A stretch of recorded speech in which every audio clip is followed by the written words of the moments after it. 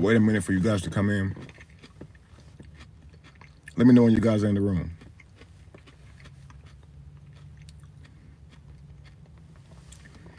As you come in, hit the like button.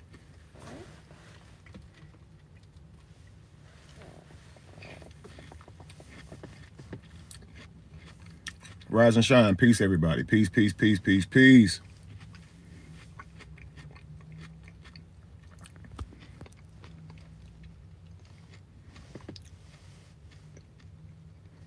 Welcome on, welcome on. As you guys come in, please hit the like button. Today is a beautiful day. Okay? It's a beautiful day. Peace, peace, peace, peace, Chatty Cathy. Peace, Denise. Peace, Mel MCC. Peace, Bonita. Peace, Kevin Mitchell. Peace, Angela from Seattle. Hope everybody's doing well, okay?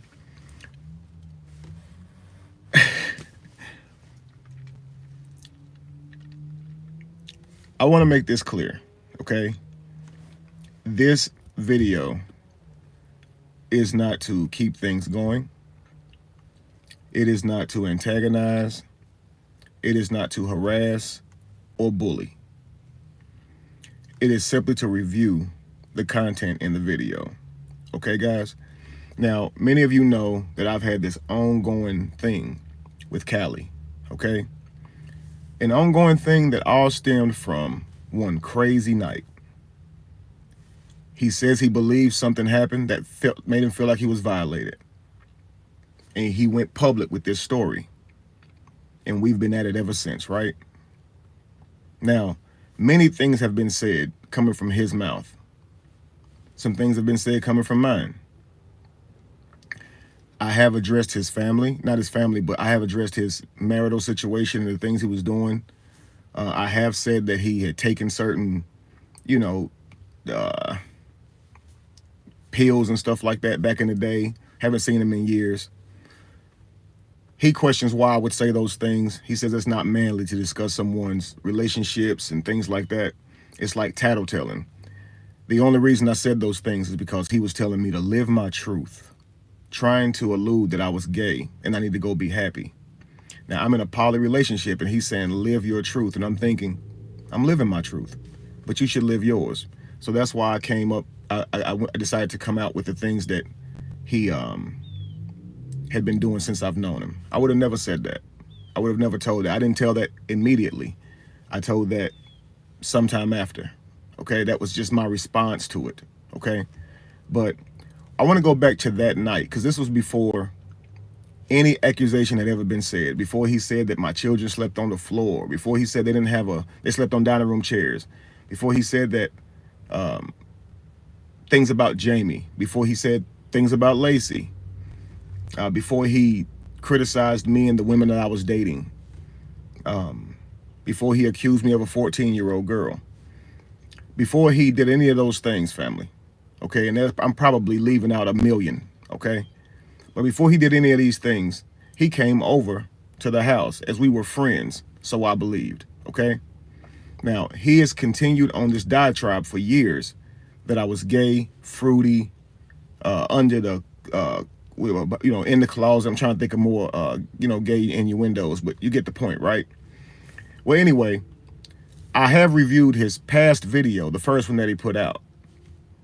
And, well, he just made another one. Now, his past video, the one I'm reviewing, was the one I've reviewed was from literally the day that he came to the house. The day he left, he went public to say these egregious things or say I did these egregious things to him, right? Now, of course, you can see in that video, he's still overwhelmed, right? He's still feeling it, right?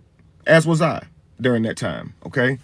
Mushrooms can stay in your system for a very long time, 8 to 10 hours sometimes, okay? Sometimes people even say they can feel them still kind of lingering in their system for days after. This kind of like you're walking on clouds type of thing. If you're ever taking mushrooms, you guys can say in the comments how you guys experienced them and things like that. It's not a drug. It is simply something that people use to enlighten. It's supposed to decalcify your pineal gland, where it can take you months or years to decalcify it by removing yourself from toxins, a bad diet, bad sleep habits, and removing yourself from fluoride and things like that that calcify our pineal gland. So having your pineal gland decalcified helps you think more clearly. Your dreams become more lucid. You have more understanding of the world. You receive signals, I would say vibrations better. That means your thoughts come to you clear. You're more in your creativity. We are made to create. We are built to create. And our pineal gland is like breaking our antennas off, right? Your discernment goes up. It's amazing. So people want that, okay? And so they use these type of things to get to a new level in life. But anyway, you could see that he was still kind of feeling it, right? Well, this story is now told 5 years later. And I want you guys to hear the story. But before I play the story, I want you guys to hear near the end, someone calls in. The interviewer gives people a moment to call in to ask questions or whatnot. And I want you to hear this question that they asked Cali. Then I want you to hear how he responded. And then we'll go back to the beginning to review the video.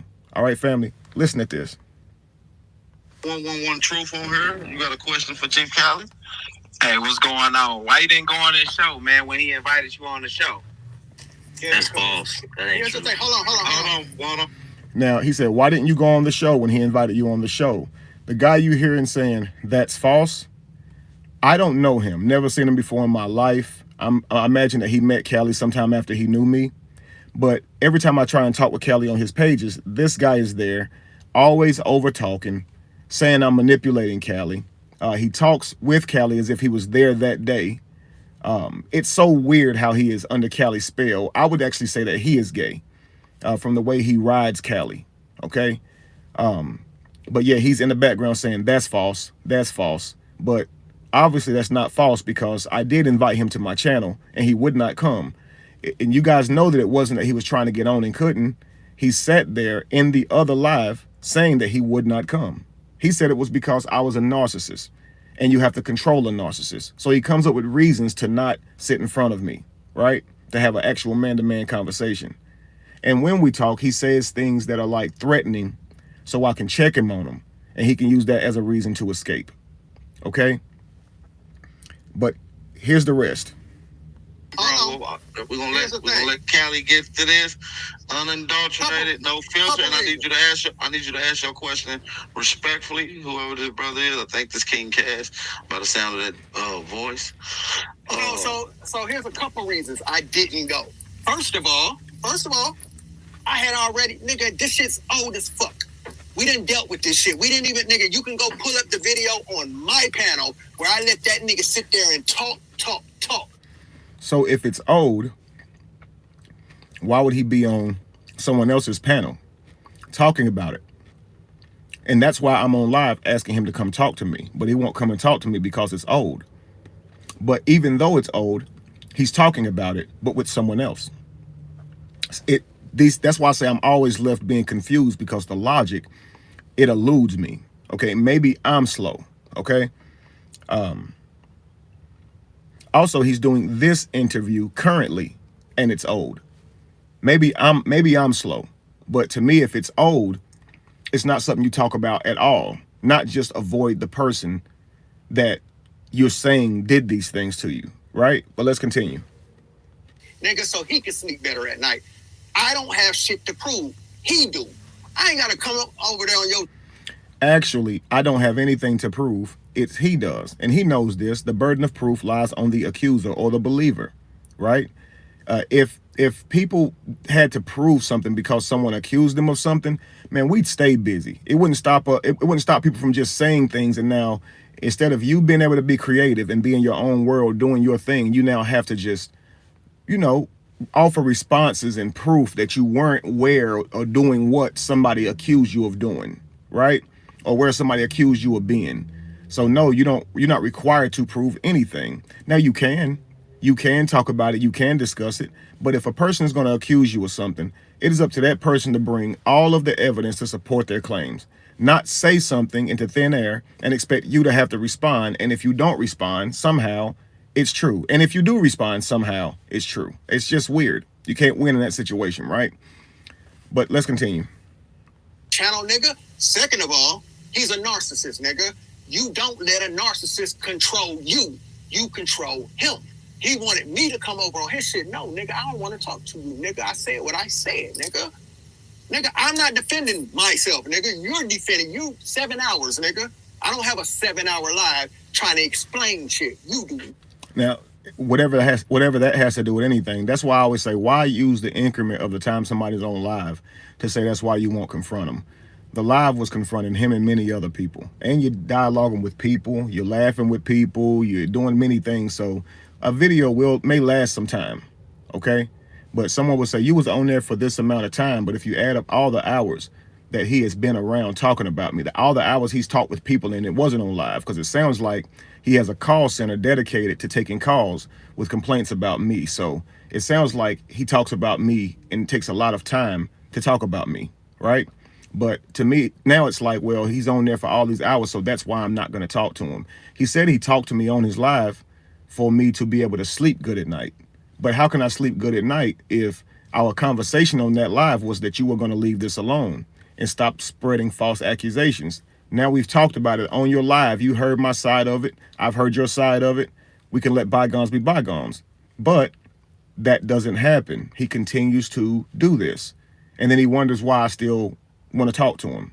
You see what I'm saying? So I can sleep good at night. Kind gesture. But if you want to make good on that, you got to leave it alone totally, right? Let's continue. Nigga. So no, nigga, I ain't coming over there. I said what I said, nigga. But do you have hardcore facts that he gay and he messed around with a certain person? Do you have hardcore facts, or are these all allegations? Hold on. I never said that nigga was gay. I said what he did to me. I said what he did to me. What'd I do to you? I offered you some fruit. So he never said I was gay. He literally calls me Tootie. That's supposed to be like a gay innuendo to insult me. When he talks, when he repeats or tries to use my voice, he makes it a really light, dainty, feminine type voice. What do you mean you never said I was gay? You've been literally saying that, suggesting that this entire time. There's a whole video of him sitting in Starbucks saying, you know what y'all was doing in that house, implying that I was gay. But now he said I never said he was gay. Let's continue. You said he was on some mushrooms. You know, we heard the video. He said he was on some mushrooms. And now tell me. Or facts that he gay and he messed around with a certain person. Do you have hardcore facts, or are these all allegations? Hold on. I never said that nigga was gay. I said what he did to me. I said what he did to me. You said he was on some mushrooms. You know, we heard the video. He said he was on some mushrooms. And now tell me the part where I said he was gay. Tell me where I said he did anything. You said him and a certain person. You know what I'm saying? I never said that. Some weirdo shit. I never said we that. We listened to it. Brother, I'm telling you, I didn't say that shit. I never said that nigga did shit with nobody, nigga. I told you what he did to me, nigga. I never said that nigga did shit. I ain't got no proof that nigga ever did shit. I just said the nigga sold his soul, nigga. Because I seen the change in the nigga. The same shit his own brother said. His own fucking brother said. What you referring to when you said he was in a room with the dudes moaning? Is that what you referring to? I never said Kev did shit. Exactly. I never said Kev did shit. He never said that he did. No, he just said that he seen him walking in and out the room. He was in and out of the room. I never said that. I said, because AP said, he wasn't involved. I said, I ain't going to say he wasn't involved just because he was walking in and out the room. Yeah, and that's the crazy part. So everybody is, we all getting the inclination that he's gay. Cali ain't even had to say that. But hold up. That nigga. We're all getting the inclination that he's gay. This is the guy that always is on Cali stuff, right? We're getting the inclination that he's gay. Cali didn't even have to say that. Cali did say that. He said many things suggesting that. This is why we're here. This is why Brianna said what she said. This is crazy. Now listen. Himself tells you he been dealing with that shit all his life. Yeah, like niggas. He says that shit himself, nigga. Yeah, because niggas be hating. Niggas be hating, man. That nigga, let me tell you. Now, the guy's right on, because niggas be hating. But I never said I've been dealing with that my whole life. I said people been calling me pretty boy, been saying shit like that my whole life. Pretty pink lips when I was a kid. My eyebrows. I've always gotten stuff like that, you know. Now you might have a lot of dudes who might be like, where the girls at? You know, so they come at it from a different standpoint, but then you got the hating dudes who are turning into, you know, something to try to make you feel bad. And you know how this is. If you grew up with really soft textured hair, because other girls may be jealous of your softer textured hair, you know, lighter, you know, it's not as tightly curled as theirs, so it appeared more straight. They may have called you a white girl or tried to make you feel. My daughter used to get called a Mexican, okay? And this was to insult her hair texture. You know what I mean? So if you were, you know, attractive or something like that in school and you went through, you know, anything you had benefiting you in any way, people were going to try and do things like that to you. So like everybody else, I went through that. I went through that my entire life. So when people see me take pictures and say, you're gay. And I say, no, bro, you just think I'm handsome. You're getting something off my picture and you blaming me for it. All I did was take a photo. And when I took that photo, all I saw was myself. I uploaded it with a caption. And here you are talking about I'm gay. Where on earth did you get that from besides your own damn head? That's why you got, I can't wait till I release my book, but in my book it's called It's All in Your Head. The way you process the world, it's in your head. It's not in somebody else's. Nobody else has access to your thoughts. And you are creating them. It's all in your head. But let's continue. Hold on. Let me tell you what the nigga said. The nigga said, I've been dealing with this shit all my life. Exactly. Niggas always said, because I look like my mama, I'm pretty and I'm a gay. So I said, okay, nigga, so don't act like this shit started with me then, nigga. Yeah. You've been dealing with this shit all your life. You just said it out your own fucking mouth. I got the video up, nigga. But you gotta have hardcore fact, though. You gotta have hardcore proof. Man, shut up, bro. Hey, Wood, I appreciate you for asking your question, brother. So they got him off, but you saw how he acted whenever he told him, like, why are you saying this stuff? What are you doing? I never said he was. I never said he did nothing gay. I never said that. All I said was what he did to me. What did he do to you? What did he do to you? So let's recount this story now from the beginning. He dropped off. Let's see if we can get him to come back on. Uh-oh. Yeah, man, this is going to be interesting. Maybe we can get Kevin Wesley on here as well. Some of you guys tag him as well. Let's hash this thing out once and for all. Leave it where it's at. With the hood journalist, man. Your brother, you watching Bap News, man, the Wake and Bake Show. Guys, I never come onto this live. I didn't know about it until days later. He tagged me in the video. It popped up finally. And that's when I saw the video. And I was like, man, he was just on a Morris live. And it was days later. And he still got on somebody else's live. So I was like, let me just listen and see what he's saying, right? So here we go.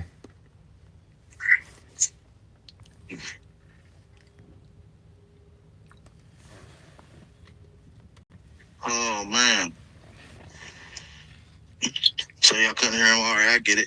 Hey, man, we got a few people in the building. We got 192, man. I need y'all to share the live stream on all your social media outlets.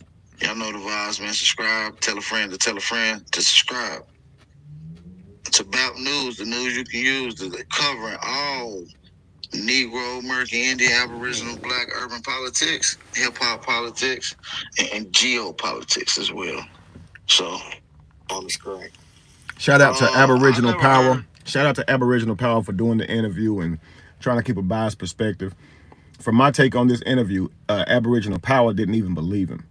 He did not believe him. It's completely not believable, okay? Unless, of course, you move off emotion and imagination. Okay, now let's continue. This dude, I guess this is something that has been let me say boiling for the last few years. Yeah, years according to this conversation. I guess something got brought up in a recent year or this year or so in this about this particular thing, and so we're bringing it.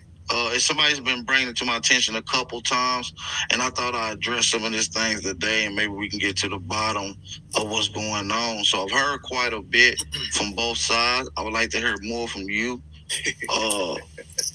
Because this guy got a 4-hour live stream. He's pretty lengthy. 4 hours, nigga. 4 hours, nigga. 4 hours of lives, nigga. Yeah. When he did that live, nigga, we sat over on my live and laughed at that, nigga. This nigga tried it. Man, he tried everything. But check this out. So let me start. I do got some questions. Yeah. I'm gonna let you get into your bag and get to where Lupac, that's exactly my concession. Yeah. So let me. Lupac, that's exactly my concession. Please hang tight, love, because I would love to hear your thoughts afterwards. I would love to hear your thoughts afterwards because that's exactly my take through this. After hearing this again years later, he tells it almost exactly as the day he told it when he was still under the influence of them. So it's like to now have a sober mind, you're completely in your sobriety, and you're still sharing the story from this weird perspective. You know what I mean? So if you actually think like this and process life like this on a daily, that is dangerous, and you need psychological help. You really would need psychological help. And he is someone who has left the concept of belief and says that he lives in reality, meaning that you have to prove everything. You have to logically deduce things to get to your reasonings, not just go off on whims and things like that. And so that's odd for me. But let's continue. Start off by saying this. I ain't even tripping off these lame ass niggas in the chat. You feel what I'm saying? I know half these niggas don't like me no way. They never. This is because people, when he goes and tells these stories, it's not an overwhelming, oh my God, he did what to you? You're right. They're telling him, boo, you sound crazy. And that upsets him. So whenever you don't agree with him, he gets upset. So that's why he's like, F these dudes. They don't like me anyway. As if their opinion is just not their opinion. It has to be rooted in something else, because of course you're telling the perfect truth, right? But let's continue. You gotta not watch the chat. The chat is brutal. I ain't even tripping on them niggas. They gonna say what they gonna say regardless, nigga. Niggas want smut on my name so bad, nigga. Like I ain't even tripping on them niggas, so their opinion don't matter. But what you want to know, brother? Like, nigga, this shit been going on for fucking 4 years, nigga. So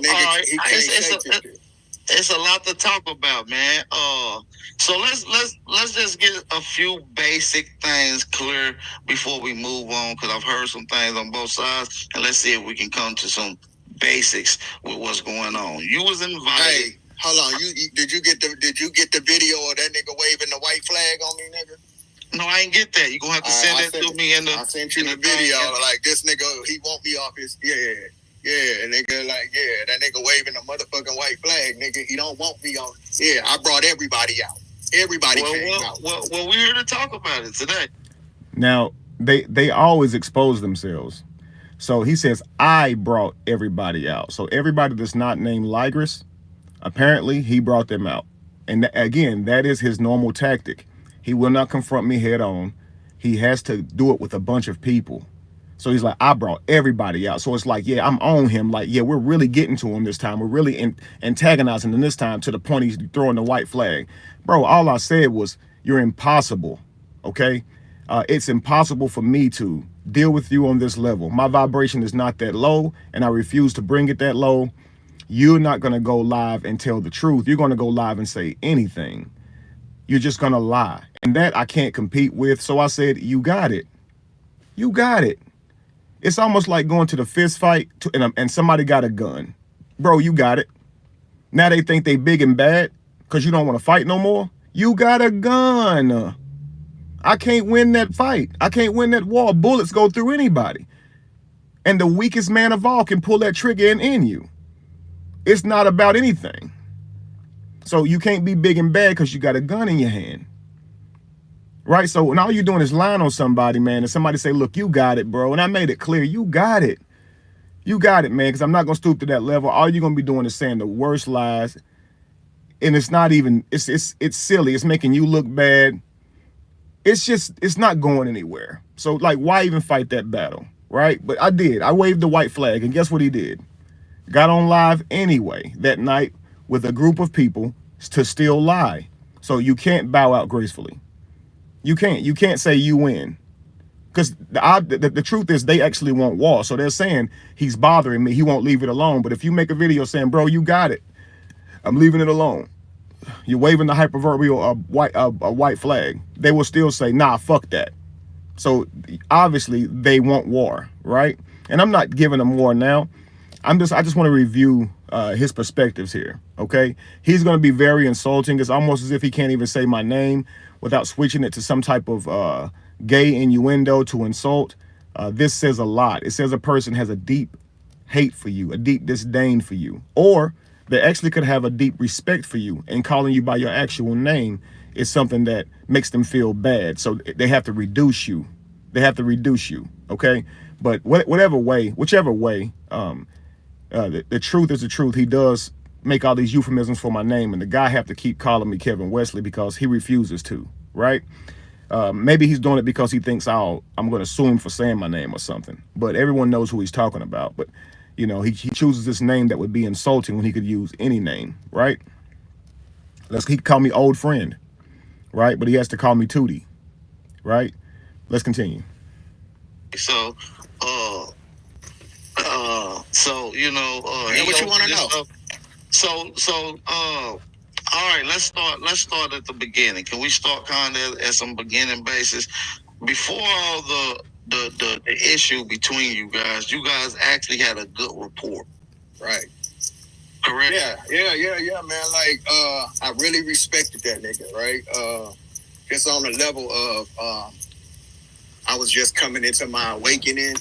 I was really questioning religion at this time. And if y'all remember, this is during the time when that nigga was just like, he was real viral everywhere. Because he had made the video in his car talking about the Bible wasn't real and all this shit. So he was real viral at this moment. You feel what I'm saying? So, yeah, that was the start of me and that nigga. Like, even me and my dad had a talk with the nigga. Like, you know what I'm saying? Like, me and the nigga just became cool. You know? Y'all had common understanding. Both being from Atlanta and both having certain views towards the Bible, correct? Yeah. I mean, and the thing was this. I mean, the nigga, I give it to him. The nigga's a beast when it comes to dealing with that Bible and shit like that. And that's where I was at the time. I had my dad. My dad's a bishop. My mom's an elder. You feel what I'm saying? So they be on their Bible shit. And my thing was going up against my dad. You feel what I'm saying? And I mean, the nigga, he helped me in that situation. He schooled me to a lot of shit. So that's right. Where we started out at. And I even played a video earlier, for those that didn't see, of you and Kevin Wesley on a live stream building, talking about the Bible in this particular topic. It was how homosexuality or something like that. And so we're going to get to that part of the conversation later on, how that plays a part into this whole ordeal. Now, fast forward a little bit. Obviously, you got acquainted. Y'all good. Y'all got a good rapport. You invited out to... Somebody says, why does he keep calling you the nigga or N-word? So when people do that, family, it just shows you where they are vibrating. Okay, so if they refer to their brother or sister, another black man or black woman as a nigga or B, it just shows you kind of where they are vibrating. It says nothing about the person they're talking about. And maybe they just grew up talking like that. It is a negative term, but they could have just grew up talking like that, where they just say nigga or B. A lot of dudes I know will use the B word, and they're not being derogatory at all. They're really just referring to women, which is crazy. I always hated that, but I know a lot of people don't see it that way. They've been desensitized through the environment they grew up in, so they don't see those words as derogatory as somebody else may see them. But it's all in all, it still shows that they haven't attempted to raise that vibration to the understanding of knowing the power of words. So once you do that, even if you don't take the word nigga or bitch derogatory, you would change how you speak because those words are negative words, right? But it just shows that he hasn't gotten to that point yet where he thinks those words are low vibrational, maybe. But anyway, let's continue. At Dwight Howard's house. And we're not talking about the actual night of this particular ceremony, but you was invited out initially for the... Can we talk about the first time that you was invited out and kind of, had a good time and chilled and, whatnot? Yeah, so, Dwight so Kev was like the mutual friend between me and Dwight. You feel what I'm saying? Like, that was Dwight's nigga. Like, I remember when the nigga told me he had met Dwight and all this shit, you know what I'm saying? Like, yeah, that's cool, my nigga. Like, all right. You know, nigga flew him out. She was a whole lot of shit with that shit too, though. That now that I look back on shit, you know what I'm saying? But yeah, man. See, when someone doesn't like you, their opinion of you completely turns. And everything that they now think of is in a negative aspect. This is why sometimes when you leave somebody alone, you have a breakup, or you see a friendship go bad, now all those memories are negative memories, and now it's all bad. That's what this is. Because he's like, it's a lot of shit with that now that I look back on it. How do you look back on 7 years ago, 8 years ago, and say it was something, it was a lot of something with something? But let's hear what he's talking about. There's a whole lot now that's coming out, man, about that nigga and the basketball player, nigga, and all this shit now that I see now, like... Anything that's coming out is coming out from them. Well, it's like, it's a whole lot that's coming out. From where? Bro, from where? It ain't coming from him, it ain't coming from me. It's coming from y'all speculating. What are you talking about? Let's continue. This is what that was with y'all, nigga. Yeah, so that was our, that was our little relationship at that point. You know what I'm saying? We was cool as fuck. Like, I really So how was Dwight Halbert? Was he a cool dude? Did he ever put off any strange things at this first contact? And what did you mean when you said somebody got flew out? What can you explain that part a little bit? So when he told me he had, so I guess he said Dwight Howard had hit him. All right, well, I'm gonna say the basketball player. I don't even be wanting to say that nigga name because I don't know what these niggas be on legally and shit. But so the basketball player, he had hit me up and was like, yo, you know, man, guess who hit me up? The basketball player. Woo, woo, woo. Now, at this time, the nigga was, he had a bad-ass toothache. He had a bad-ass toothache at this time. So, the nigga had hit me and was like, man, me and the dude been talking and shit. And he said he gonna, he got his own personal dentist and shit. You know what I'm saying? And he'll bring me out, so I can see his dentist and shit. So I guess, Dwight was supposed to, the basketball player, he was supposed to have been like this real Christian-y nigga in the league. You know what I'm saying? So who had a toothache? My bad. Who had a toothache at this point? The rapping genie nigga, Tootie. The nigga on the screen. Yeah, Okay. The rapping genie nigga, Tootie. The nigga on the screen. Why you can't just say Kevin, man?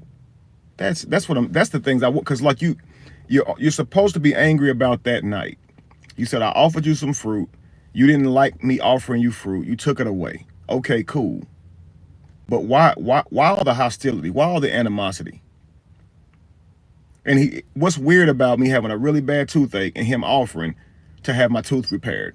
What's weird about that? That was a blessing. I was broke as a joke at the time. I'm helping him through religion via the phone. I can't really talk that often because my mouth is freaking hurting like a mug. My face is swollen up. Every doctor's appointment that I could get was months out. Didn't even have the funds for it, but you're going to make that appointment anyway. And he said, I got somebody. He flew me to Atlanta. I went to his doctor. His doctor pulled my tooth. Thank you. Forever grateful for that. Let's continue. Okay.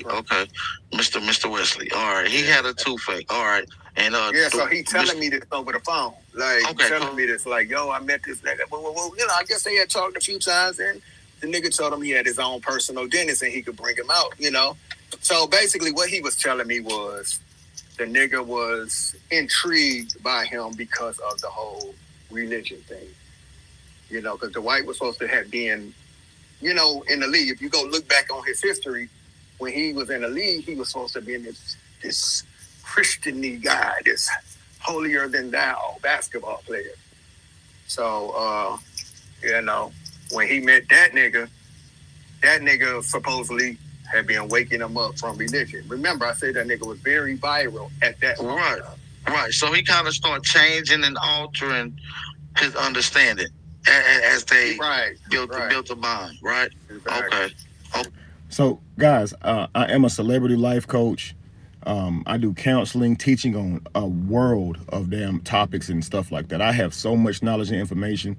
I don't teach anybody to not believe in religion. I show them the historical truths and aspects of religion, how religions were created. I don't just understand the Christian religion and the Bible. I understand many religions. It was my life to learn more about religions and why people believe in the first place, and how do we accept things to be religions? How do we accept the book to be from God, and why?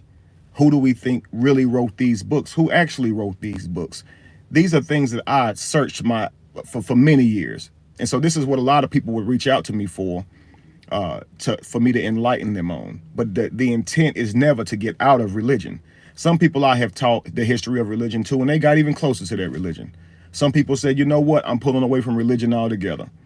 It's up to them what they do with the information, family. But anyway, let's go. Okay, cool. So let's well, fast. I mean, and like he did, a lot of people, a lot of us. Right, a lot of people, a lot of us. Obviously, he was following. He got a huge following. So he makes it clear that I do this for a lot of people. So why is it specifically a problem to do those things for him? So to me, it's like when I say, hey, yo, guess who I met? Yo, he want me to talk to him about religion, talk to his family about it. I'm thinking my friends will be, bro, that's amazing. That means you're growing. That means other people are noticing you. And people are finding value in what you do. Not somehow get jealous about it or mad. But let's continue. You know, so he I mean, there's a lot of celebrities and stuff that, you know. Peace, Latay World. That's dope you in here. Nigga too. You know, so, you know, that's how me and the nigga linked up. Okay, so let's get into some of the more controversial part of this conversation. Fast forward to the night that you was, and I'm going according to what you said in your video. You was invited out to the ritual by Lupac. That last statement was on point. Everything you wrote based off this video, that is crazy. That's why I say I've seen this before. All these people in my life really challenged me to write that book through dealing with the people themselves. I got to experience it long before I decided to study it. I was wondering what it was I was dealing with, and then I had to find out. I had to research and find out. Let's go. Kevin Wesley at Dwight Howard's mansion. Right. Can you elaborate on what you mean by ritual? Yeah, so... Oh, not ritual, excuse me. Ceremony. Ceremony. Yeah, so here's the thing. You know, that wasn't my first time out there at Dwight's house. You feel me? That wasn't my first time out there. My family, our families was going out there a lot. Our kids was playing with each other and going out. So that wasn't my first time out there. So when we would go out there, we would sit out there. So regardless of what he had seen or heard about him, he was still coming out there. He came out there often by himself with me, okay? Never by himself without me, but, he would come out to see me. So D never had him come out there to see him. Of course, they weren't friends like that. Cali was my friend, right? So if I invited him out, Cali would come out there, right? Sometimes Cali's friends would come out there with him. Sometimes Cali would come out there with his wife and children. Now, you got to think. If you trust somebody so much that you'll bring your wife and kids out there to mingle, they running around this big ass house, they enjoying the facility and the land and everything. We having a good time. We throwing birthday parties for the kids there. We went there one day after my party at a party at 2 Chainz club. They rented out the club for me for a surprise birthday party. We went back to his crib after that with a bunch of the friends. Just sit around, chill and talk. So you around this guy constantly, just like I am. And then you say, well, Kevin, if you're around him, y'all must be doing something. But you was around him. And even in the video, he says, I never saw him do nothing gay. Neither have I. I've saw the stuff online as well, but never have I saw anything crazy like that in my personal life. He's never made me feel uncomfortable. He's never said anything to make me feel uncomfortable. He acts just like any other heterosexual friend that I have. If I'd never seen anything online at all, it wouldn't even be a conversation. But as soon as we became friends, people would hit me up and say, man, you did see those videos, right? And I'm like, well, I'm teaching them some things. I'm going to do that. If anything happens, he say anything to me, then, I won't deal with him. And since I met the guy, he's been on the straight. He's been straight up. It appears that all that stuff is just lies. If something was to ever come out one day that he was actually gay, it would blow my mind.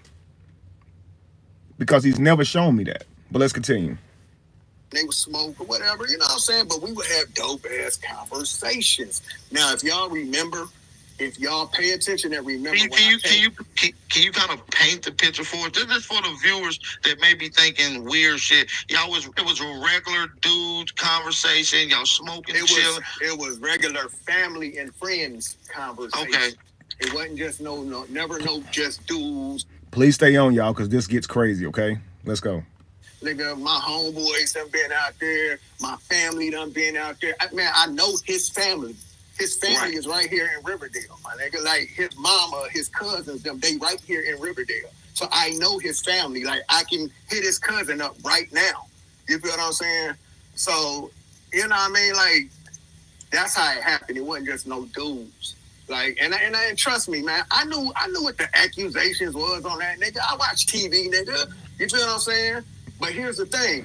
That nigga ain't never give me a reason to, I mean, hey, what you do is what you do in your life, my nigga. You get what I'm saying? Like, even like I told that nigga Kev, like, nigga, if that's some shit you was on, bro, that's your life, my nigga. That ain't mine. Just as long as you don't ever cross my line with that shit, nigga, I wouldn't stop being your friend, my nigga. You know what I'm saying? I wouldn't stop being. You told the brother Kevin this? Yeah. Like, but no, what I'm telling him is I'm telling him this about even Dwight. You feel what I'm saying? Okay. I seen TV. I seen the tranny act, all that. You feel what I'm saying? But this your homeboy, right? This your homeboy. You my homeboy.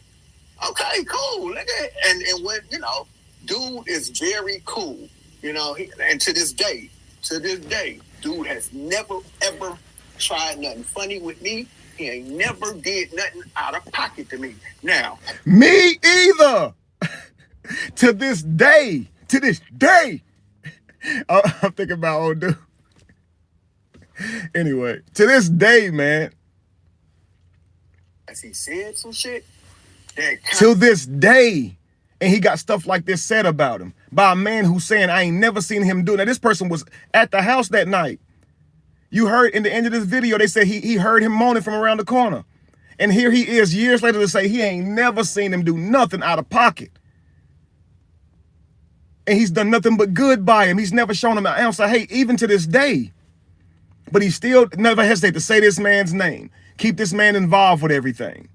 Blows my mind. I seen that stuff. It ain't like I didn't see that shit. Okay, so when I tell people when you take shrooms, right? I tell people this. When you take shrooms, right? What it does is it brings your traumas, your memories, your past aggressions, anything that you may have dealt with in your past to surface. All you are is your memories, family. That's all you are. If you take all that away, you would know who you were. If you woke up in a hospital bed and unconscious of who you were, you don't have a past. So the stuff that you remember in your mind, the things that you deal with a lot of times is it's all in your head. I try to tell people this. So I tell them when you take these shrooms, man, what it's gonna do is it's gonna kind of treat you like dirty water, right? So like if you take a cup and it's got dirt in it, that dirt may settle to the bottom, right? My grandmother once had a bottle of Coca-Cola because she didn't believe in using birthday gifts. So someone bought her a bottle of a 2-liter ounce of a 2-liter bottle of Coca-Cola, and she let it sit so long that it was clear. All the black just settled to the bottom. Now we would ask grandma for a cup of that soda earlier on when she first got it. No, somebody got that for my birthday, but grandma, you're disrespecting them if you don't drink it. It's crazy. But to her, she was like, no, somebody bought that as a gift that's supposed to be meaningful. She kept that soda sitting there until it settled at the bottom, y'all, right? Now, before we threw that soda away eventually, after grandma had passed, you could take that soda and turn it, and it would get black again. Well, dirty water's the same way. If you shake it, muddy water's the same way. You can look at a lake one day, and it can look clear. After a really hard rain, it's really foggy and muddy and murky, right? Well, that's what it does to you. So whatever traumas you have in your childhood, I don't care how old you were, them shrooms are likely to find it and have you confront that thing and deal with that thing, okay? So if he got all these memories in his head or all these thoughts in his head of what if he this way, what if he that way? I saw a video online. A lot of that stuff can come to the surface, which is why you're on that narrative. You see what I'm saying? So Again, it's in your head. If you don't see anything in reality to substantiate something, you don't have a right to go around saying it's true. That's like people saying, I don't like them, I just got a bad feeling. That's fine. If you have a bad feeling, I say you probably should avoid that person too, but that don't mean come up with the reasons in reality that you have the bad feeling. Yeah, I got a bad feeling because I know they're a serial killer. You don't know that. You just got a bad feeling. The bad feeling could have been God protecting them from you. Do you not understand when your aura is on point, when you have vibrated to a certain place, and I say God, universe, whatever you want to call it, but when you have vibrated to a certain place, people who not meant to be around you, they will feel a bad feeling around you. They will think that bad feeling means you're bad, but no, it's them that's bad. And sometimes you got to be grateful for all those people who don't accept you. It'll break your heart if you are a chosen one. You'll be like, why do people decide before they even shake my hand that they don't like me? Because they're not meant for you. You're being protected. Your power is so strong, you ain't even got to deal with the person for the person to just run, because they already can tell you not on that type of hype. Let's take you got a whole bunch of toxic ass, ghetto ass girls. Let you walk in the room and you classy. You carry yourself with dignity. Yo, they already don't like you. And guess what they get around you? A bad feeling. The bad feeling is that you're judging them, not because you looking at them saying, y'all, I'm better than y'all. No, just the way you live your life. It tells them that they are of low value, and they can't stand you for that shit because you're reminding them that they are underdeveloped, and they're not working on themselves. Like the same way a skinny ass dude feel when a big ass dude walk in the room, somebody who been working on himself. He want to cover his girl eyes. She don't want to looking at him. You get a bad feeling. When you've been working on yourself, you give people that haven't been working on themselves a bad feeling, family. Let it be. Stop trying to get them people to accept you anyway. You know that crowd ain't for you. And oftentimes, that's why we end up in a bunch of shit. Please understand me. Please hear me loud. I've been protected from so many people. They think I'm a weirdo before they even talk to me, and that's good. Stay your ass over there. This is why Jesus in the Bible says, who do you say I am? Dude, it's going to be naysayers. You're going to preach to the crowd, and some people going to be in that crowd that absolutely don't want to hear you because it's going to be mockers. Then there's going to be people who receive what you're saying, and they know exactly what you're saying because they are on the same wavelength. They understand you because they're on the same vibration. The ones that don't, they're not meant for it, family. So don't even get upset. I'm preaching, but let's continue. Raised me and my niggas' eyebrows one night. He definitely did, but he ain't say it to us. Can we get what was eye raising to you, brother? Just for clarity. D Ham, congratulations on you starting your new YouTube channel. When I was going to do this live, I was actually thinking I would love to have D Ham on. The few times I've heard you speak, man, you're a powerful brother. I would love to have your perspectives on this. I don't know if I could send a link and bring y'all on to this type of live, but I definitely will if I can. Okay. When I tried to go live at home, it was just real jittery and janky. It looked glitchy and looked like Minecraft. I was like, man, I don't know what's going on with my internet. I'm gonna call somebody to come look at it, but call the company or whatever. But I just came on outside to be able to get a clear what's her name. But D-Ham, I would love for you to either do a review on this or come up and I want to hear your perspective. But let's go. Say, you know what I mean? Yeah, we had this, we had this little, this little walkway that we always sit up. We would always sit at, so they smoke, they talk, play the music, whatever, you know what I'm saying? Now, this is when Kid was going real hard at religion, you know what I'm saying? And he was trying to get the white to back him up, you know what I'm saying? So one night we standing out there on that walkway. All right, so let me rewind real quick, right? So I'm gonna get you to this point. All right, so this nigga used to, every time I get around this nigga, he was a broke nigga, and he always complained about money. He always, and we talking about too. The nigga always complained about money. Man, Cali, I need some money. When you broke, don't you complain about money? Thank you, D-Ham. Thank you. When you are broke, don't you complain about money? Now, I teach men now you shouldn't. You should be about that action. Recognize that you have no money. Recognize you need to change it. But the only way you're going to manifest money is to get out and make it. And to talk about the need for money is idle conversation. But at the time, I went on that wavelength. I didn't understand that. So I would talk about the things that were true to me. Man, I got to figure out how to get out of this financial situation. When you know you got rent coming right back up, you barely made rent this month, you know 30 days you got to have it again, and you don't have income, it'll probably be on your mind. And you'll probably keep professing that you got to figure this out, especially if you're talking with your homeboys. You're talking about your life situation and how you got to change it. There shouldn't be nothing wrong with that. It shouldn't be seen like this nigga always talking about money, because he was struggling too. When I talked about money with him, he talked about it back with me, how we both needed to access wealth so we could change our lives. Nothing wrong with that, man. Now it's like that's an insult, because I would talk about getting money and changing my life and accessing wealth. That's what men need to be sitting around talking about, not fat asses and getting drunk next weekend. We should be talking about things that can actually be constructed to our lives. Let's continue. Man, I'm trying to figure out how to get this money. Then he used to always tell me, the basketball player nigga kept telling him he got this life-changing money. You feel what I'm saying? That he could. And just imagine someone saying, hey, Kevin, I got this life-changing money. Just imagine someone having to tell me that when I know the man is beyond wealthy. I watch sports. You know who the man is. He's recognized as still one of the richest basketball players. He still recognizes that. No one has to tell me that. I got this life-changing money. At the time, I had a clothing line called Born Winners. I showed you the video the other day where I was addressing Josh, where I talked to him about, we was talking to many other celebrity friends that I had about investing into Born Winners.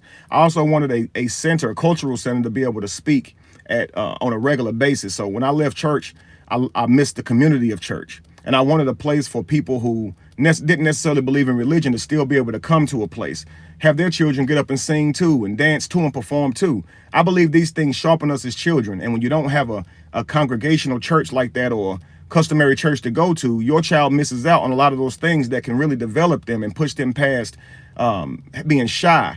Our children have some of the greatest gifts inside of them. Let me rephrase. You guys have some of the greatest gifts inside of you.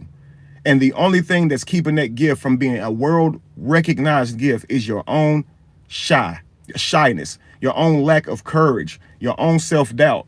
Providing a stage like that to children at a young age, gives them that development to be able to say, I can do this. People clap for them and celebrate them, and it encourages them to try harder and to get up there and do it again. If you've ever tried to sing, you can have a beautiful voice, but man, if you're nervous, it won't come out. When people encourage you, all of a sudden, the shyness begins to fall off. I wanted that for our people. Just because you don't have a church to go to, you should still have a place to go to communicate with your community, a place where y'all can all talk about the problems in the community. That's what a church should be. Everybody's coming together to talk about the lack of jobs and how they're going to fix that, and the things that they need in the community and how they're going to create that, and all the adults and things that go to that church or building or center would actually talk about the things that they're going to do to work together to fix that. I wanted that. So I was talking to the people that I was enlightening that found benefit in what I was teaching to invest so I could teach this to everybody. Now, I'm also telling my closest friends that I'm doing these things. And I believe at this moment, they're getting excited for me as well. They're believing that this can somewhat happen. And of course, if it happens, I'm going to look out for them too. I'm going to employ them too. Of course I would.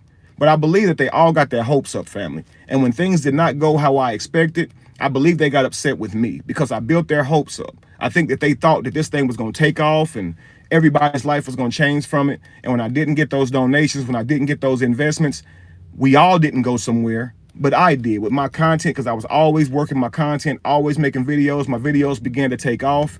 And eventually I got to a place in life where I didn't need those investments. I had a steady income coming in from the very content that I was producing. So I don't need money anymore. So I stopped asking for it. I stopped asking for cash apps. I stopped asking for people to donate.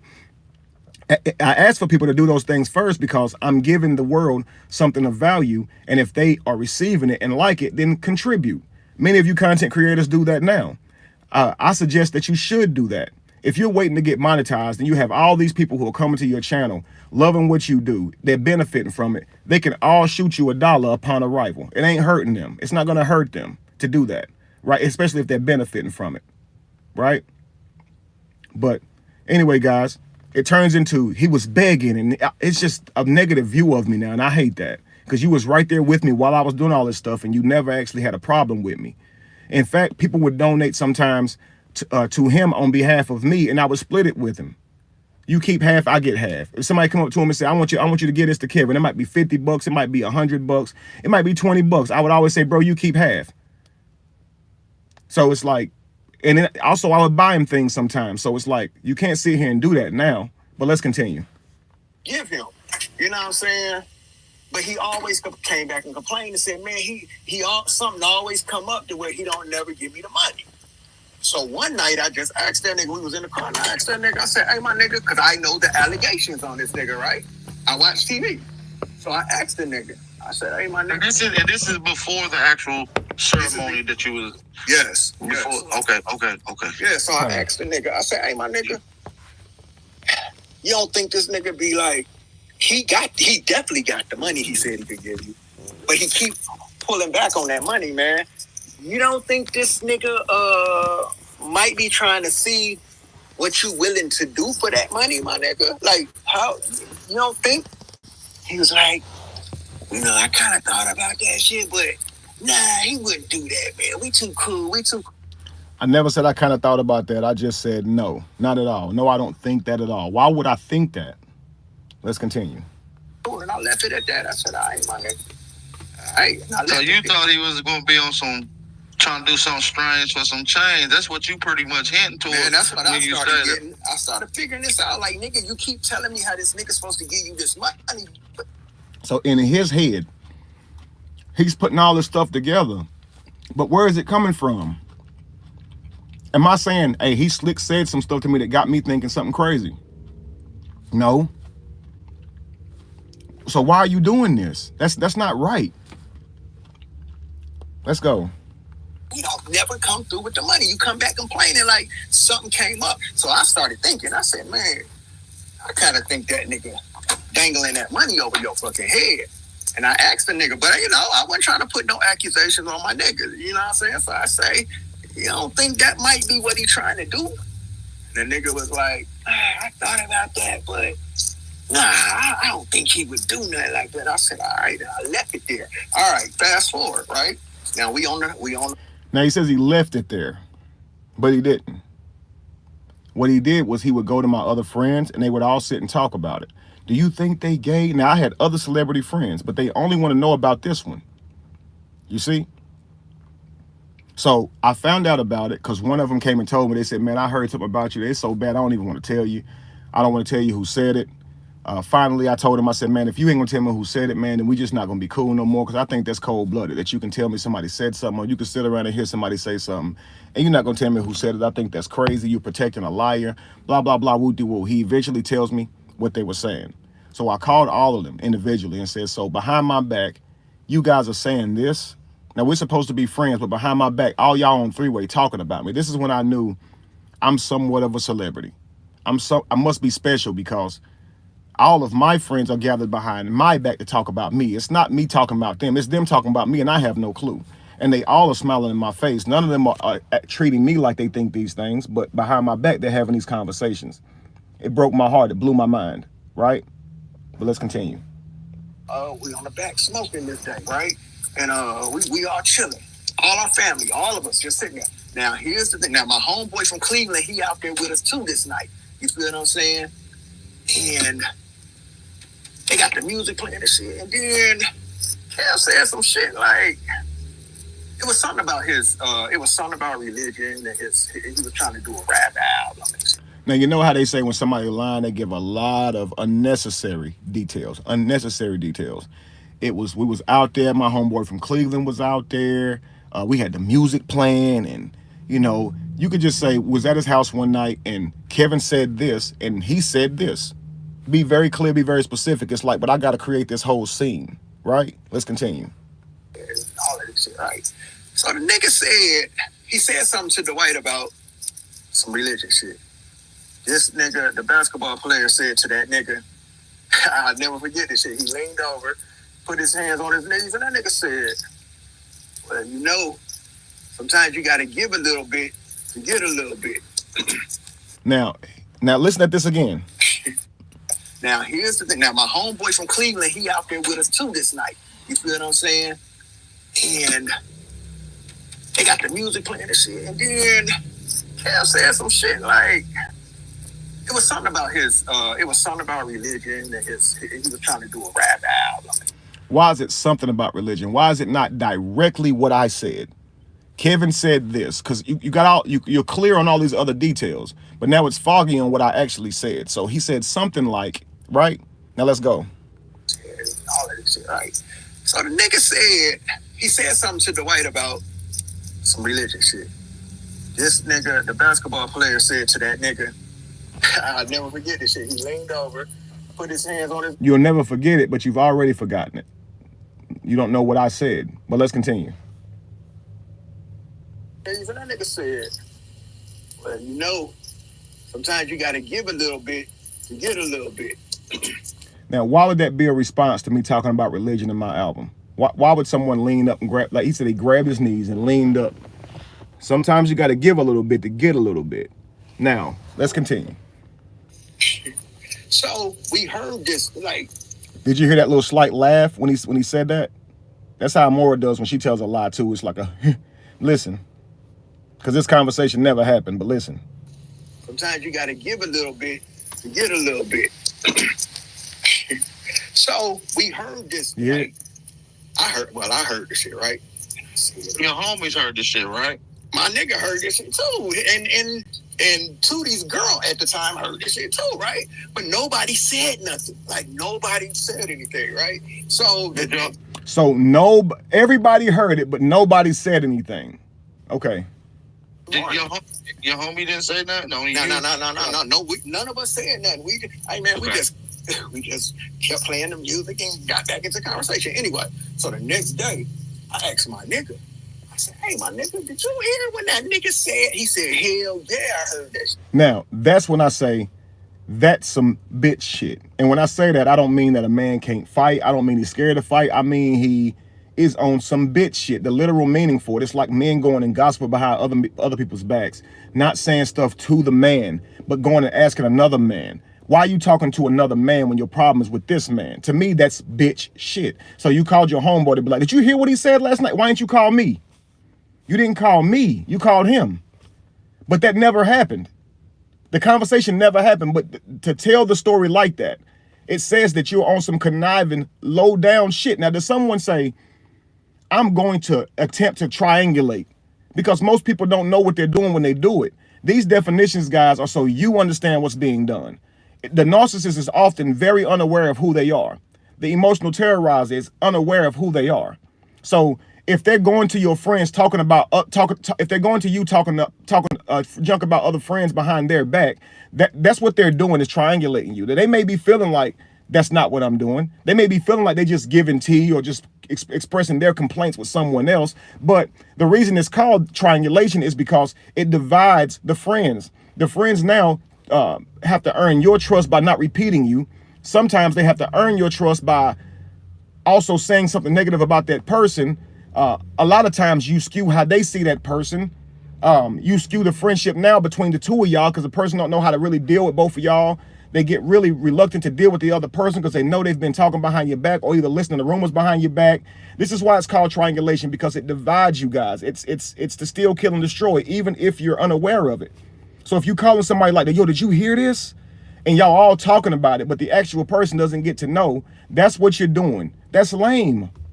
You guys should always be aware if somebody calls you and talking junk about your other friends. Did you tell them? So guys, after all this stuff happened, my philosophy changed. If somebody come to me with a problem about somebody else, I simply say, I'm not going to allow you to tell me the problem. What I will do, though, is I'll go with you to them so you can talk with them about it if it makes you feel more comfortable.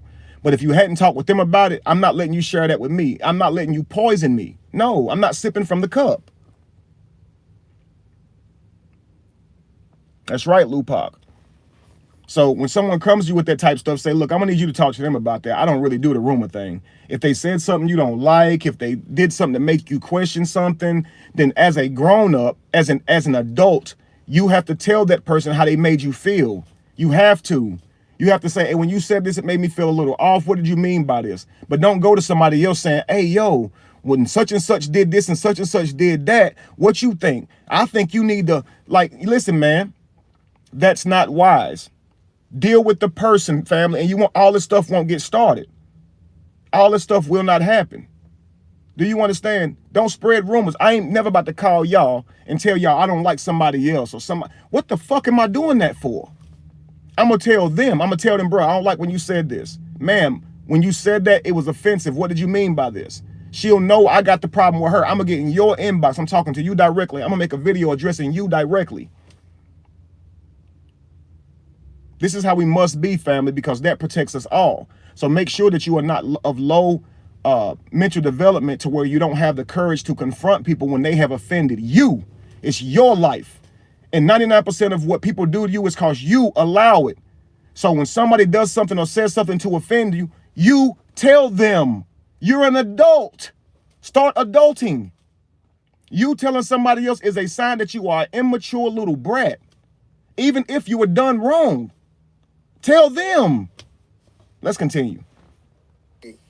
So I said, you think that nigga me? He's like, man, that's what the fuck. So hold on. When he said something about not about the money, the basketball player was like, rubbing his leg area, crotch area, was like, nigga, you gotta do something to do something. You know what I mean? Is that what he was? Hinting towards leg, but he'll buy some bussy. He pretty much said he'll buy some bussy. Listen, man, you know how you ever seen people like do shit? Why you? It's like okay, he got to throw in there. He was rubbing his leg. You look at him rub his leg. How was he rubbing his leg? He was over there rubbing his leg. Like, what are you saying? You said he grabbed his knees. First, you said he grabbed his knees and leaned forward, like an attempt to grab your knees and pull your body weight forward without using your stomach to move you forward. And all of a sudden, when the guy said he was grabbing his legs or crotch, Cali goes, he was rubbing his legs. I'm like, man, make up your mind. Let's continue.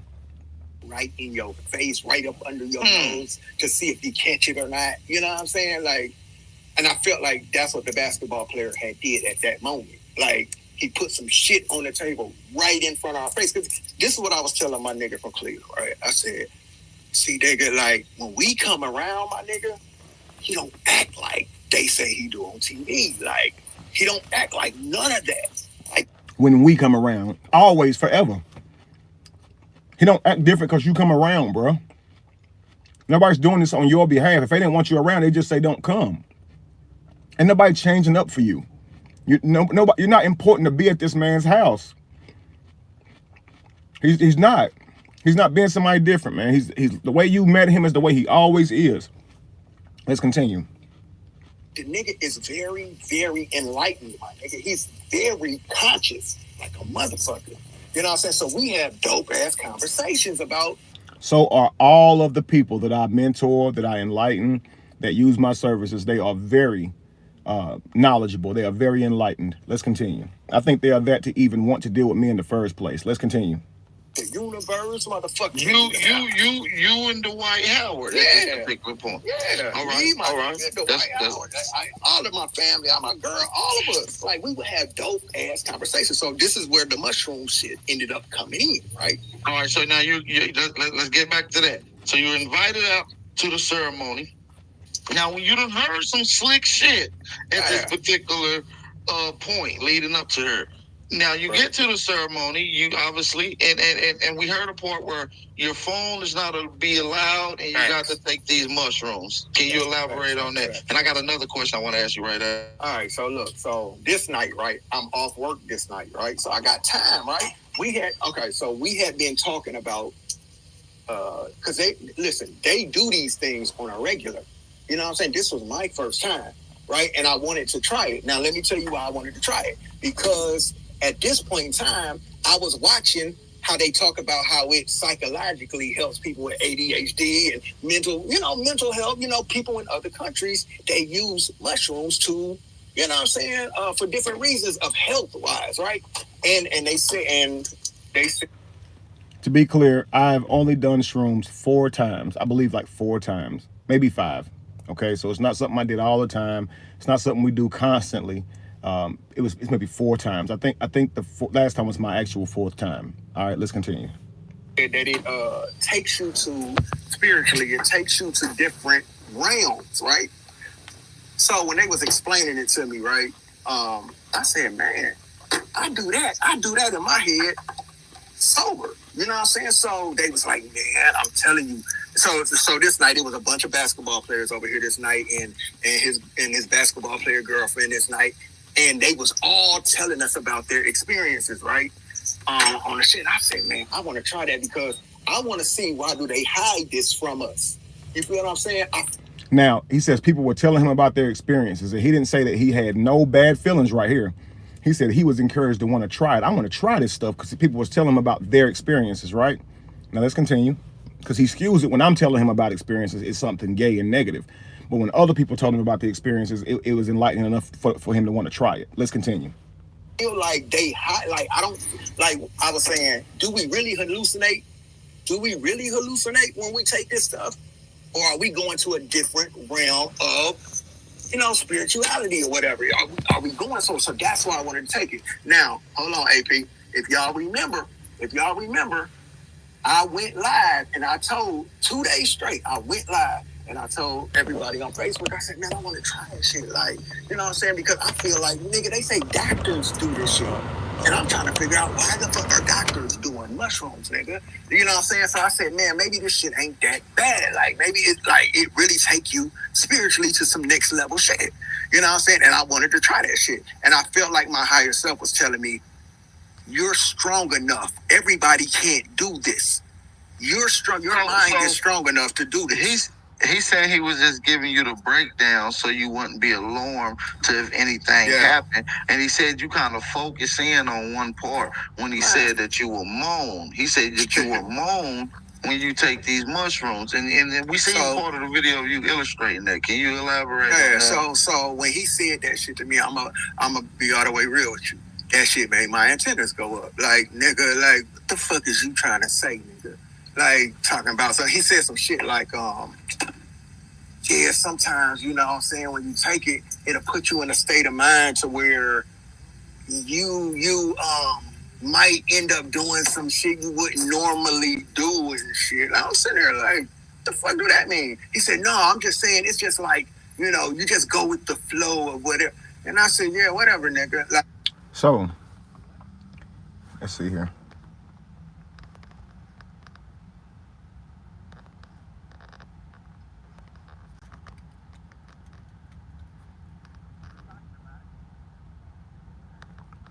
All right, so guys, if you're putting in really like negative type comments, it's gonna automatically like delete the comment. Okay, so just kind of modify what you say. But anyway, so here's what I told him. I said, listen, man, before you take them, here are some things that you may experience, right? Really bad stomach ache. It can give you a really bad stomach ache, and most of the time it will. Some people end up having to use the bathroom. Some people throw up. They call it purging. Some people moan, as in groan, as in their stomach hurts, like all this can happen. Some people laugh hysterically, just telling him about some of the things he may experience while he's on it. Don't be alarmed, okay? Some things may feel real. You may see the walls moving, or things kind of trees moving, or anything can happen, guys, because you're going to be in a certain state of mind, right? I also told him that in moments where I've done shrooms, there have been women who have boyfriends who are even there, husbands who are even there. And while we were on the shrooms, they literally looked at me and said, "Oh my God, you're a king." I mean, and be overwhelmed with like energy and getting other people in on it. Like, oh my God, can you see it? And I'll be minding my business, kind of like just relaxing or whatever. And they'll just go, "Oh my God, you're a king." And you don't see it. He's a king. And everybody else is looking like, what's going on? And that's their experience. That's their experience, right? I've had one woman, she was sitting on the floor and she was kind of bundled up with her husband. And as I was walking by, she reached up her hand towards me as if she wanted me to help her up off the floor. And when I put my hand down to reach her up, she tried to pull me down. She grabbed my hand and with one hand and then reached up and grabbed my elbow with the other and tried to pull me down there with him. And I was like, no. So they don't do stuff like this when they're not under the influence, but with their men under the influence of the shrooms, it's like they didn't care. They had a boyfriend or nothing. They didn't care. So I was saying it can break down your social walls. I'm learning that. I never said it can make a gay man straight and a straight man gay and a straight woman gay and a gay woman straight. I never said it can change your sexuality. Okay. So I said, be careful who you do them with in terms of like your girls, your homeboys' girls or your girls' friends. You understand? So anyway, I told him these things very clear. If in his mind he's saying, "Oh my God, that could be something," he just said, I said something about go with the flow, and if I said all of that, why did you come to the house and take them? If I said all of that in the way you're saying I said it, and it sounded so crazy and it piqued your antennas, why did you come and take them? You should have said, well, I want to take the shrooms, but not here, not with y'all.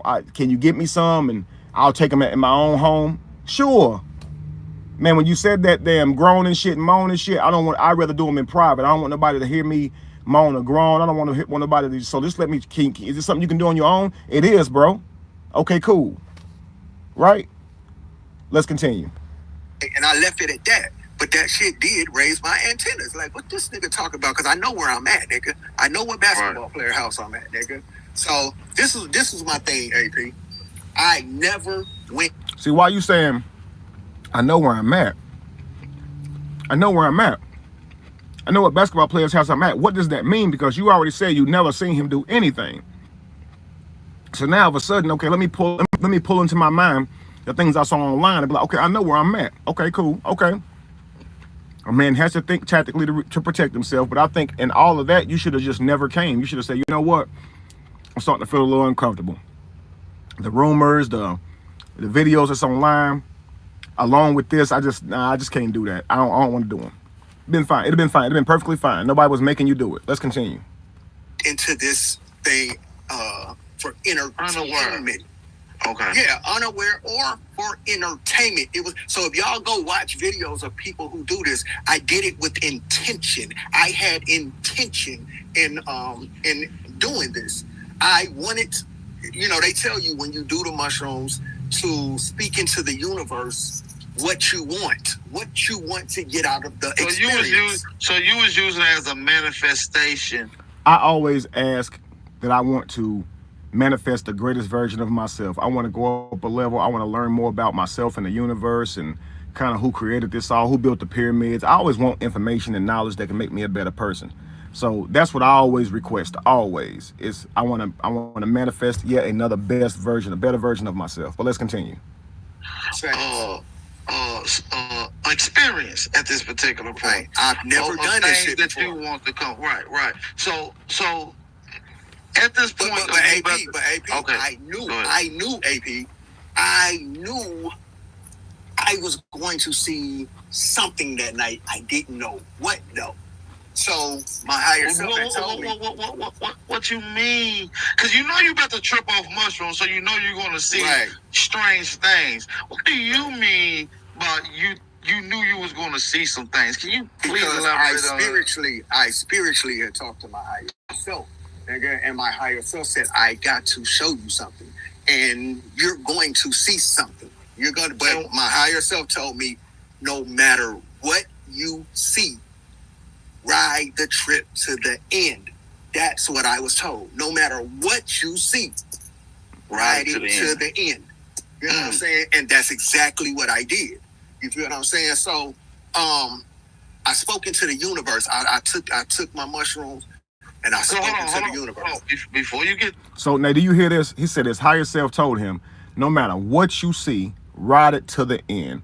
Now this person seems to have a relationship that is so consistent with his higher self that he knows exactly who his higher self when it talks. He knows that his higher self is different from him.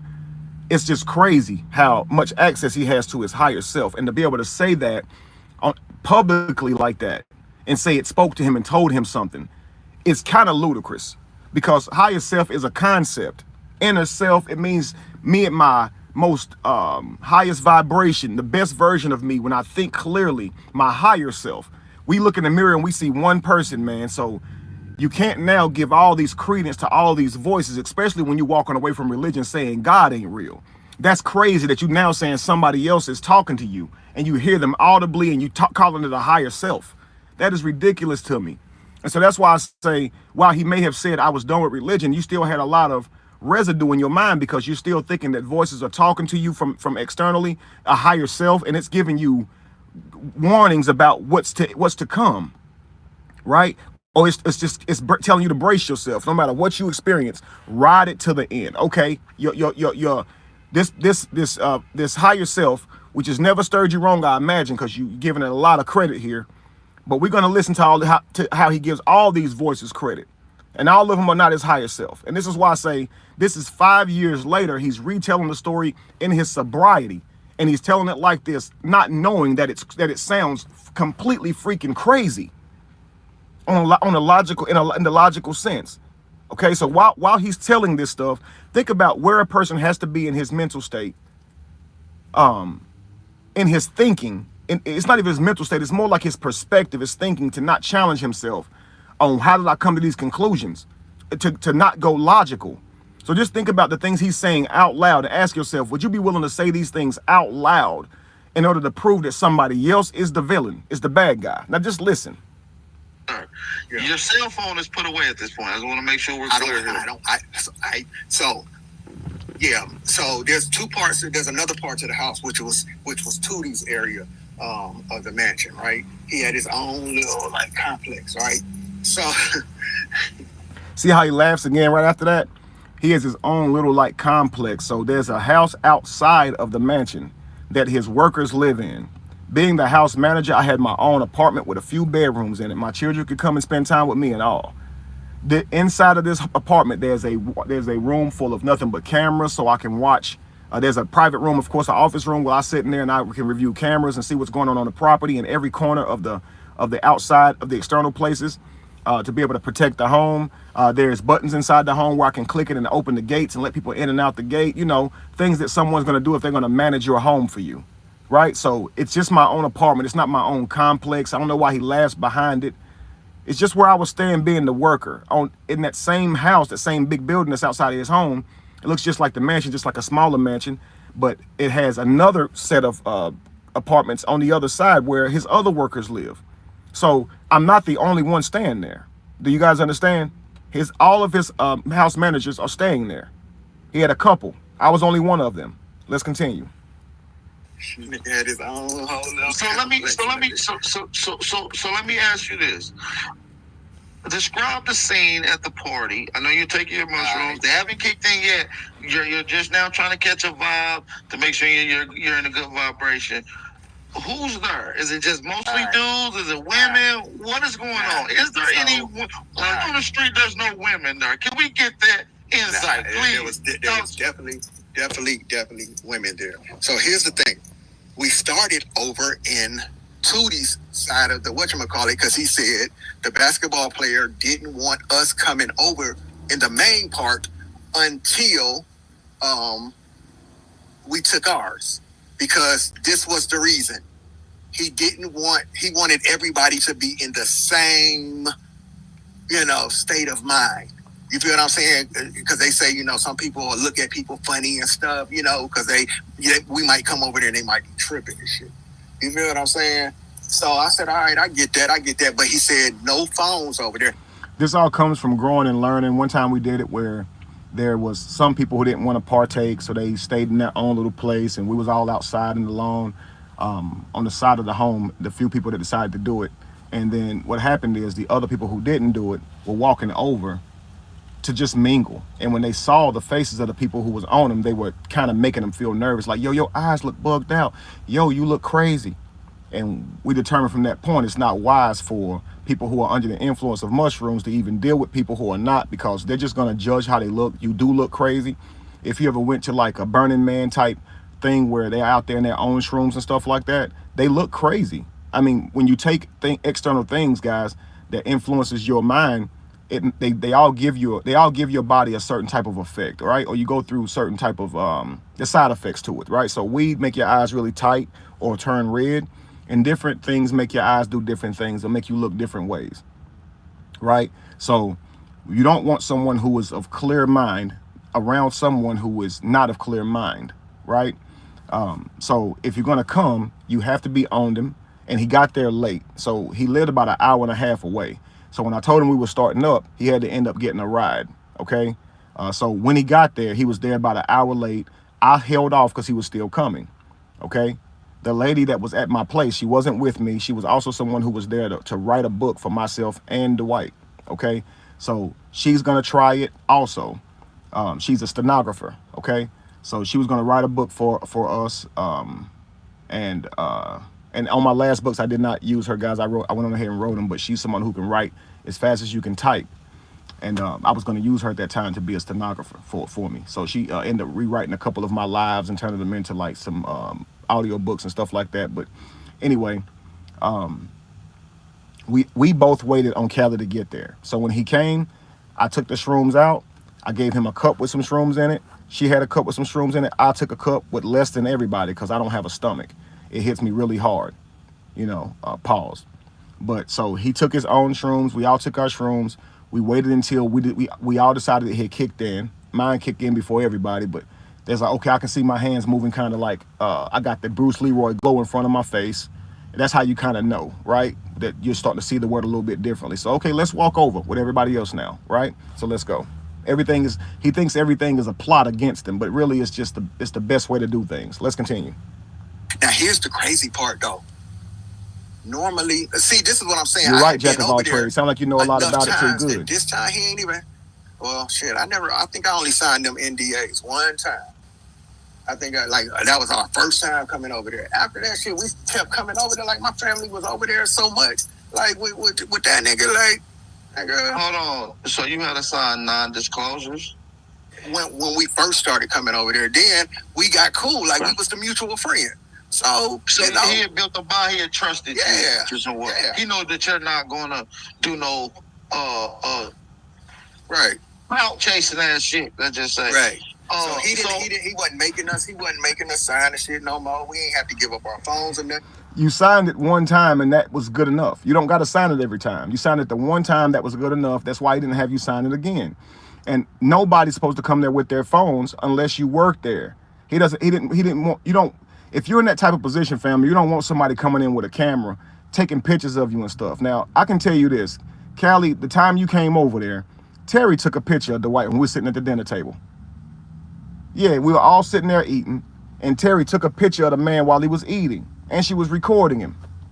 He saw her. He just pretended he didn't. He has a good eye for that stuff because he can see it. It happens to him. Everywhere this man go, people are doing this. So this type of stuff makes him really feel not comfortable because people are just going to say, I was in his house. There was one gaming type of children's event he sponsored. And all he's doing is playing people in Madden and such. A girl that brought her son there saw him there. And he took a picture with the girl. She put the shit on Instagram and said they was together. So it's like someone like that really has to protect themselves. So they like, look, leave your phones, man. Leave your phones and actually they have security take the phones a lot of times and give them back to you at the end. Okay. Now, some people come in there and sneak phones in and whatnot, and it always ends up bad. So keep your phone over here, bro. Even though I know you, I just want him to feel comfortable. Keep your phone over here. I never said for once, I'm not keeping mine. I never thought I had to give mine. I work there. I'm the one telling you what to do. But let's continue. No more. We would just come over. So you was good. So you didn't have to give my up your girl phone was at cool. this. Yeah, all of that. So you didn't have to give up your phone at this ceremony, right? Nah. Okay, so that was the rule. They said nobody is to have their phones at the ceremony. And I said, okay, I get it. I get it. I can understand, right? Because he said the basketball player don't want nobody to possibly film somebody in an altered state of mind and that type of thing. So I got it. So I left my phone in my bag. I left my phone in my bag over in Tootie's side of the mansion. Okay? His apartment. His apartment, shit right? Over there, yeah. So I came over to the main part. So let me tell you this. So we took our mushrooms. It was me, Tootie, and some chick. We took ours over on Tootie's side before we came over. So I guess the basketball player had texted Tootie and said, yeah, y'all can come over now, So at this point in time, it was about 15 minutes. And I started feeling that shit like kicking in. I could start feeling the difference in me and shit, right? So let me ask you this. Did it different? Did you moan on the mushrooms like you said? No. So here's the thing. Me and the chick was tripping off of that. We was tripping off of that because this is our first time, right? And we never did none of that shit. But these niggas was doing that shit. That shit was weird. Okay, so there was. So it shouldn't be weird if it doesn't affect you in that way and it affects somebody else in that way. It shouldn't be weird. And guys, if you were there, it's not a crazy sound. You hear a few people may groan from the stomach pain, but you also hear people throwing up. I can imagine if it's your first time doing something like that, you'll be like, oh my God, what am I saying? But that's why you tell people. Some people may throw up. Some people may have a really bad stomach ache. You're putting something in your body that's foreign. You likely have never had it before. It's gonna be some adverse side effects to it. Let's continue. Whole bunch of people there. Okay, so when he brought us over to the main part, right? We coming down the walkway. We leaving Tootie side. We coming to the main part. So the basketball player comes out. He meets us in the walkway where we be normally smoking at. He meets us there, and it's walking over to the main part where yes, yeah. So we kind of meet outside in the middle before we actually go inside to the main part. So the basketball player see us coming. Now it's the basketball player. I think it was 2 chicks and the basketball player's baby mama, the one from Atlanta Housewives. So she was they all came and met us outside on the balcony. Now the basketball player, this nigga like, who? Excuse me, guys. 1 second. That's my fault.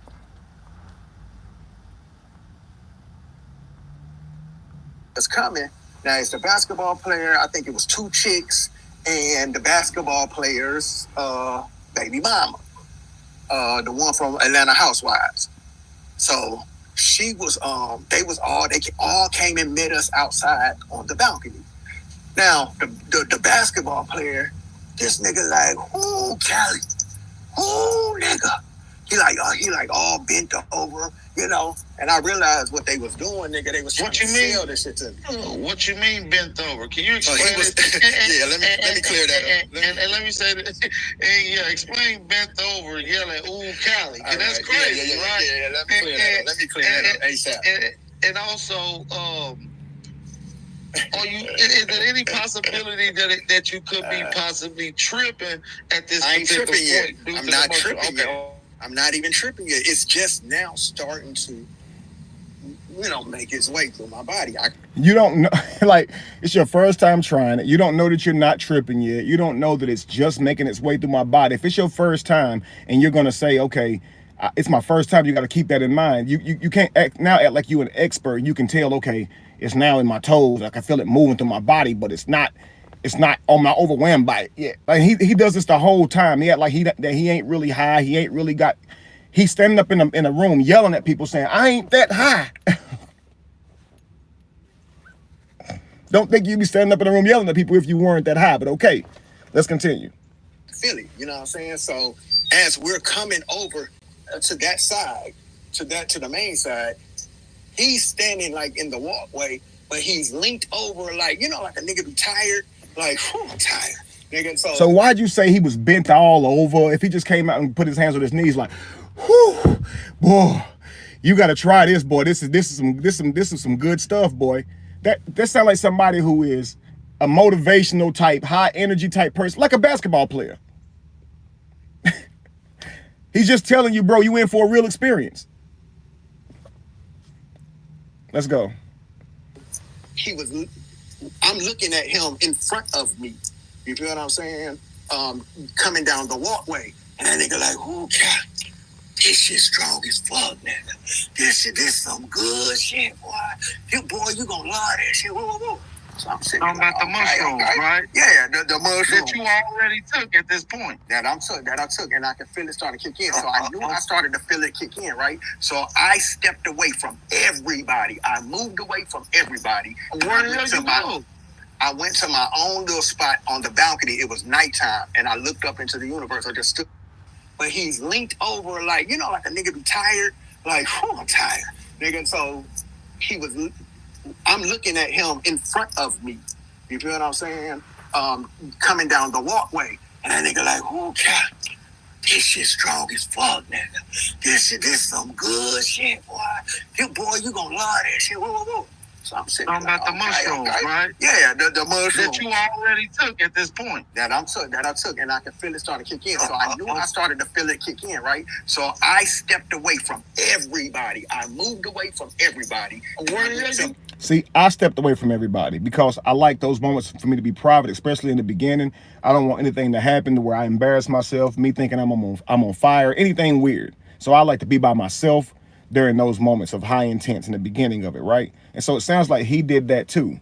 But he's criticizing me for how long I was gone afterwards. Let's continue. Oh, I went to my own little spot on the balcony. It was nighttime, and I looked up into the universe. I just stood on the balcony, and I looked up into the universe, and I said, give me truth. I said, give me truth. Whatever the truth is, give it to me. So that was... So because you said, give me truth, and I hope you listen to this, bro. But so you went to the balcony and you said, give me truth. Does that mean that everything you think after that is going to be the truth, and that you don't have to chase it down with logic, that you don't have to self-check with reason? Because you went outside and really you said it to yourself. You said it in the sky, I imagine, but you saying you said it to the universe, as if you was looking at the universe, kind of like the white was in front of you. So you saying on the balcony, looking in the sky, actually saying, give me truth. That's beautiful. That's beautiful. Nothing wrong with asking for truth. But are you saying that the universe said, yes, I'm going to give you truth, and everything that I drop into your head after this is the truth? And now we can't go to this universal person who you talk to. We can't, because this is what you do to people who believe in religion, right? Where is your God? How come I can't hear him speaking? And I'm saying you got to challenge yourself with that same rhetoric, right? Who's this universe that you talk to? How can it give you truth?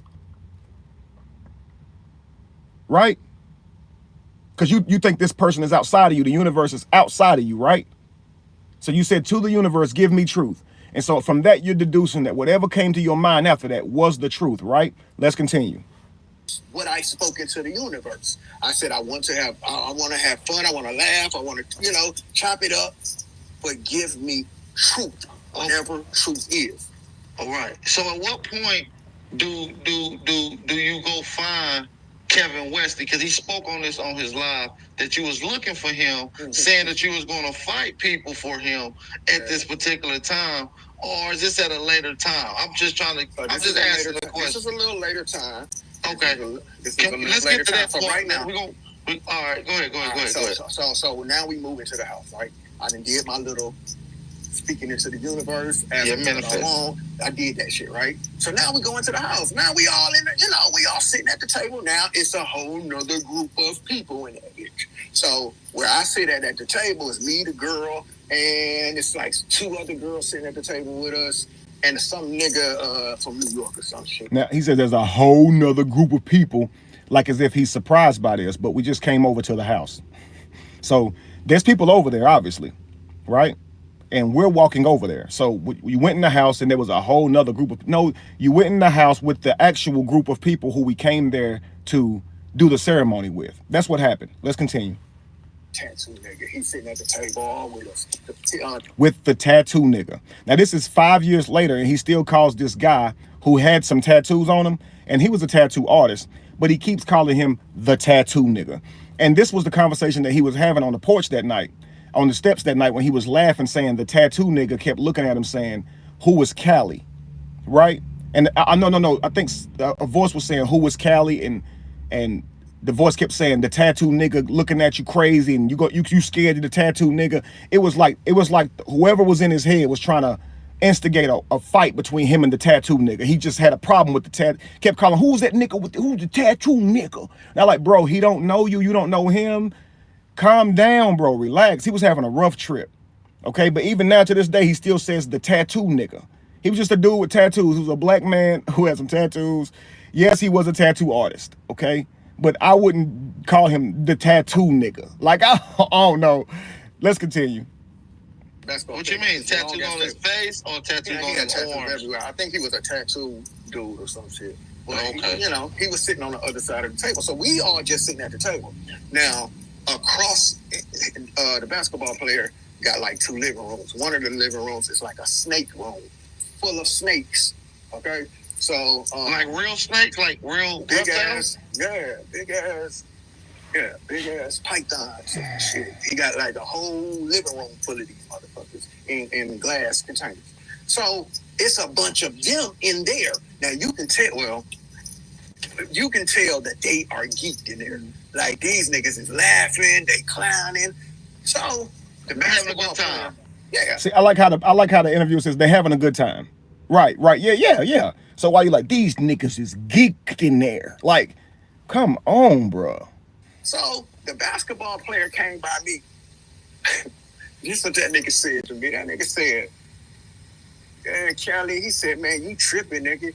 He said, you hold back, nigga. You hold back. You trying to hold back. I said, nah, nigga, I just don't feel like y'all niggas feel. Not yet.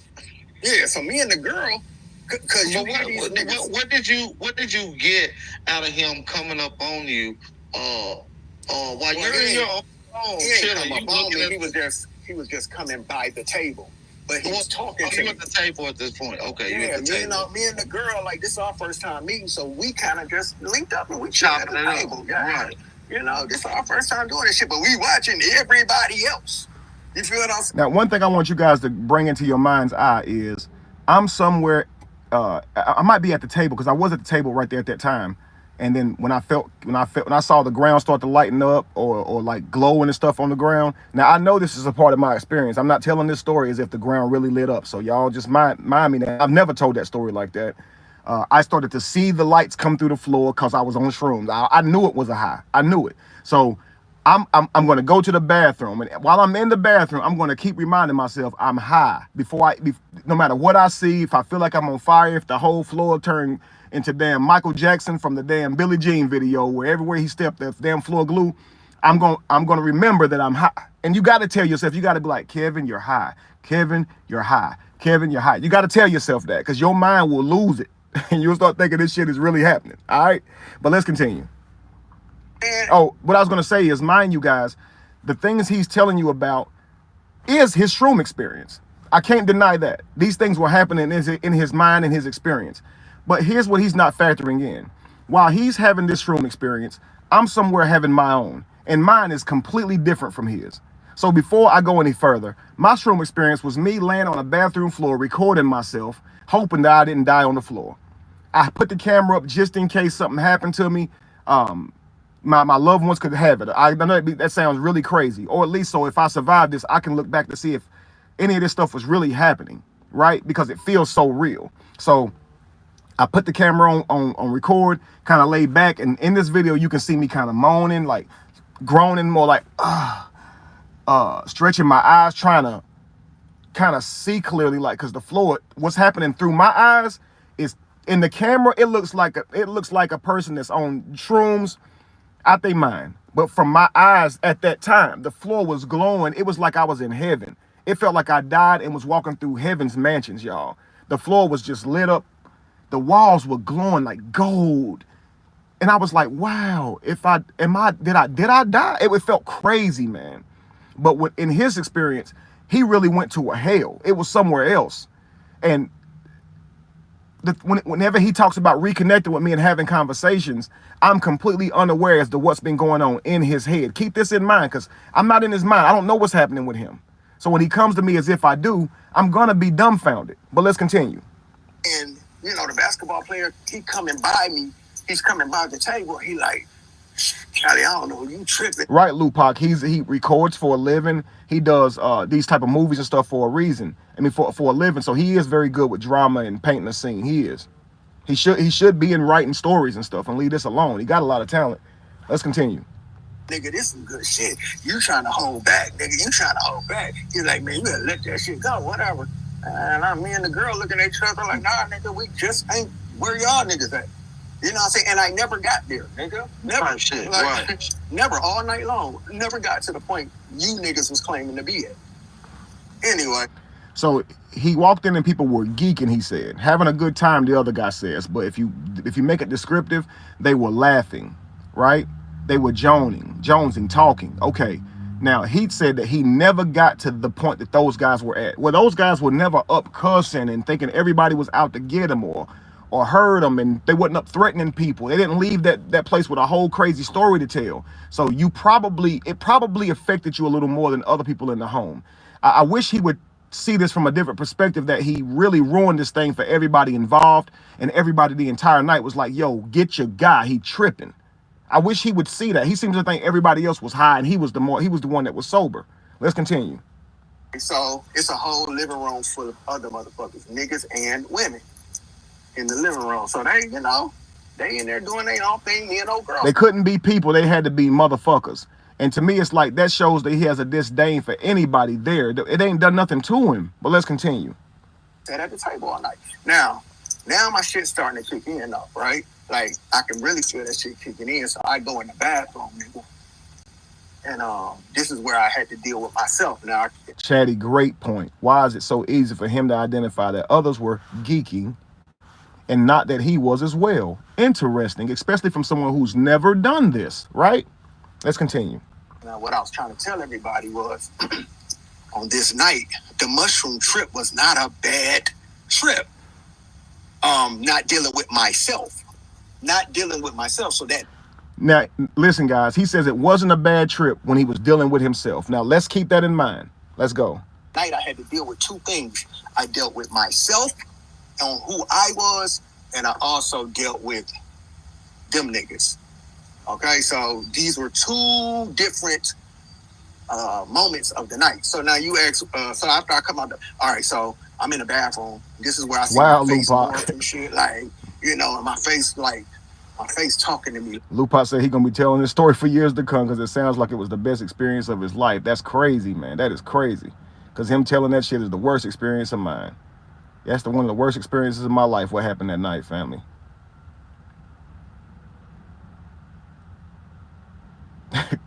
I'm choosing to say, man, I don't know. I ain't going to lie. I wanted to try it when Kevin first started talking about it. But now, from what you said, okay, this is a spiritual realm. So I'm good. Hey, it ain't for everybody. I'm telling you now. You got to be in a balanced place to even, I would say, to even attempt it. You got to make sure your mind is sharp. And I think before you do it with anybody, everybody needs to make sure that everybody in that room is solid in the mind. Okay, but let's continue. Like real reckless, like, you know what I'm saying? Like, well, like, can you explain this? Because this sounds crazy, and I know you're in your trip right now, and it's kind of hard to explain to someone that's never. You ask, so after I come out, all right, so I'm in the bathroom. This is where I see my face morph and shit, like, and my face, like, listen, I was, and I also dealt with them niggas. Okay, so these were two different moments of the night. So now you ask, now I want everybody to listen here really clearly, okay? Put your thinking caps on. If you're typing, stop for one moment, okay? Listen at this. Listen. Stop mid-sentence, guys. Just stop for a second. Hold your thumbs and listen. I come out. All right, so I'm in the bathroom. This is where I see my face morph and shit, like, and my face, like, my face talking to me, like, real reckless, like, you know what I'm saying? Like, well, like, can you explain this? Because this sounds crazy, and I know you're in your trip right now, and it's kind of. Now, this is 5 years later. So, do you believe that your face was really morphing? Or do you believe that it was you just seeing that, you projecting that image? Do you believe that your face was talking to you really crazy? Or did you just perceive your face talking to you really crazy? Or did you talk to you really crazy and look at your reflection in the mirror and call that you talking to you really crazy? Because if I was going to talk to me really crazy, if I was going to look in the mirror and be like, yo, you know what? You ain't shit, yo. And you know what? You kind of ugly when you think about it, man. Like, your eyes is too close together, you stupid motherfucker. I wouldn't retell that story and say my face was talking to me reckless. I would say I was talking to myself. So you're saying that your face began to morph and change. And then you said my face was talking to me real reckless. Do you believe that? Because later on and in your past videos, when you say my beard was glowing, my eyes look crazy, I look soulless, you appear to believe that. But when you see your own face morphing into something else and your own face talking shit to you crazy, because I said Cali was talking crazy to me that night. Cali was talking crazy to himself that night. But I want you to see how you're unglued from reality. Let's continue. hard to explain to someone that's never tripped before that you're seeing your face talk shit to you. Can you explain this, please? Hey, so I'm sitting on the toilet, nigga, and I see the motherfucking walls fucking moving, like everything's moving, everything's coming alive in that bitch, in the bathroom. So, but you know it's not coming alive. It's just a trip right now. It's just a trip. It's just a trip. Right. But you gotta remember, this is my first time doing this shit. I see shit moving, nigga. No. You have to remember it's your first time doing this shit. Not we have to remember. You have to remember this. Because you're telling this story from 7 years ago, 6 years ago now. So if you're telling this story from 6 years ago, and you're now looking at it, you have to keep in mind that this is just the shrooms. Let's continue. Moving around, nigga. Anyway, so this is where right now. It's just a trip. It's just a trip. Right. But you gotta remember, this is my first time doing this shit. I see shit moving, nigga. Shit's moving around, nigga. Anyway, so this is where I go to the sink and I stare in the mirror. And I lift my head up and I look myself in the mirror. And like my face started morphing, like what you mean morphing? Can you please explain this? That bitch started spinning and shit. Like it was my face, but that. Yo, it sounds like he's becoming possessed. Do you hear that? Now listen, I'm gonna tell y'all this.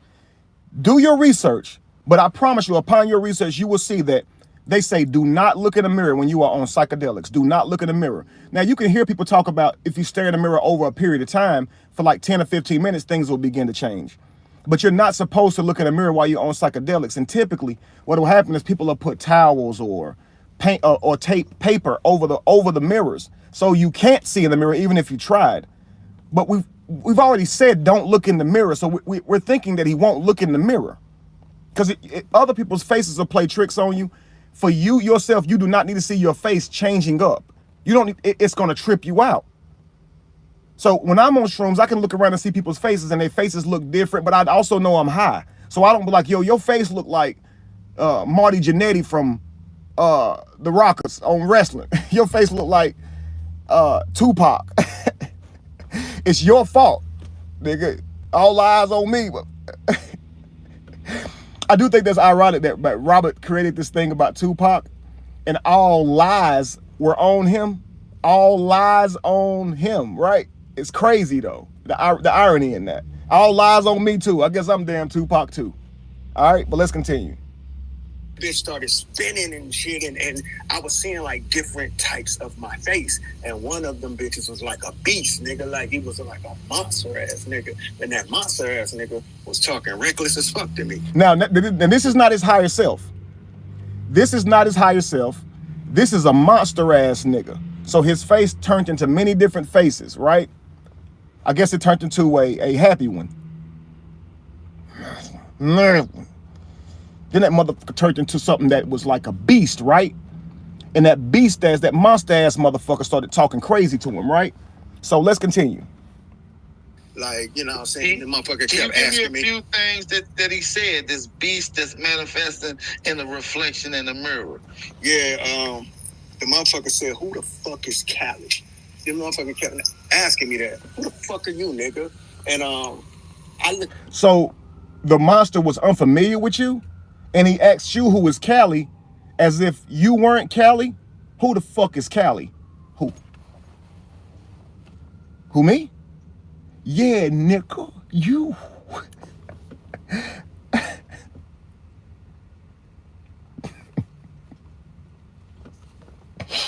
Now, this is happening in the bathroom now. He's telling this story. Now, keep in mind, this was the other day. He is telling this story from the back. He's telling this story right now from his room or somewhere at his house. But he's recanting a story from 6 years ago in the bathroom. Now, this means nobody's around but him. It's him in the mirror, family. Now, Cali, do you think that was really happening? Or was it just a trip? Now, you say, y'all keep in mind it was my first time. I'm keeping in mind it was your first time, so I'm not mocking you. I saw the walls bending. I didn't look in no mirror, though. I knew not to do that. So I can't say if I looked in the mirror, I wouldn't have saw something crazy. 'crazy. 'But we know this is just your shrooms, right? We know that. 'So I can't say if I looked in the mirror, I wouldn't have saw something crazy. 'But we know this is just your shrooms, right? We know that. 'So I can't say if I looked in the mirror, I wouldn't have saw something crazy. 'But we know this is just your shrooms, right? We know that.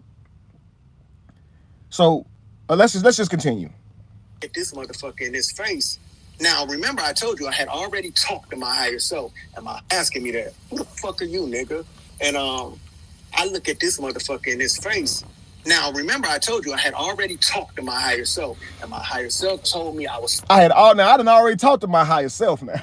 My higher self told me that whatever you experiencing, ride it out. Now, let me tell you something, Cali. At this moment in your life, you couldn't escape if you wanted to. If your higher self never told you that. Once you take them and your body start digesting them, it's a wrap. Nobody can save you, bruh. For 8 hours, you belong to it. It's a wrap, bruh.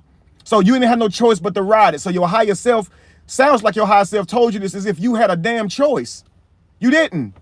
You can't, you gotta ride it out. I told you that. Once you take it, bro, it's a wrap. You gotta ride it out. Your higher self didn't tell you that. You confusing us. But he said he looked that motherfucker in the face. He wasn't scared of him. You know that's yourself you was looking at, right, Cali? You know that you're saying you had the courage to look yourself in the mirror. Now, we've heard that phrase before. Have the courage to face yourself in the mirror.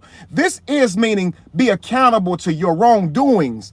Be accountable to who you are. The manifested version that is you today. Be accountable to all the things that made that person, all the decisions ever made that leads up to you. The sum total of you. Working on a book called Your Sum Total. If you add up every discrepancy and every good deed you ever done, who the fuck are you? The sum total of who you are. We've all done good, we've all done bad. Some of us do not want to face that person in the mirror, but this is a cliche thing. It's a euphemism for dealing with yourself and your past decision makings. He's really having the courage to look himself in the mirror. Now listen at this, y'all. Let's continue. into asking me that. Who the fuck are you, nigga? And I look at this motherfucker in his face. Now, remember, I told you I had already talked to my higher self, and my higher self told me I was fin to deal with something, but my higher self told me, you're strong enough, your mind is strong enough to deal with it, so deal with it. You're going to make it through. Deal with it, okay? So I see this one. Your higher self told you your mind is strong enough to deal with it, so deal with it. Your higher self already put you on game. So now this beast shows up. And these are all entities from within you, right? This is not your higher self. This is now a beast, right? Let's go. Now let me ask you this. My bad. Go ahead and finish that, and I'm gonna ask you a question just so we can add clarity for some of the other stuff that we have. So I tell this motherfucker in the mirror, that nigga. See, this is why I can't be upset when he talks about me and calls me Tootie. When he tells that motherfucker in the mirror, he's talking about himself, yo. Let's continue. I told this motherfucker in the mirror, I said, let's go, motherfucker. You know what I'm saying? So that motherfucker looked. I should do a reenactment of this right here. Let his audio play in the background. I'll put me some fake locks on and look in the mirror and be like, yo, let's go, motherfucker. Let's go, motherfucker. You and me. You, me, you, me, you, motherfucker. I'm looking at you. You looking at me. I'm looking at you. You looking at me, motherfucker. Me and you. Let's go. At me and started fucking laughing, nigga. I gotta go back because this version of you thought you was funny as hell when you was acting tough. The version of you said, so Cali look in the mirror saying, let's go, bro. I ain't scared of you. Let's do this, bro. And the man in the mirror said,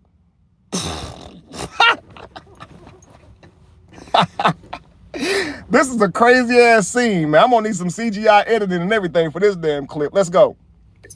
Let's go, motherfucker. You know what I'm saying? So that motherfucker looked at me and started fucking laughing, nigga. he didn't believe you. He didn't believe you. Laughed at me. So the Aboriginal said he didn't believe you. He didn't believe you, as if it's really a person. And Cali is telling this story as if, yo, if you're not really listening, you're like, yo, he really having a conversation with a person. He really about to have a day. They really about to fall out. But no, not at all. Let's continue.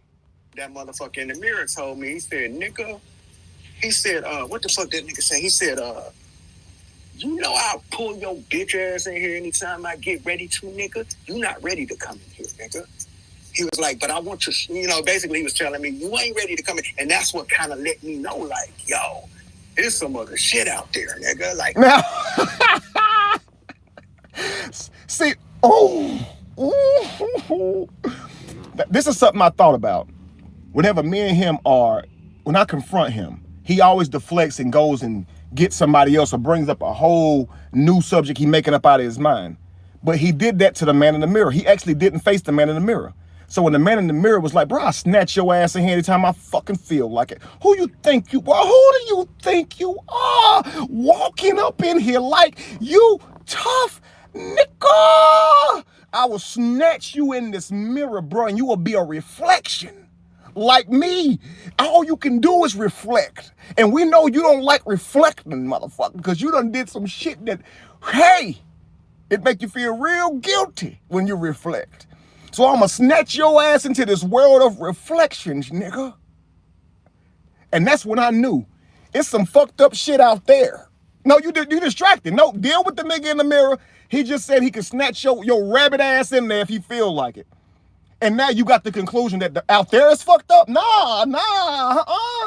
No, keep it. Who told you out? Now, a voice didn't even tell him out there was fucked up. He came to this conclusion minus all the thoughts. So the damn voice said, I'm going to snatch your ass. I could snatch your ass in here anytime. Why did that give you an indication that something out there was fucked up? Dude, think about what you're saying. Let's continue. he was like, but I want to, basically he was telling me, you ain't ready to, I'll pull your bitch ass in here anytime I get ready to, nigga. You not ready to come, nigga. He was like, but I want to, basically he was telling me, you ain't ready to come in. And that's what kind of let me know, like, yo, you ain't ready. There's some other shit out there, nigga. So when he said that, you said, yo, it's some other shit out there, cuz.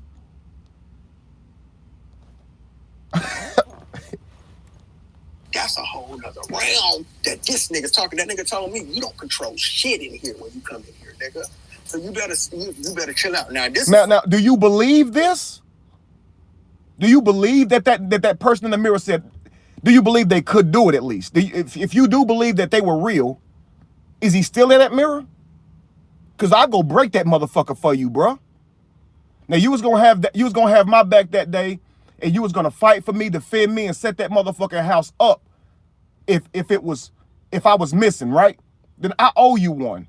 Next time I see that motherfucking mirror, bro, I'm gonna put my fucking fist through that mirror. Cause that motherfucker in there was trying you, and he threatened to snatch you in that motherfucker. Let's continue.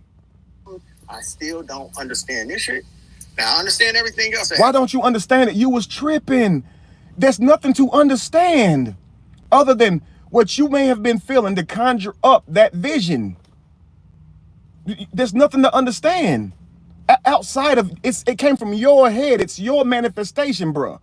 I didn't give you that. I didn't do that to you. That's you. Let's continue. To me that night, but I don't understand this shit yet. I went to, after all of that shit, after I talked. So listen, let me ask you this. Now, he said that you did ecstasy and all this stuff. I just want you to clear this up. Do you do ecstasy? That ain't no secret, nigga. I talk about that shit, nigga. I talk about when I almost overdosed and everything. That ain't nothing. That nigga wasn't saying. That nigga wasn't saying nothing. I tell people, nigga, I was, nigga, I almost overdosed on 3 grams of Molly in Atlanta. This was after my record deal went bad. I was depressed, nigga. I was a walking zombie around Atlanta, nigga, because I was depressed, nigga. Can you imagine sitting at the table with Atlantic and Warner Brothers, nigga, and shit gets snatched out from you because your manager playing around and burning bridges? So I'm starting with the man in the mirror. Oh, I'm threatening I will punch his face. No human never cussed me out any worse. If you ever take shrooms and walk in the bathroom, take a look in the mirror and make those threads. Ow! Ow! Something's wrong in that other realm. Ow! Ow! Ow! Let's continue. Sitting at the table with Atlantic and Warner Brothers, nigga, and shit gets snatched out from you because your manager playing around and burning bridges. So everything was taken away from me, nigga. I was depressed, and nigga. Now I could imagine that would really hurt you. This close to a record deal. I had that one time. I was real close to a record deal with Jermaine Dupri. He wanted me to rap about girls. At the time, I was rapping about guns and drugs. I didn't do either, but I wasn't no pretty boy, cuz. You feel me? I wasn't no pretty boy. He wanted me to rap about some other shit. The stuff I sent you was called Frosty the Snowman. They call me Frosty the Snowman, known for slinking coke, man. Flipping them O's, man. I got that dope, man. Get that dope, man. I stay on the block, keeping my Glock cocked, and I can't be stopped by no man. From ghetto to ghetto, man, from block to block, from east to west coast, man, we got it locked. For those that don't know, my whole squad hustlers. Break it down in a heartbeat, nigga, we blockbusters. Before I got the name, they thought the boy was faking, but I kept an 8 and a 22 by my side. I'm Troy Aikman. Now everybody knows where we be. I'm on the corner flipping quarters like a referee. I never stay on the same court, and the feds a fool. When I get my bread, I'm out the picture like Greg Buell. Remember Greg Buell from 8 Mile? When he got his money, you never saw him again, right? When I get my money, I'm out the picture like Greg Buell, and I find another spot to move it to. I just tell him like Luda, when I move, you move. Give me an 8 ball. I'll be number 1 like Nelly. Why? Because I'm a bumping and grinding like R. Kelly, man. Y'all ain't ready, man. The hardest partners. And I keep a quarter on me like Charlie Gardner. I ain't hardly started, and the game is over. Why? Because I also sling the doja, man. I got what you want, and if I don't, I'ma go find it. Take it from that nigga and grind it. And if you try to take mine, you'll get your knots peeled. My rocks leave fiends' lips white like got milk. Why? It's simple. Because I know how to make it. My shit'll light your ass up. Y'all's is just basic. If I think for 1 second y'all smoking in there, I'ma swing by and take that shit like Yogi the Bear. Oh! If I think for 1 second y'all smoking in there, I'ma swing by and take that shit like Yogi the Bear. That's the type of shit I was rapping about. I sent that to Jermaine Dupri. He heard that and had this great idea that I would become the first little Bow Wow. Hell nah, bruh. I ain't rapping about no girls, bruh. I rap about this shit. Drugs and guns.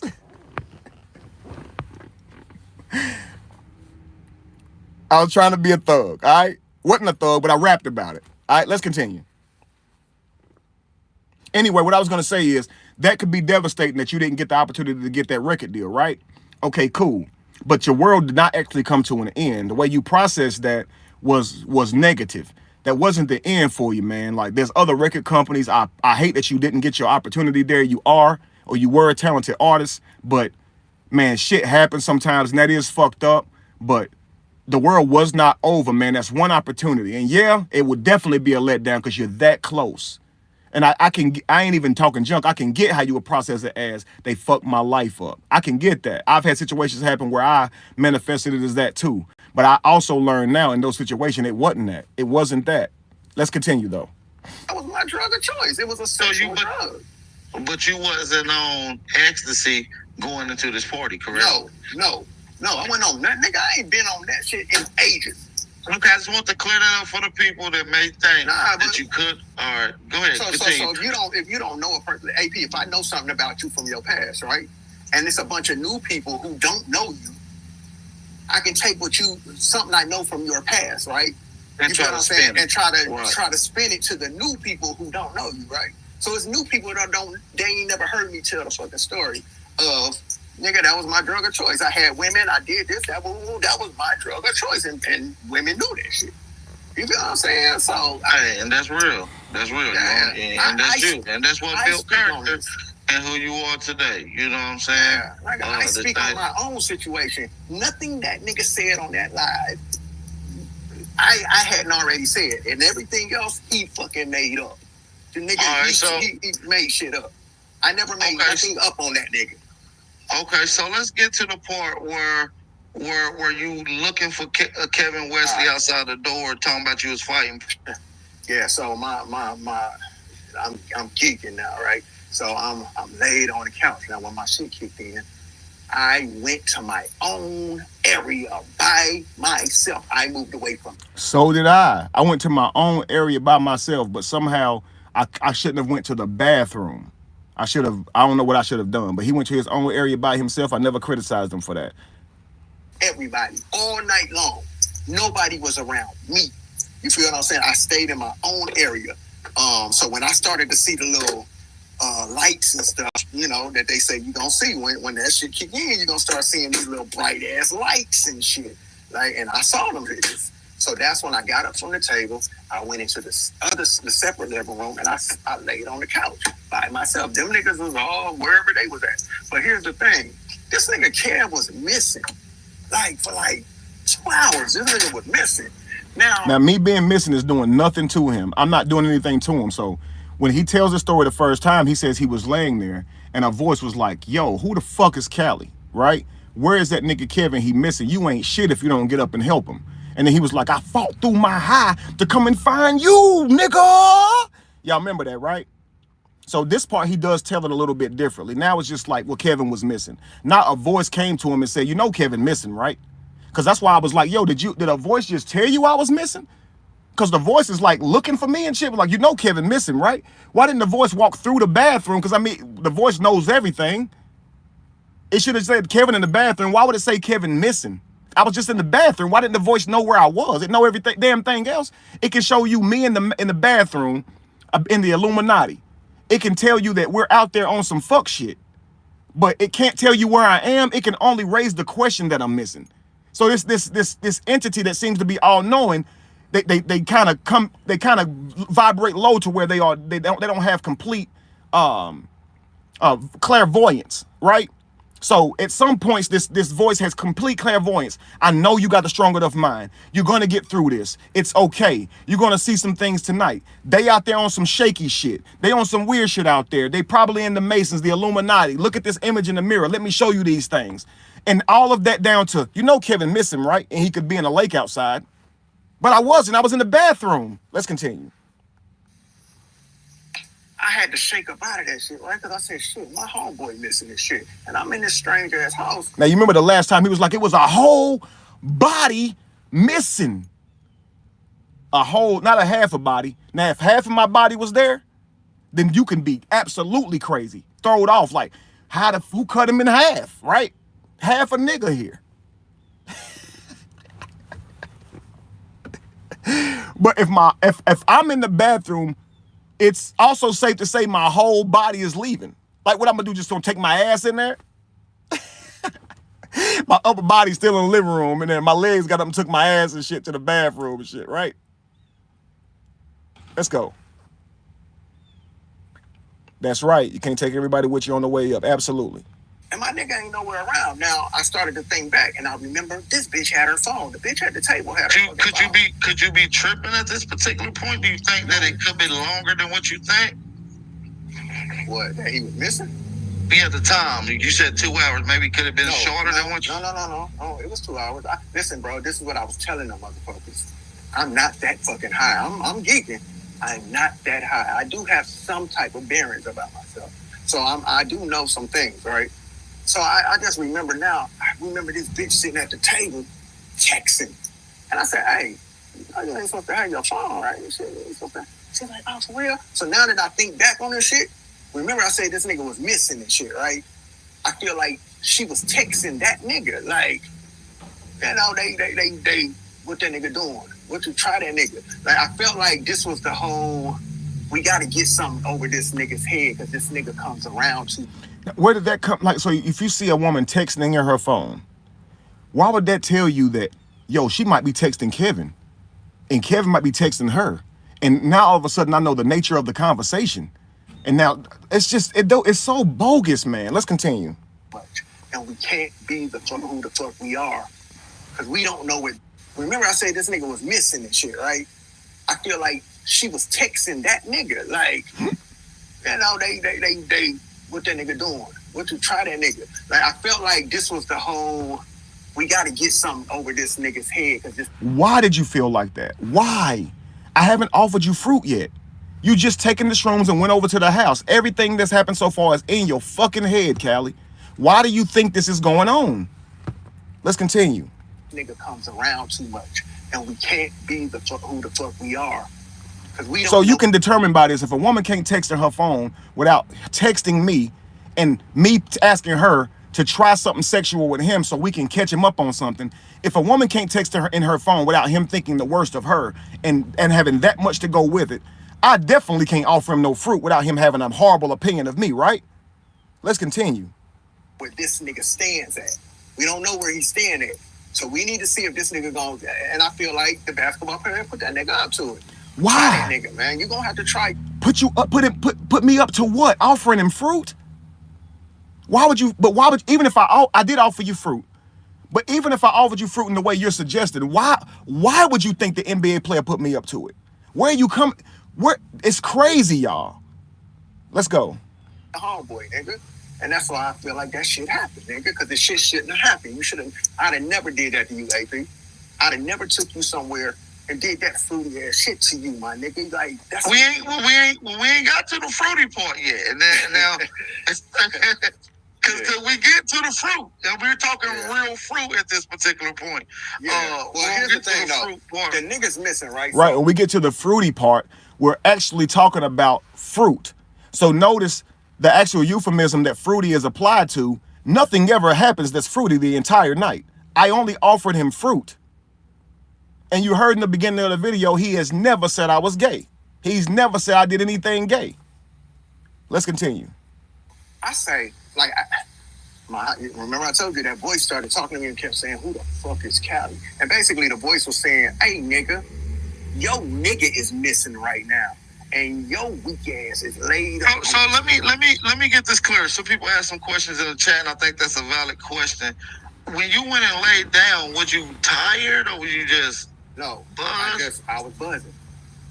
Buzzing, and I wanted to be in my own area. I didn't want nobody around me because I wanted to experience this with no interruptions. So I went away from everybody.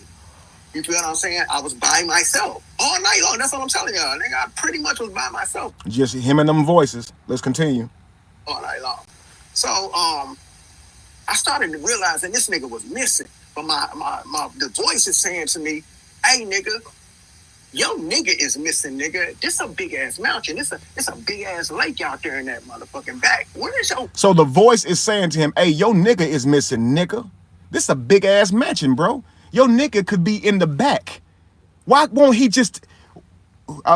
he done got me caught up on it. Why won't he just tell you where I am? Now I'm talking about the motherfucker in his head.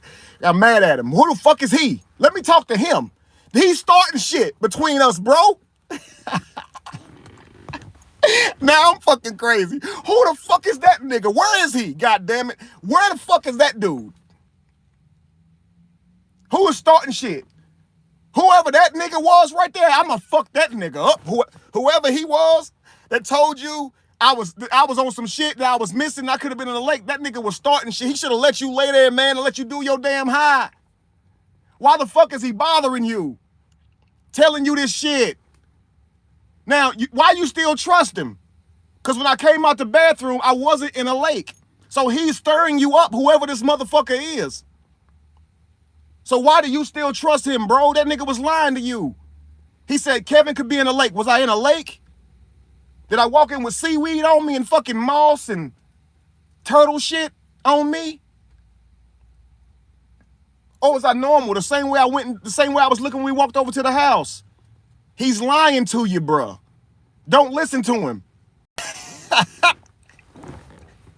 Free the voice.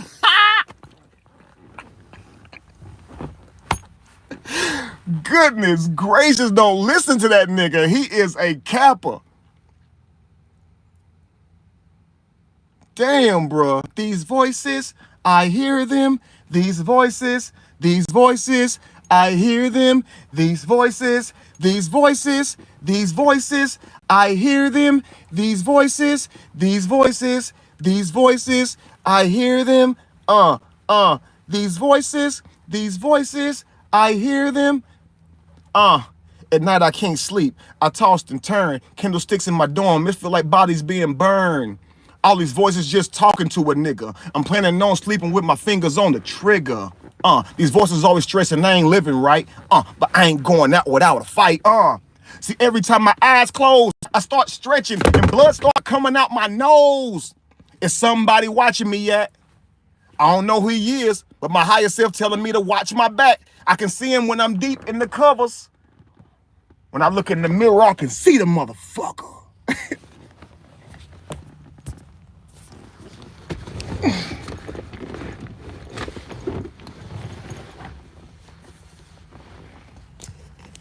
Let's continue. How I do all that and then go back to, let's continue. Nigga. So basically, I'm dealing with myself Listen. right now. Big ass mountain. It's a big ass lake out there in that motherfucking back. Where's your nigga at, nigga? So basically, I'm dealing with myself right now. Right. The voice is saying, you a weak ass nigga. You sitting up here high as fuck, nigga, laid up on the couch, nigga, and your nigga missing, nigga.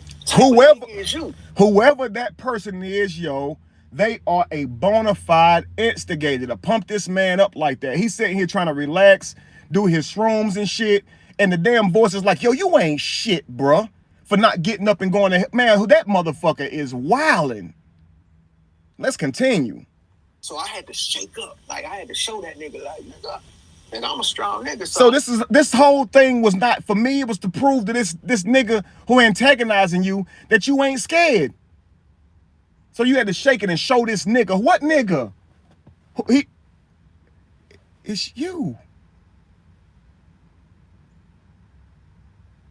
Break room. My bad. Let's go. I got the fuck up off that couch. And now people are coming through the living room. The basketball player's trainer, the basketball white chick, they coming. And I said, hey, nigga, where my nigga at, man? So everybody's coming in there to hear why he's screaming. Like, where's my nigga at? So the whole house is now like looking at him like, yo, calm down. Nah, nigga. He taught me religion. He woke me up. You ain't gonna do nothing to him. And everything he was saying was good stuff at the time. Right? Now, at this point, he can't think I got nothing going on because he's so eager to want to save me. He's so eager to want to protect me. He don't got no problem with me. He don't think I'm no scammer. He ain't mad about them damn world ventures. He want to protect his homeboy with his life. I've never done nothing to him, and he's treating me like that. He's treating me like I've done nothing but been a benefit to his life, which I have. Now let's continue. And we don't know. We ain't seen him. Are you saying it in like an aggressive way? Yes. Cause y'all telling me y'all don't know where this nigga's at. So he's so aggressive in his house for no reason. Everybody laying back chilling. And all of a sudden, yo, where the fuck is my nigga at? Now, mind you guys, at this time, I'm in the bathroom, laid on the floor, not knowing where the fuck I am. Okay, I'm melted and I'm sand on the beach at this moment, right? In my mind, I'm having a vision about I'm on a beach. Okay, so I don't know none of this stuff that's going on in the house. I don't know he's up looking for me. I don't know that he's upset. I don't know that voices are talking in his head. I don't know none of that right now, right? I don't know about the tattoo dude. I don't know about him. Let's continue. What make you just spaz? And now we know that you're there because of Kevin Wesley, and Kevin Wesley is good friends with him. What make you jump to a conclusion that something ill or heinous had possibly went down before you go on? We hide in the motherfucking nigga, and you niggas is telling me you don't know where this nigga's at in this big ass mansion, nigga. They wouldn't know, Cali, man. I just got up and went to the bathroom. I didn't tell anybody. I didn't make a public announcement that I was going to the bathroom. When I saw the floor and stuff begin to glow, I just got up and like straight. My body was completely straight, and I just walked to the bathroom. You understand? I just like walked to the bathroom like, please nobody look at me. I ain't looking at nobody. I'm getting this motherfucking bathroom, nigga. The floor is changing. The floor glowing. Closed the door behind myself. Got into the bathroom. Put my back against the door.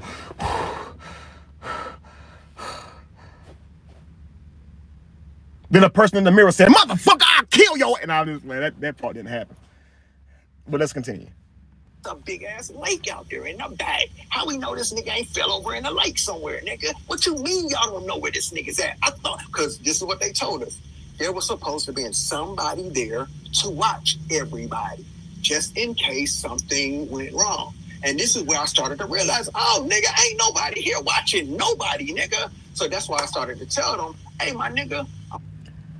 Except for the guy who was there watching people. There was a guy there watching people. Let's continue.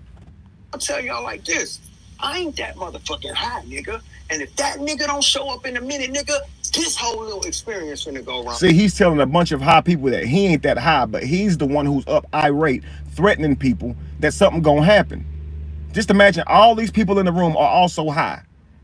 So they're not gonna really know how to respond to this person up threatening them. They just like, what's this guy? They on shrooms, they don't really have their cognizance. They under the influence. And he's sitting here yelling at them. Fucking they high up. Let's continue.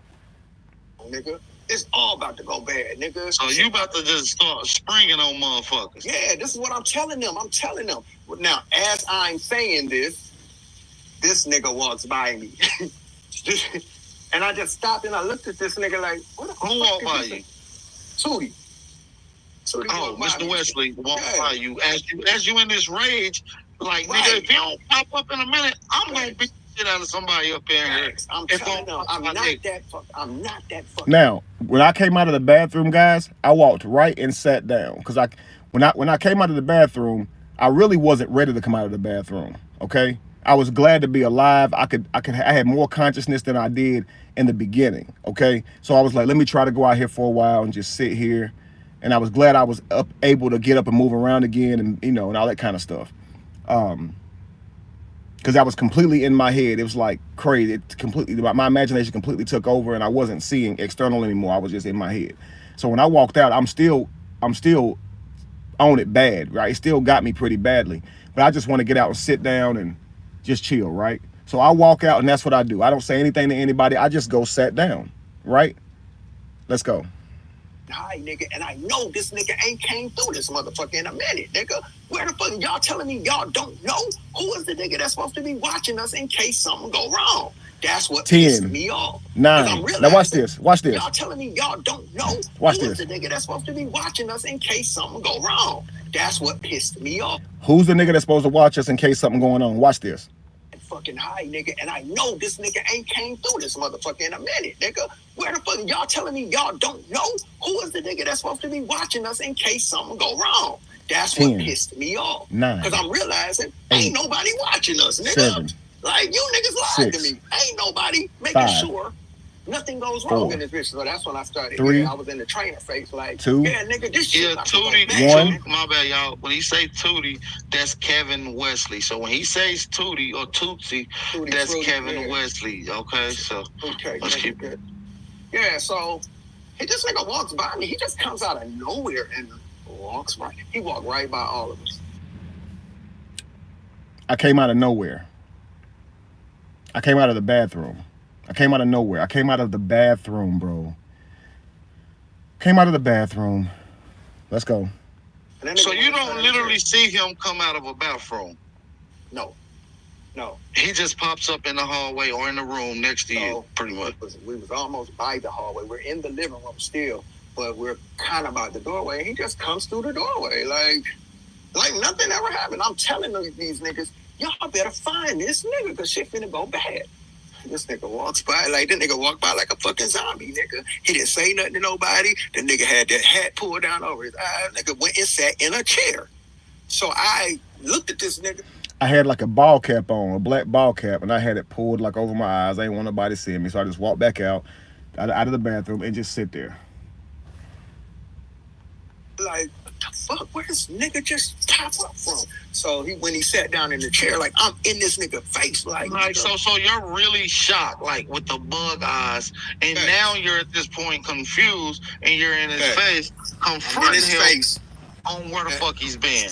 Yeah, so I'm like in this nigga face, so this nigga looking up at me like. So I'm laid back on my back. I mean, I'm laid back. I'm sitting in a chair with my head kind of back like this. And I'm somewhere again. I'm in my mind somewhere again. And I hear a faint voice, Kevin. And as I start hearing it clearly, it becomes Cali's voice. It's almost like he called me from where I was. I don't know. I could hear his voice. It was faint. But then when I finally heard him, I opened my eyes and he was standing right above me. All right, so I could have punched him in his stomach. I'm sitting on the couch. I'm sitting on a chair like this. When I stood up, he was standing to the side of my legs above me. And I had to look up like this just to see his face because he's standing above me, right? Now, let's continue. Cali, what you talking about? What? What you mean? I'm like, he's like, yo, you was missing, nigga. And I was like, what are you talking about? I'm so confused. I'm barely even conscious at that time. So I'm really lost, right? And so he's asking me, where was I? Right? I can't even gather what this man is saying. Let's continue. Nigga, you been gone for a mother, but I'm going in on this nigga. Then I just say, man, fuck this shit. So he can see how thrown off I am. He can see how high I am, right? And now that should eliminate you thinking I'm texting with a girl to see if you got something going on or to see if she can plot on you to kind of get you in a different state. You should remove that I'm doing anything crazy at this point, because you'll say, ah, man, that nigga, okay, I see him, he good. I'm just glad he's safe. He wasn't in a lake. Sorry, everybody, for my outburst. I was just worried about my friend. Please, everybody, go back to continue your high if you still can. I am so sorry. That should have been the end of it. But no, that only started it. That was only the trigger. Well, obviously it wasn't the trigger, because he's already told you what's been literally going on in his head the whole time. Let's continue. Nigga fucking up my trip. So I said, he said I'm messing up his trip. Dude, I ain't bothered you. I went to the bathroom, came out and sat in the chair, and now I find you standing above me like you was missing, nigga. I could have turned this whole place upside down looking for you, nigga. I'm like, what are you talking about? I'm messing your high up, bro. I ain't did shit to you. You messing my high up, actually. I was in the bathroom, bro. I ain't thought nothing about you.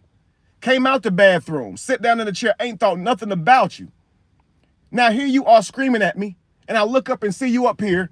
You was missing, nigga. I was about to set this place off looking for you, nigga. Like, you're messing my high up. I'm not messing your high up. You're the one, whoever them people is in your head is messing your high up. Whoever woke you up off that damn couch and said, you ain't shit if you don't go find your friend, he could be in a lake, that is who's messing your high up, bro. Whoever said they can snatch you in that mirror if they want to, and that you ain't shit and laughed at you when you said, let's do something, whoever that person is, they the ones that starting shit with you. The tattoo dude, he's starting shit with you. Nah, I ain't. The tattoo dude didn't do nothing to you. But listen, man, let's continue. I told that nigga, walk me down to the bathroom, nigga, because somebody was in the other bathroom. Walk me down to the other bathroom. So upon him trying to get me to talk to him about where I was, and I'm sitting here saying, bro, what is you on? He says, hey, man, just forget it, man. Take me to the bathroom, nigga, with an attitude. That's the first time I ever seen him talk to me like that. So I stood up and said, Cali, calm down, bro. And looked at him right in his face, and he kind of like dropped his eyes and looked nervous. And I walked him to the bathroom. I said, there it is, man. I still had a little attitude. There it is, man. And he went in the bathroom. I closed the door, and I went back and sit down, right? Let's continue. Wherever that motherfucker at. Because it's a big-ass mansion, nigga, like. So I get in the bathroom, but I'm watching this nigga walk, right? And I say, who the fuck is this nigga right here? Like, this ain't my nigga. Like, this. Now, he's telling this story from 7 years ago, and he's still saying he walking right beside me in the flesh. The only thing that's happened is you took some shrooms with me a few minutes ago, bro. I haven't saw you since we got to the house. You've had some encounters in your mind. Okay, cool. But now you wondering who I am. You questioning me. This ain't my nigga. Bruh, it is me. I'm right here. It's me, bro. In the flesh, I'm right here. It's me, bro. I ain't did shit to you. Let's continue. Look soulless, nigga. Like, fucking soulless. So I get in the bathroom, but I'm watching this nigga walk, right? And I say, who the fuck is this nigga right here? Like, this ain't my nigga. Like, this nigga looks soulless, nigga. Like, fucking soulless. I probably did look soulless. I was on shrooms, remember? You were too. We took them together. I told you people's eyes look bugged out. They look crazy. I'm not gonna look like my normal self, bro. Forgive me. We was high. Damn. Years of drama. All from this night.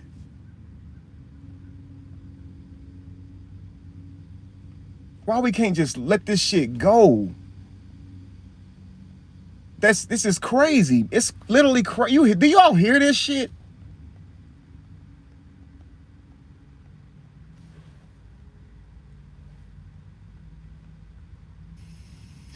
So I get in the bathroom, but I'm watching this nigga walk, right? And I say, who the fuck is this nigga right here? Like, this ain't my nigga. Like, this nigga looks soulless, nigga. Like, fucking soulless. What do you mean soulless? You don't believe in religion. What do you mean soulless? What did I do? Go sell it? I bartered my soul off and they really took my soul? Like they put my soul in a little small vase and walked off with that motherfucker and now I'm just a shell? What do you mean? What are you talking about? Soulless. And if you look at my eyes and they look soulless, now it's not me. And now you got a problem with who I used to be. So let's just say that wasn't me no more at that moment. Let's say something took over my body and he noticed it. Why is he talking shit about the man who he came there with, who's his best friend? He talking shit about the me before that day. He takes selfies, he treat women wrong, he manipulate the women. He manipulate them. That's what he do, he manipulate them. And then if you say something about it, he make them feel like they crazy. And if you a dude and he say something about him, he makes you look like you jealous. That's what he do, he motherfucking crazy, man, nigga crazy, cuz. Let's continue. And that nigga, he was like, what do you mean, right? Did he ever look up to you when you was talking to him in his face, confronting him about where he was? But he looked like empty, my nigga, like real shit. Like it was just weird, nigga. Like it, like so he didn't you have really, no life to him. So you at this point you bugging the fuck up on Kevin Wesley. Like nigga, what the fuck you been? Exactly. And that's how he treat me. I'm looking lifeless. I'm looking like I've been through something. I'm on shroom. My ass is over here fucked up, and you yelling at me. Who the fuck is you, nigga? What? What's up? What? Who the fuck is me? Just pop the fuck up out of nowhere. Exactly. Been looking for your for my nigga for like 2 hours. Nobody know where you. So he mad I'm missing and he mad I'm there. Where the fuck you come from, nigga? I should have stayed missing, bro. I should have stayed in the fucking lake.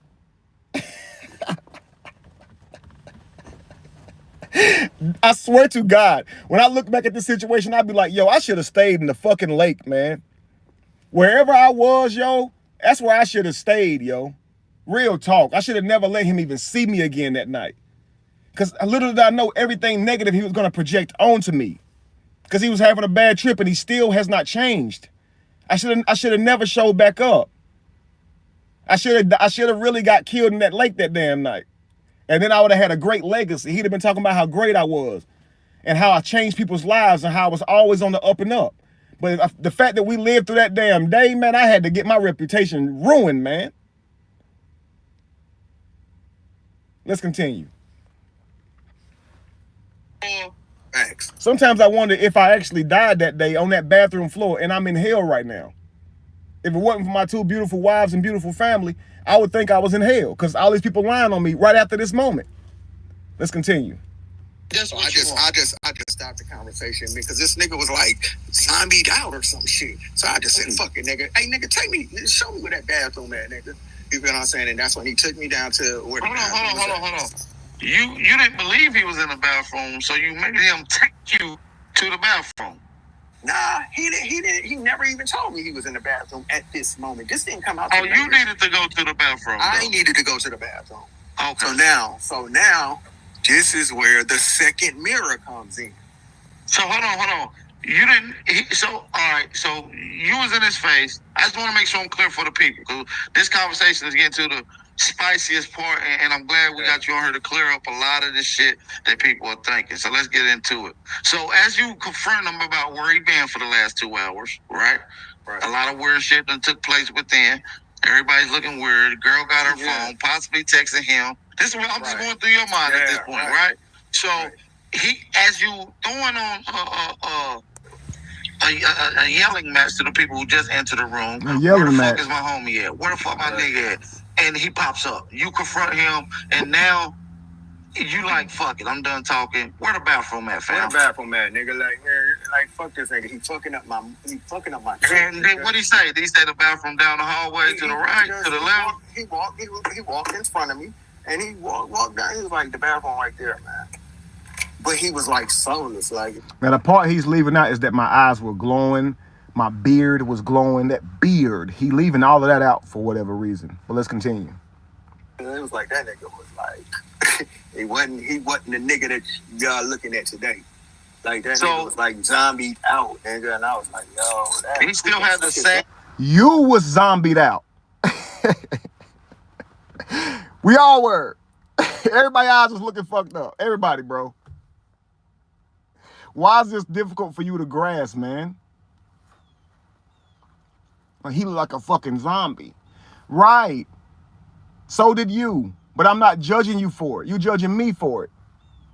Same energy that he had when you was confronting him on the couch when he walked you to the bathroom. Like, not the same dude. Like, yeah, he was like, it was like he was zombied out, nigga. Like, he didn't even know what I was talking about. Like, he was like, what you talking about, Cali? I said, nigga, you was gone for me. Anyway. So so the second mirror part come in. You say you get into the second. So now I'm in the bathroom, you know, and I go to this mirror. Now, this is the second time he's in the mirror. Now, the first time he was in the mirror, the motherfucker in the mirror, the monster beast motherfucker who his face had turned into a few different faces and then it's changed to this version, this beast of a person. And that person threatened to snatch him in that motherfucking mirror anytime he feel like it. You don't run shit when you walk in here.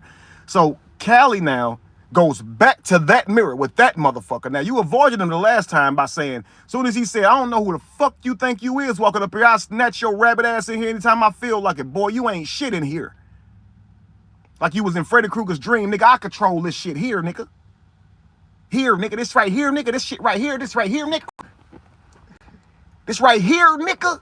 This shit right here, nigga. This shit here, nigga. This right here, nigga. This called cryptochronic cut life, nigga. I snatch your ass in this bathroom, nigga. So, first you said to yourself, yo, it's some crazy shit going on out there in a whole nother realm. And you avoided the motherfucker because, you know, I wouldn't want to fuck with a nigga like that could snatch me in the mirror either. But you went back to him. Let's continue. I look in this motherfucking mirror and here comes the face again. Oh, that shit. Motherfucker was like, that nigga said, who the fuck is Cali, nigga? So basically, let me tell y'all what's going on right now. No, you don't tell us what's going on. Basically, let us tell you what the fuck is going on. You're high. The people in the mirror are not real. Kevin is the same person as he was. Him looking soulless is because he's high. And you're deducing from his eyes that he looks soulless. So you believe that, but it's not true, and you're not thinking logically because you're high. You don't even believe in a soul.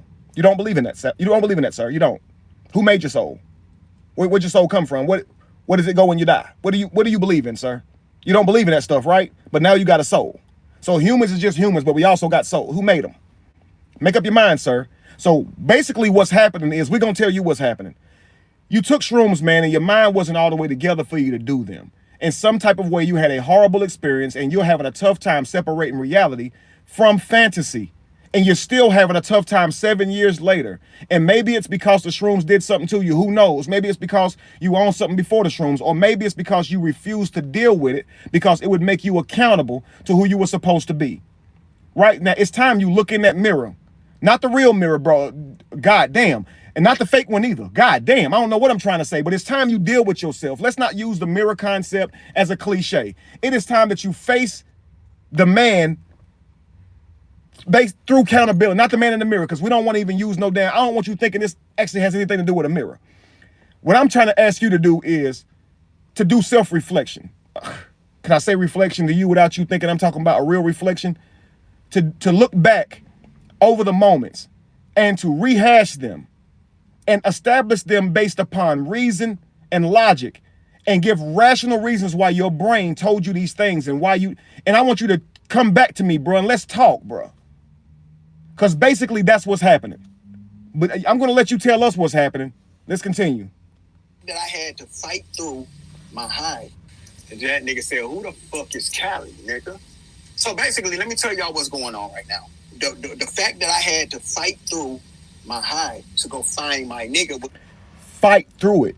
Jabs, uppercuts, hooks, eye pokes, bites, roundhouses, nut kicks, scoops.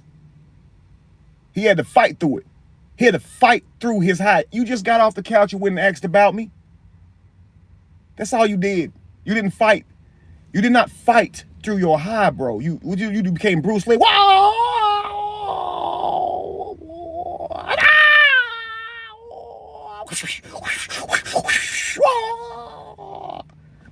through his high. Man, stop adding all these expletives to the shit. To try, stop. Let's go. Dealing with my character, dealing with my trip. Okay, so this. See this nigga fighting through the eye. Jab, jab, jab. Fighting through the high and shit. Come on, bro. Cut it with the cap. Let's continue. Trip was dealing with, when you keep hearing me, when the boys say, who the fuck is Cali? That part of the trip is dealing with me and my character. Who am I? Who the fuck is Cali? Cali, you're in a house, nigga, with a multi-million-dollar person, nigga. You could easily fall in line with some crazy shit, nigga, and nobody would ever know, nigga. So he's looking in a mirror, telling himself, yo, you could easily fall in line with some crazy shit nobody ever knew. Well, first of all, crazy shit would have to be going on for you to fall in line with it, right? Someone would have to make an offer to you of sorts. So you're just in your mind saying, yo, right now you could. Bro, if you'd have walked out there and offered your booty hole up to the whole house, people would have just looked at you like, bro, close your ass. It's not that type of party. They would have said you was wildin', bro. Because there was nowhere around there to sell your soul. There was nowhere around there to get fucked for a come up. Nowhere around there was come ups being handed out for fucks. None of that. It's all in your head, sir. Let's continue. And you'll be able to come around. Like, you see what I'm saying? Like, so how is this impacting my reputation? It's impacted my reputation a lot. When this story was first told, he told it from the standpoint that it was true. And all he did was said, you gave me this fruit and you tried me. So people were thinking that I really came on to him at this place. So people questioned me, said I was gay, started sharing the shit and reposting it. And yeah, it's definitely affected my reputation because people don't really care to hear the whole story. They just run with stuff. So that's why I'm addressing it today. And I guess by hearing this, you can see why it should have just been still a story. Let's go. Right on, Hollywood. Thank you. Let's continue. You in the bathroom. Yeah. You just used the bathroom. You're looking into the mirror, and this is what's. The logical mind would say, how in the hell does this fuck with Kevin's reputation? None of this has anything to do with Kevin. Every bit of this is his own psychological shit that he got to deal with. Kevin shouldn't have to explain a damn thing. Logical people would say that. But unfortunately, there's a lot of people out here who are not logical. Let's continue. Manifesting at this particular point. So the voice, the face came back and the nigga said, who the fuck is Cali? So again, right? So, cause see, now I'm getting ready to deal with the second part of my trip. Here we go. Shit goes bad. Bro, shit went bad already. It's been bad. It's been bad. The first encounter in the mirror where the person turned into a monster and threatened to snatch you in it. It's been bad from that point. So this is when it starts to get bad. Let's go. This is where the shit goes bad. Okay, so in the mirror, the face, the voice said, this is where the shit goes bad. Okay, so in the mirror, right? Fuck that mirror, bro. That mirror has ruined my life, man. In the mirror, right? This mirror do one more thing, bro. Let's go.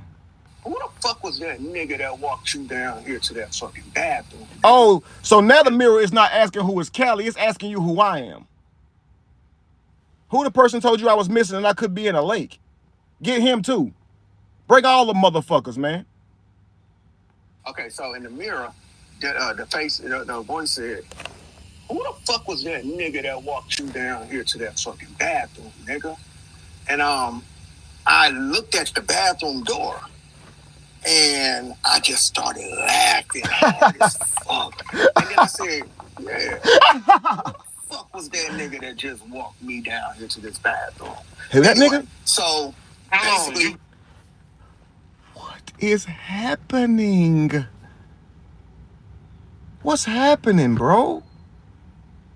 He said, who the fuck was that walked you to the bathroom? And you looked at the door and started laughing hysterically.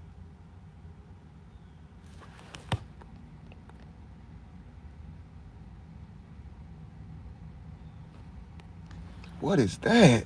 I'm confused on who it was, or you just questioning the actual dude that you see energy-wise? Yeah, energy-wise. So I'm asking myself, yeah. My cousin do this. He do that when somebody lying. Now I do it. He said that this was dealing with my energy. Listen. Hold on, you got confused on who it was, or you just questioning the actual dude that you see energy-wise? Yeah, energy-wise. So I'm asking myself, who the fuck was that nigga? Because that wasn't my nigga. Energy-wise? Energy-wise?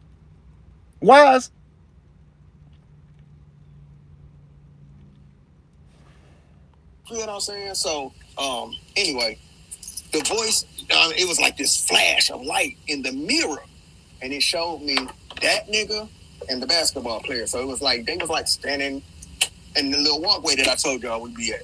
They were standing there. And no, I couldn't hear him laughing in the bathroom. It's a big house. So when I took him when I led him to the bathroom and said, that bathroom right there, bro, he walked in, shut the door. I went back and sat down. So while all this is going on in here, I'm on the chair, minding my business like this. In my head, having my experience. He's in there in the bathroom arguing with a motherfucker in the mirror, okay? Or the motherfucker in the mirror putting him on game. Let's continue. This is what you're visualizing at this particular It's in the mirror. It came in the mirror. So now, go ahead. Now, do you really think that it was in the mirror? Do you really believe that, bro? Do you really think it was in the mirror? Let's go. So I see them two. So basically, my higher self is telling me, hey, these some fucked up ass niggas right here. Both these niggas. Fuck your higher self, man. Tell him to keep my name out his motherfucking mouth. I don't want his opinions on me, bro. His mind is fucked up. Your higher self has no good faith. They always thinking the worst of people. Tell that motherfucker to keep me out his motherfucking mind, period, man. Don't talk about me, bro. Who the fuck are you? Who the fuck? Tell your higher self to bring his ass here, boy. Bring your ass here, boy. What fuck you mean? Bring your ass here, boy. Fuck you mean, boy. Damn, I'm about to get DC Young fly on this nigga, man. Like, bring your ass here, boy. Fuck you mean, boy. This nigga ain't did nothing to you, man. This mother. All right, let's go. They into some shit, nigga. They into some real dark celebrity type shit, nigga. What you gonna do, nigga? Like, what you gonna do? Like, that's what... Yo, they into some real shit. Them motherfuckers out there, bruh.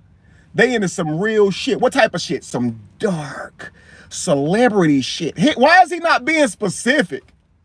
Why is your higher self just doing that shit? Just trust me, it's some dark celebrity shit.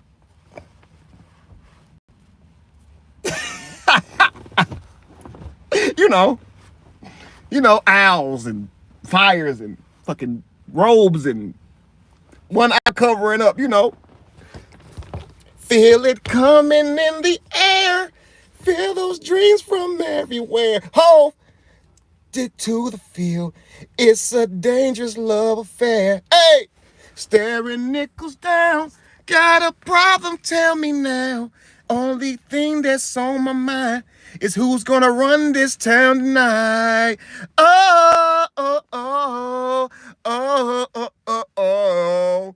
Yo, it's crazy how you can go from being... Yo, it's crazy how you can go from being slow, how you can go from being... Yo, it's crazy. I'm about to remake it. Yo, it's crazy how you can go from being so to a nigga on your dick calling you homo.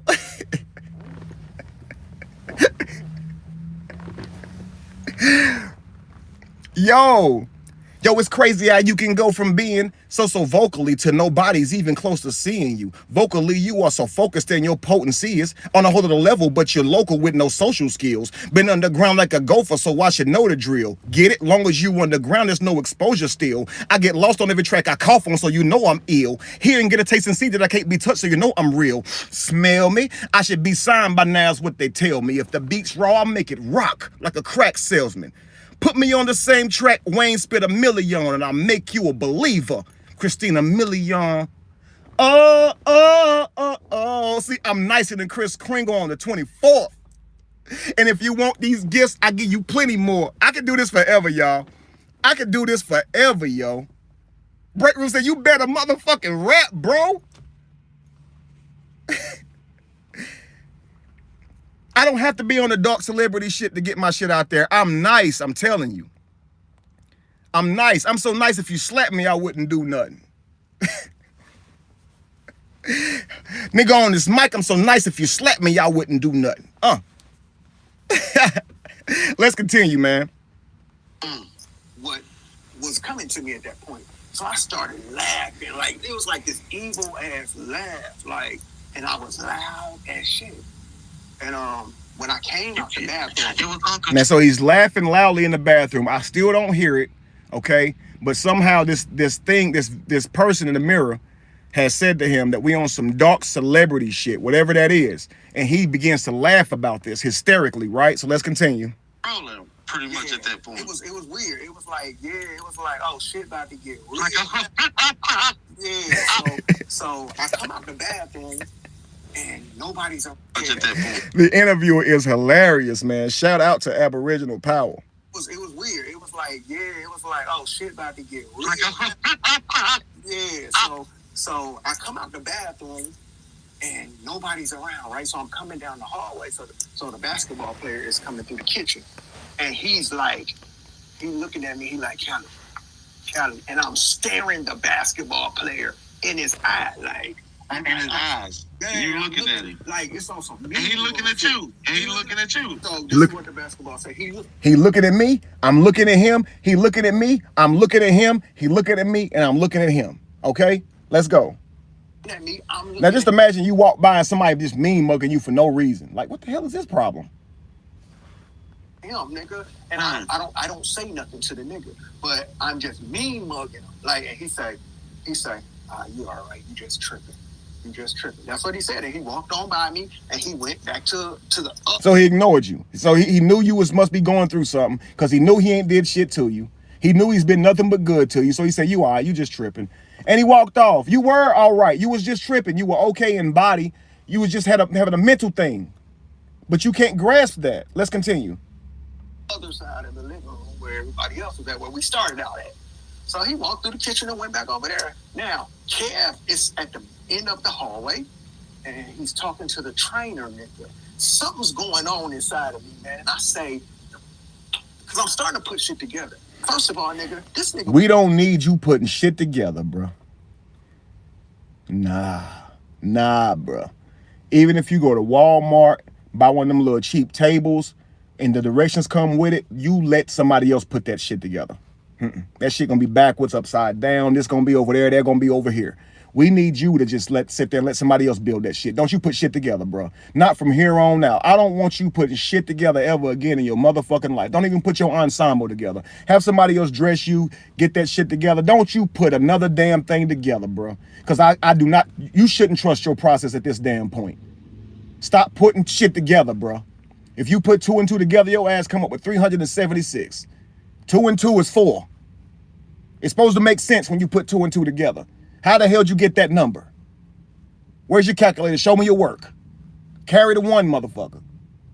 Let's go. I was missing for a minute, and nobody knew where this nigga was at. Y'all told me it was gonna be. I didn't tell nobody where I was. I just went. Who says that? Hey, everybody, I'm going to the bathroom.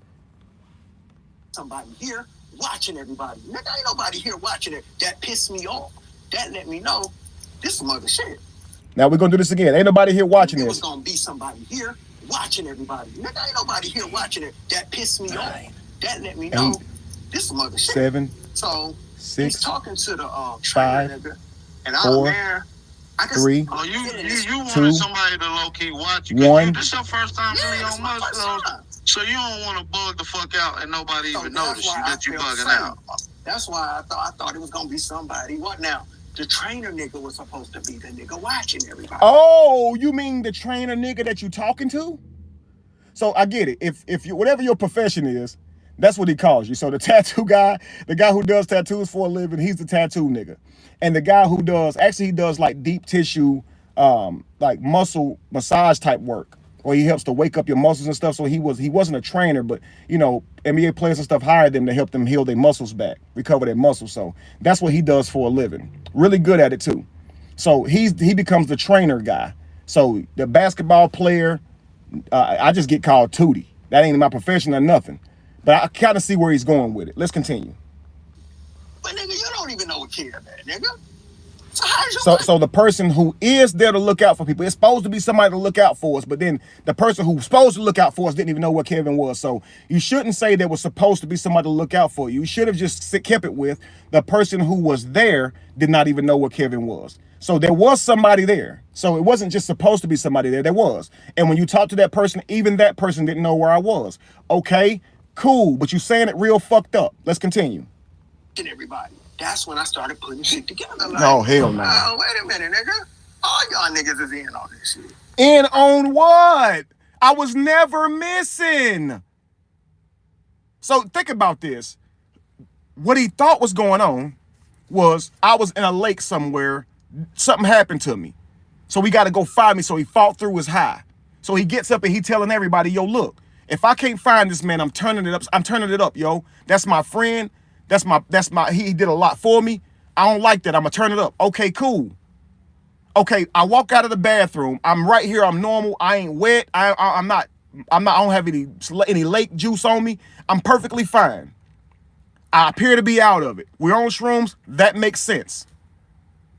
So now you go back into the bathroom. You come out the bathroom, or I don't know if we're still in the mirror or not. Maybe he's actually talking to the trainer dude. But somewhere in that talking to the trainer dude, he believes the trainer dude is in on this shit. What is this shit that he's in on? Let's go. All y'all niggas is in on this shit. So, I come down the hall. Kev is talking to the trainer nigga. I came and I stood right in front of the trainer nigga. Kev is on my left-hand side. How did we get out the bathroom? Hang on. But now, the trainer nigga, that let me know it's at the end of the hallway, and he's the other side of the living room, mean mugging him. Like, and he say, okay, he been came out, okay. Been over Kev, man, nigga. So how's you watching everybody? That's when I started putting shit together. Like, oh, wait a minute, nigga. All y'all niggas is in on this shit. Right? All y'all niggas is in on this shit. So, I come down the hall. Kev is talking to the trainer nigga. I came and I stood right in front of the trainer nigga. Kev is on my left-hand side. Now, I'm talking to the trainer, and Cali just walks right up with us, staring at the trainer. Right? Now, let's go. I stared the trainer nigga down. Like, I didn't say nothing to that nigga. I just stared at that nigga. Like, because he was getting ready to leave, but he talking to Kev. But he see me staring him down. Like, and I'm not saying nothing. I'm just looking at this nigga standing there. And Kev talking to the nigga. So the nigga ends up leaving, and I turn to Kev. And I say, hey, my nigga, what's going on, nigga? You know what I'm saying? So he like, man, come out. In an aggressive way or just like in a regular way? Yeah, because I'm putting shit together. Shit not right. Like, I'm not feeling shit right. So he said, come outside, Cali, come outside.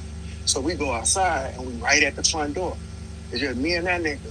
And I'm standing in front of that nigga, and I say, hey, nigga, who the fuck was that nigga that walked me down to this bathroom, nigga?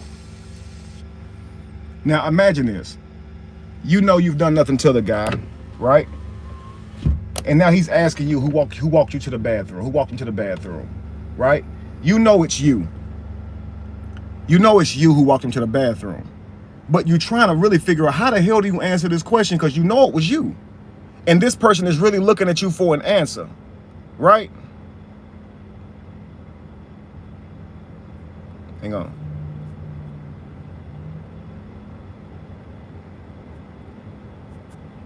He's really looking at you for an answer. You can see he really means that. Who walked me to the bathroom, nigga? You can really see that. Let's continue. He's like, what you mean? What you talking about, man? I said, yeah, that wasn't my nigga. Who the fuck was that nigga? He was like, man, I'm of course I'm gonna say, what do you mean? He had like he changes my voice. What you mean? What you mean, man? What you mean, man? What you mean, Brody? What do you mean? What you mean? Yo, who the fuck was that walked me to the bathroom, nigga? What do you mean? What you mean by that? Like, right? Drewski voice. What do you mean by that? Right? Let's continue. Hey, nigga, Cali, what did you see? What did you see? I said, nigga, you look soulless, nigga. Like, so this is at the point. Oh my God. This is at the He said, oh my God. And I said, bro, That's your high. That's why Cali on the first video says he's outside trying to explain to me everything that's been happening with him is actually happening with me. It's cause it is, sir. I'm not manipulating you. And that's when the other guy goes, he manipulating you, bro. He trying to manipulate you to make you think them things, them people in the mirror was lying to you. No, I'm trying to talk sense into him. You shut up. Let's continue. Where I tell this nigga I'm putting shit together. And I said, oh, nigga, you sold your soul, nigga. Oh, shit. Aboriginal Power said, oh, shit. So you sit here looking at him like, oh, I know what the fuck happened. Because I'm putting it together, right? Me and my higher self, the nigga in the mirror, the nigga who woke me up off the couch, we are all in one, in unison. Our powers have combined. We are Captain Planet. And we know, nigga. We know, nigga. This is at the point where I tell this nigga I'm putting shit together. And I said, oh, nigga, you sold your soul, nigga. Oh, you shit. sold your fucking soul, nigga. You ain't the same nigga. That's when, I put it together. Like, nigga, you don't ask for money no more. Whoa. So, whoa. My eyes look soulless because I don't ask for money no more. You dressing all, you dressing all nice now, nigga. I'm dressing all nice, and that's why my eyes look soulless now. So I was dressing nice and not asking for money when you came to the house, bro. So now that my eyes bugged out, you get it. Epiphany, he sold his soul. It's something wrong with you. Let's continue. Stuff. Always. So what do you mean by soul and soul? What do you mean by that? Can you explain? All right, so. Yes, not Captain Planet, Planet, Captain Planet, P-A-L, P-L-A-N space I-T. Captain, plan it the fuck out. Next time is what you need to be. Instead of make it the fuck up on the spot, you need to plan out what you're gonna say. Plan it. Prepare. Let's go. He all of a sudden stopped asking for money. Like, and he dressing nice, the basketball player, and I bought the nigga a car, nigga, a little BMW with the red seats and shit. I just noticed it. Then, okay, so you think he done sold? So, okay. He already did all that stuff. Bro, we rode in the car.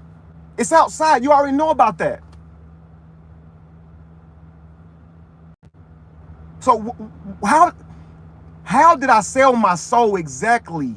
I let them fuck me? Is that what you're trying to say? You crazy person.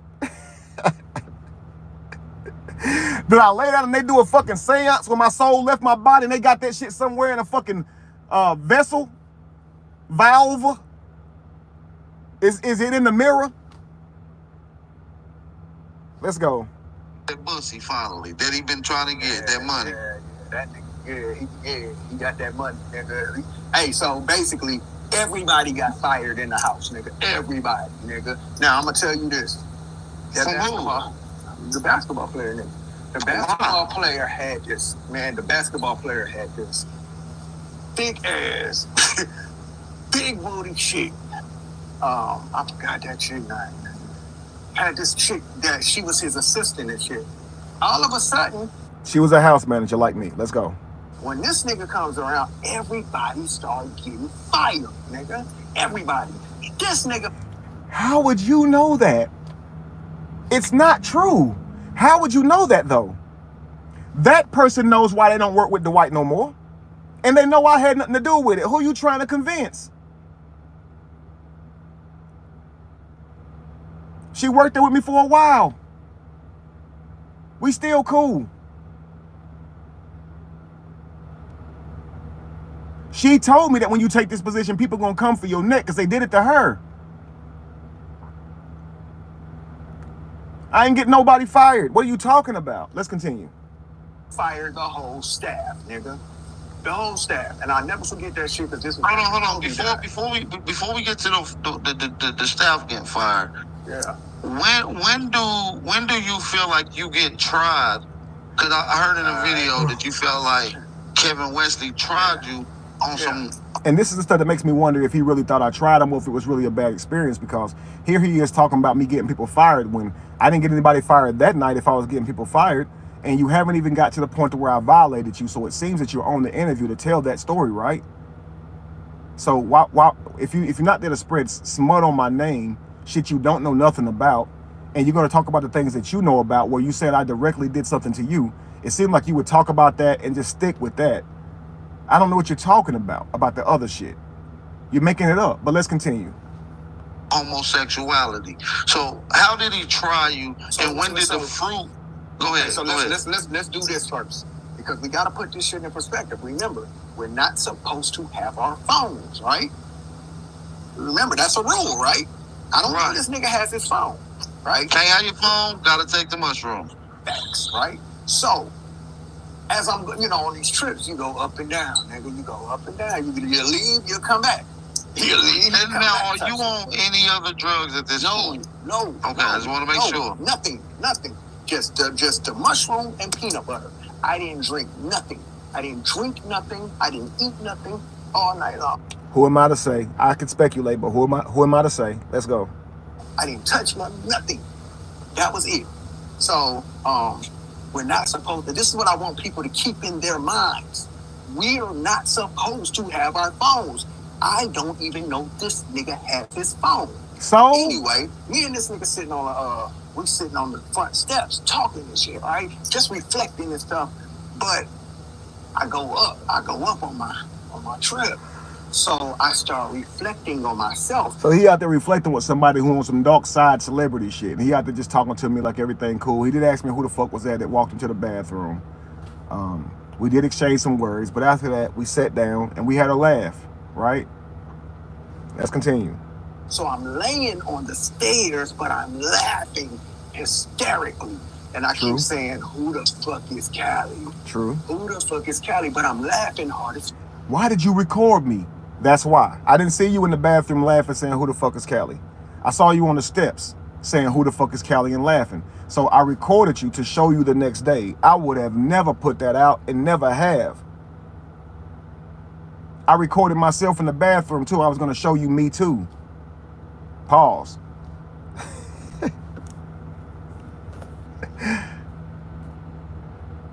I didn't do it to humiliate you, bro. Continue. Let's continue. Now, I knew there would be a video of me on them stairs, right? I knew it would be. How would you know that when you didn't know I recorded you till the next day when I showed Angie, your wife, the recording? I showed it to her. Cali didn't feel comfortable to come out to the house to get his things. He had brought over his filming equipment and things of that nature because we had planned to film some the next day. Okay, so he brought over his big old duffel bag with all his cameras and stuff in it. And so when he left all of that stuff there. Okay, now his wife comes out to the house maybe 3 or 4, maybe 5 hours later, midday, something like maybe that afternoon. I don't remember, but she came out to the house to get his things. I put his things in the back seat. I hopped in the front seat beside her and showed her the video, right? And what I said to her was, I promise you, nobody tried anything with him. Nobody did anything to him. Everything's fine. He was just tripping. Here's a video of him just tripping. Look, we had a good time. I'm thinking we had a good time. I didn't know about all the shit going on in his head, right? But let's continue. She goes back and tells him, and he goes, oh, they was going to record me because they going to try to make me look crazy. Again, he's coming to these conclusions on his own. Let's continue. Because that nigga has cameras all over the place, right? So I thought it would have been a surveillance camera. I never knew this nigga actually had his cell phone secretly filming me in an altered state of mind, nigga. Why would you do that? We're not even supposed to. Why would you film your nigga? And now here's the sad part. We've had conversations where I've explained to him exactly why I filmed him. Now, we can have the conversation and I can tell you why, and you can still not like the reason why. You may say, I still don't like that reason, bro. You shouldn't have recorded me. And that could be fine.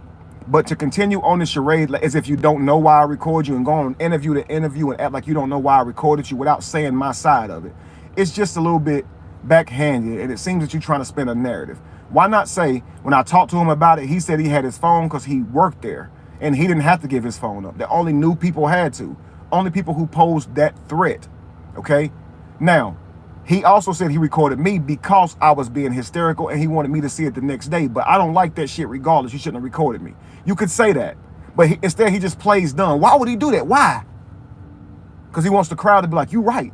Him recording you means that they in the Illuminati, he gay, and the person you said in the mirror was right and real. Let's continue. I ain't got the rule, nigga. We're not. That's some snake ass shit. That further let me know, nigga, you had an agenda, nigga. You were gonna use that fucking footage. So what was you doing? Break room told Reddit you don't want no shrooms. What Reddit say? When allegedly you're getting videotaped. I was laughing. Peace, Reddit. Welcome in, guys. Thank y'all for watching and tuning in. I was laying on the stairs, laughing hysterically. Like, and I just kept saying, who the fuck? At what exactly, if you don't mind me asking? At what was you laughing? At what was you laughing at, if you don't mind me asking? Just myself, just who I am, just my character. Like, there was a bunch of stuff coming to me, like, and I was just laughing, like, on this trip. Anyway, the nigga left me out there on the stairs, right? I find my way back into the house later, because I remember you go up and down on this trip. I'm out there, nigga left me outside on the stairs. Anyway, so fast forward, I get back in the house. I didn't leave him on the stairs. I asked him, I said, hey, bro, we've been out here for a minute. You want to go back inside? He says, nah, I'm going to stay out here for a little while. I said, well, I'm going to go back in for a minute, right? I went back in there. About 20 minutes later, I saw him at the back of the house looking through the window, right? And he feels like I left him out there. I didn't leave you. The door was right behind you, so you on the steps. All you have to do is stand up and walk back up the porch, and the door was right behind you. You could have walked right in, and you didn't. Some kind of way you walked around the house and all that stuff. Let's go.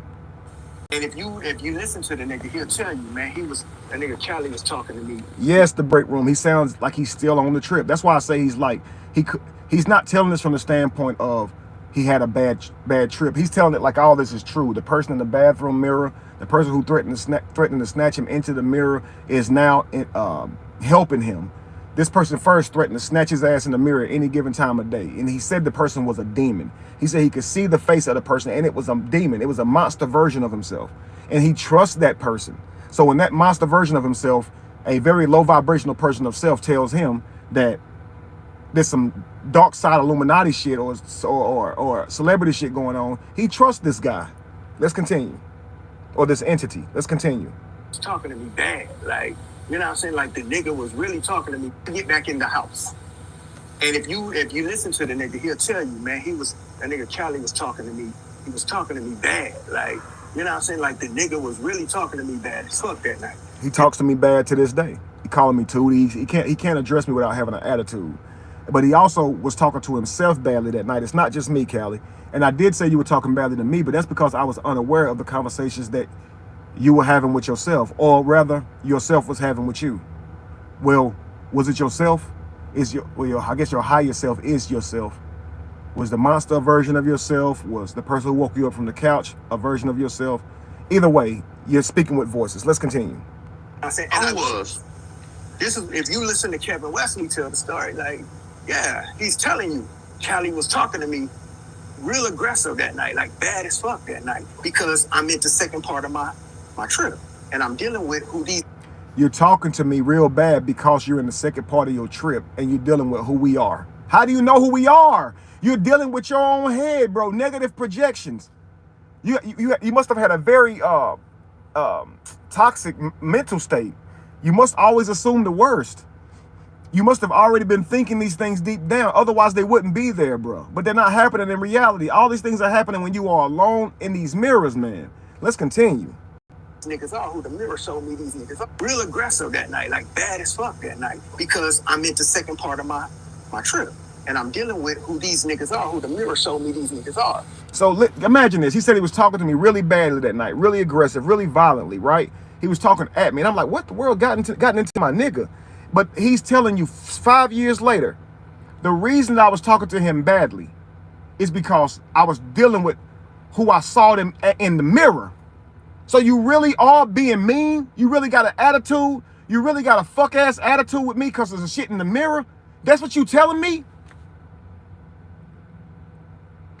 So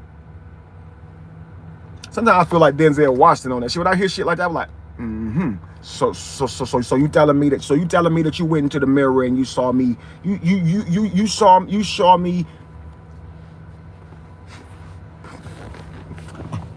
So you saw me in the mirror. You saw me in the mirror doing some dark side, what celebrity type? What did you see? What did you see? Huh? Huh? So you saw some dark side stuff? Yeah, nigga. Okay, my nigga. That's how I be feeling when I hear that shit. I'm like, so you telling me that you went into the mirror, right? And you, how you go? I'm putting cases on all you voices, nigga. You niggas is gonna be in somebody else's head when I get finished with you, nigga. Huh? You niggas will never see the light of day. Nigga, who the fuck do y'all think y'all are, nigga? I'm still working on it. I'm still working on my impression. Don't tell me what you think of it now. You might discourage me. Let me work on the song. Let's go. So I'm not. Which is these niggas. Evil people. Some evil people. Some old dark gay celebrity. Excuse me. It didn't even really show me no gay shit. Am I embarrassed that I did not go to Cali's house? No. Why would I go to a man's house? I think he was serious? That he meant he's gonna come outside and give me a fair one if I come to his house? No, Kelly said in several videos, don't come looking for me and I won't come looking for you. But if you come looking for me, I'm gonna shoot you. He has said this several times. So him saying come to my house is just a way for him to not have a conversation with me online. I already know it's gonna be a waste of gas and time to go to that man's house. You gotta think about this. When he hopped on the camera to have the conversation with me, the first thing he goes, I know you live in Georgia now too. Like it was a threat. Why are you telling me this, that you know I live in Georgia? What's that supposed to mean? So I said, what's that supposed to mean? What's that supposed to mean? Right? Because I got children in this house, right? And so if you're trying to tell me that do you want me to think you're dangerous? You telling me you know where I live? Someone told you where I live? Right, somebody told you where I lived. Okay, cool. So are you telling me that you dangerous? Because if you telling me you actually dangerous, I will get up and come from my house to yours to make sure you can't come to mine, because my goal is to protect my children, protect my family. Does this make sense, family?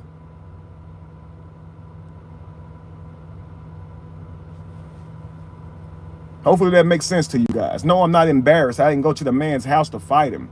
I'm not embarrassed that I didn't let him trick me off the streets. No, I'm not embarrassed by that. Let's continue. He just showed me like some dark celebrity, these niggas. Evil people. Some evil people, some old dark gay celebrity. Excuse me. It didn't even really and I'm listening to the story like, yeah, he's telling you, Cali was talking to me real aggressive that night, like bad as fuck that night, because I'm at the second part of my trip. And I'm dealing with who these niggas are, who the mirror showed me these niggas are. So I'm not. Which is the mirror showed you, or the entity in the mirror showed you? Because we're not gonna sit here and try to start making it like the mirror is not just an inanimate object, but now the mirror is a thing of messages, right? So mirror on the wall. Let's go. These niggas. Evil people. Some evil people, some old dark gay celebrity. Excuse me. It didn't even really. See, he projects. He can't say my mind came up with this stuff. He has to say the mirror showed it to me. So he's actually projecting onto the mirror that this inanimate object even did some shit. So I did some shit. The mirror did some shit. The foreign wall was shaking for real and did some shit. It's like when you hear the story told, it's like he can't separate that line of reality and fantasy, right? Let's continue. Show me no gay shit. He just showed me like some dark celebrity rings. Like whatever these celebrities be into on the low type shit. Right. You know what I'm saying? Whatever. What? These niggas. Evil people. Some evil people. Some old dark gay celebrity. Excuse me. It didn't even really show me no gay shit. It just showed me like some dark celebrity rings. Like whatever these celebrities be into on the low type shit. Right. You know what I'm saying? Whatever that shit be. It didn't even show me no gay shit. But all right. I go inside, right? And I walked right past that nigga. And I go lay on the couch. So him So it's just some vague celebrity dark side shit. It doesn't really show him what it is. So whoever this person is that's dropping these damn ideas in his head, they don't even really elaborate. They're just vague, and that's enough to convince him to be my enemy, man. Let's continue. Somebody who he say he respect, who's been there for him, who's helped him wake up from different religions, helped him with his father, had his back the whole time, invited him to the house, is still currently friends with him until this moment. You turned on him for a vague ass idea that came from a mirror. Let's continue. And Dwight, and it's a chick in there. So it's him, Dwight, a chick, and a dark-skinned nigga, all sitting in the living room at this time. I walk. Why say a dark-skinned nigga? Why did he have to be dark-skinned? You said it was a chick and a dark-skinned nigga. How come it just could have been a chick and a dude? Or a chick and a nigga? Why they have to be? If she was dark-skinned, would she have been a dark-skinned chick? Like, what the hell going on with your descriptions, brother? Tattoo dude, the trainer dude, the chick, and the dark-skinned nigga. Chick in there, all right, and I walked right past that nigga, and I go lay on the couch. So him and Dwight, and it's a chick in there. So it's him, Dwight, a chick, and a dark-skinned nigga, all sitting in the living room at this time. I walk right past. So four dudes, one girl. Yeah. So I walk right past these niggas. Remember, I said I was by myself all night. So I went back to my spot on that couch. Like, I walked right here trying to... He keeps saying he was by himself all night. Dude, you fucked everybody's shit up, bro. You did, man. And to you, it may have seemed like you was by yourself all night, but those moments when you were in front of people, you were a complete handful, bro. Let's continue. And I walked right by this nigga, like, mean mugging this nigga, like... And we could see you walk by mean mugging. We saw your attitude. We was like, what the hell is your problem? What is wrong with this man? Why is he so angry? It's like, bro, get your friend. So I couldn't even really walk around and mingle with people because they was all like, Kevin, go sit with your friend. This motherfucker, wow, keep him away from us, bro. So I went into the living room where Cali was and sat with him. Let's continue. Shut the fuck up, nigga. Like, you know what I'm saying? And I go lay back down on the couch because I want to see what else is about to come to me, right? So, nigga, I'm sitting, I put a pillow over my, I lay on the couch and I put a pillow over my face. Because I'm trying to, you know, make it dark over my face so I can, you know, deal with the trip. Nigga, next thing I know, I started hearing these little moans and shit. Like, what you mean? Yeah, so it sounded like. You started hearing moans coming from where? The next room. It was like the next room, right? But I had already... The room that he just walked through, that's a living room that everybody's in there, fully clothed, just talking. Now all of a sudden he could hear moans coming from the room. So this is what I mean by you're in there on shrooms listening, and you hear moans, and what's attached to these moans? Sexual shit, right? Not just somebody's in there going, But I can't say I heard nobody in there even moaning at that time, or groaning, whatever you would call it. Let's continue. I told myself, nigga, I don't care what I hear, nigga. I'm not going to look at nothing, nigga. I'm not peeking my head into nothing. So now you told yourself, no matter what you hear, you're not going to look at nothing or anything. Oh, okay. I lay right here, nigga, and I'm gonna deal with my trip, nigga. So that's why when people be like, why didn't you do this and why didn't you do that? I knew what my higher self told me to do. This is why didn't nobody get beat up in there that night, nigga. Cause see, so it's like, so he really is still referring to this outside version of himself. So his higher self already put him on game, and that's why he didn't leave. That's why he didn't really act out, because his higher self had already told him that night, and he still believes this. That's why he didn't beat nobody up, he's saying. Let's continue. I knew my higher self told me, ride the fucking trip to the end. Like, so these niggas talking about that, nigga, I seen them niggas in the chat talking that whole shit, nigga. But anyway, see, the niggas in the chat talking whole shit are the people who don't believe him. That's how you treat people who don't believe him. Let's continue. Notice that's consistent with Lyon and them. If you don't believe them, they treat you like shit. They talk shit to you. Now you're a bad person. There's a whole lot wrong with you. It's whole shit. You lame as fuck. These weak ass niggas who just be hating. It can't be just you have a different opinion. Let's continue. So you hearing the moans. Your trip is going up and going down at this particular point. So I'm laying on the couch, right? And I hear the little malls and shit. So basically, I said, they tossing no girl up in there. Like, you know what I mean? I was like, they in there tossing no girl. Because you don't see the girl no more at this point.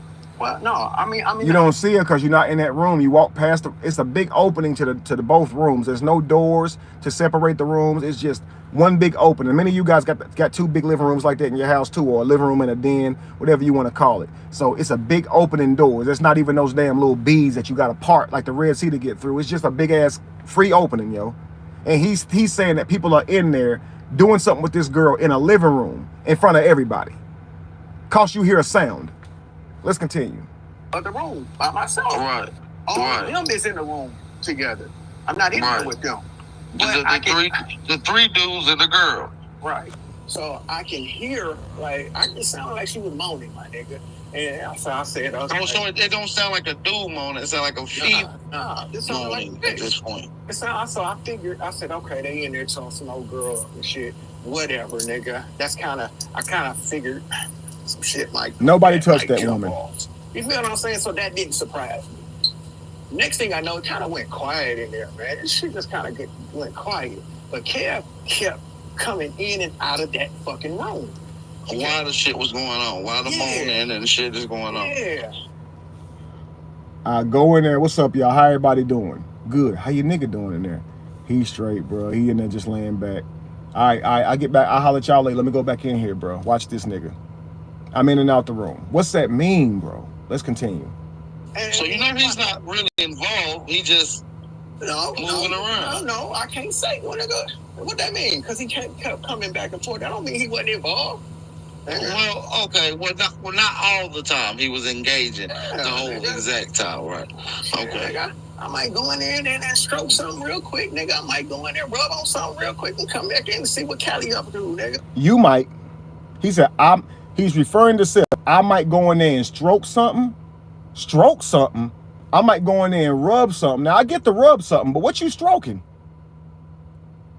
He spoke that shit in first person. Listen. Time he was engaging the whole exact time, right? Okay. Nigga, I might go in there and stroke something real quick, nigga. I might go in there and rub on something real quick. Not he might. He could go in there and rub on something. He could go in there and stroke on something. Who knows? He said, I might go in there and stroke on something. I might go in there and rub on something, nigga. Like, why are you saying it like that?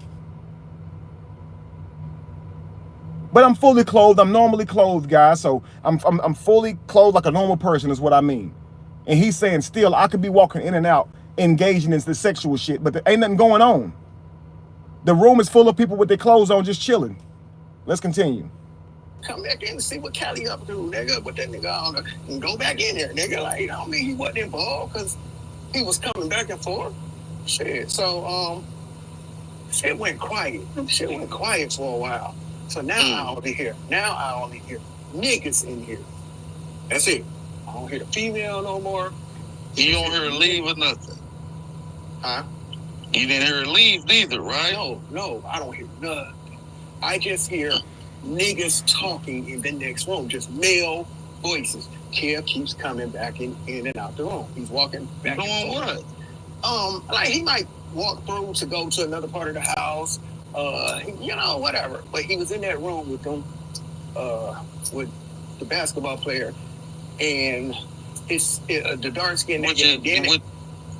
The White House, like the dark skinned dude, and but Kevin.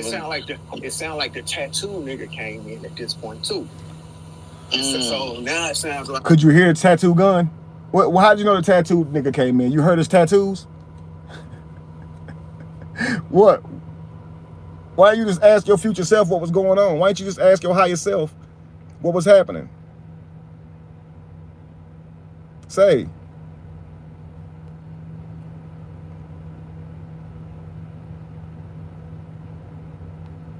Say, y'all. Why didn't he just ask his higher self what was going on in there? Let's continue. Like with Kev in the room, it sounds like it's 4 niggas in the room. But it started out, I could hear them chit-chatting and shit, talking shit, da-da-da-da-da. And nigga, I started hearing the little... They was in the room laughing at him, but it was more like, yo, you need to check on your boy tomorrow, like he might not be all there. They was like saying, everybody mind ain't built for this, everybody You know, just because they might seem normal in a normal aspect of things, don't mean that they mind can handle that type of stuff. Some people barely holding on. Let's continue. Weird ass conversation. Hear the basketball player talking to one of them niggas like on some fruity shit, nigga. I was like, really? You heard the basketball player talking to the niggas back there on some fruity shit? So they just back there like on some fruity shit, right? Hey, y'all. Something fruity shit. What do y'all think about that? Yeah. I'm down with the fruity shit. Yeah, balls. Yeah, lick them. Yeah, penis heads. Yeah, bunch of fruity shit. Male nipples. Taints.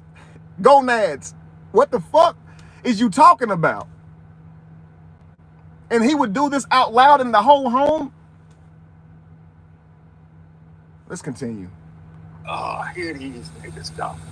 You know what I'm saying? He said he was like, here these niggas go on the fruity shit. Let's continue. I wasn't surprised. Like, it just didn't surprise me. Like, I already knew this is a... Why'd you take him there? If it didn't surprise you, and you already knew some gay shit was a possibility, why you take him? Nothing gay is happening, but if you thinking that in your mind, it should have never led to you even being there, bro. If I thought for one instant it's some shit like that going on, I'm not going. What you talking about? Possibility. I know whose house I'm at. But these niggas better stay the fuck away from me, is where I was. Right. So notice, I'm always by myself. I'm not with none of them niggas. So, I'm gonna just fast forward. Why fast forward? Fucking niggas moaning. It sounded like the basketball player nigga was moaning that shit. The White House was moaning. Clout. And I'm like, oh.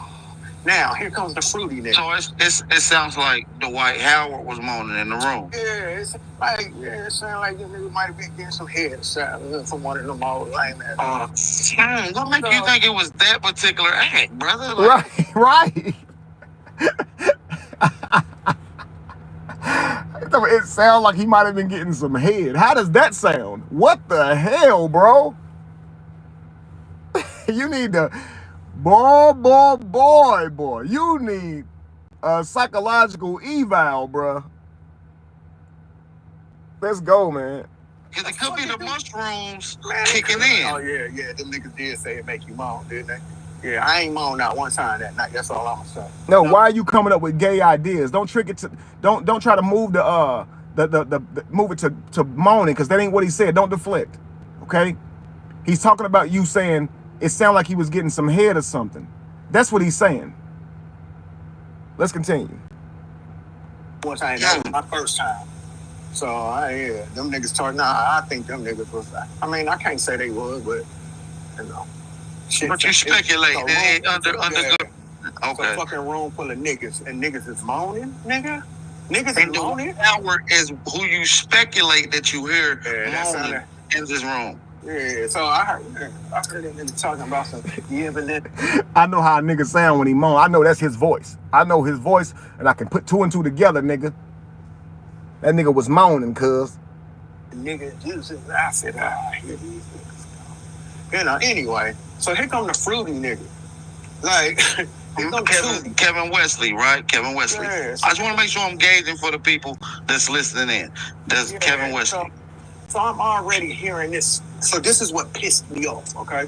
Because remember, we on a trip, right? So what I'm hearing sexual noises, and then here comes this tutti fruity ass nigga with a fucking bowl of fruit.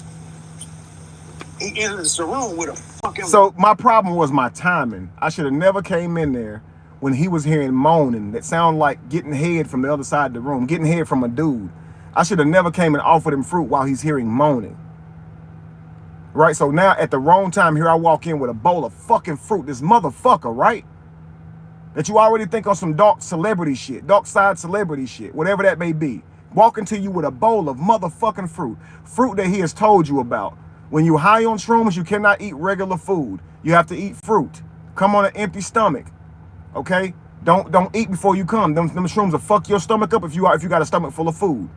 It's better that you even fast for a couple of days if you can. I did call him with a spur of the moment, but I did ask him when the last time you ate. Oh, I ain't ate since 2 o'clock this afternoon. You should be good. But you cannot eat food when you're on the shrooms, family. The fruit helps to rehydrate you, okay? And it's the most delicious thing you'll ever try. Let's continue. That's why I offer fruit, because I want people to have the experience of it. We can sit and talk about it later, bruh. Did you see? It's like they're removing our taste buds with the processed foods. If fruit tastes like that, none of us will be going to McDonald's or none of that place. But when you own them shrooms, man, you get the real taste of what fruit must taste like to real fruitarians like gorillas and our apex. I mean, our evolutional ancestors. Let's continue. The fruit, and he like. I mean, is he at least dressed? Yeah, he dressed like nigga dressed and shit. So the nigga comes, and so I'm laying on one side of the couch, and he said, "Hey, Cali," he said, "Hey, the best way to deal with this shit sometimes is to eat some cold fruit. You know what I'm saying? When you on these trips, my nigga. So psychologically, the shit pissed me off because I'm hearing fruity ass noise in the other room, nigga, and this fruity ass nigga come bring me some fucking fruit. So nigga. I'm fruity. You hear fruity ass shit in the other room, and this fruity ass nigga, if you put 2 and 2 together, it's fruity shit, fruity nigga, it's fruity. What? I'm not fruity. Is the turn of phrase, is the euphemism from fruit to fruit being gay? Because you know fruit also means like you crazy, right? You call somebody a fruit cake, you're calling them crazy. So fruit don't just mean gay. So am I crazy too? Let's continue, man. Hold on. So you at this particular point, you think you heard Dwight Howard moaning. Minutes later, he's out and he's bringing you fruit, saying, "Listen, bro, you could dehydrate, and some of the best ways to help with this is I didn't tell him that night. I've already told him this, but let's continue.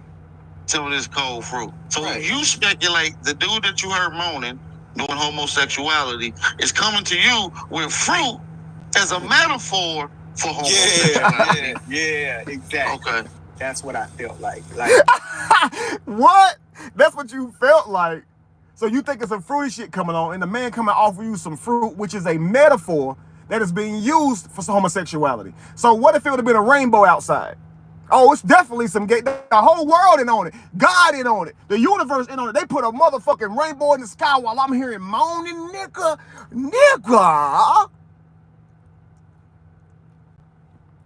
It's a movie where, you remember Martin, where Tommy was possessed, and he was like,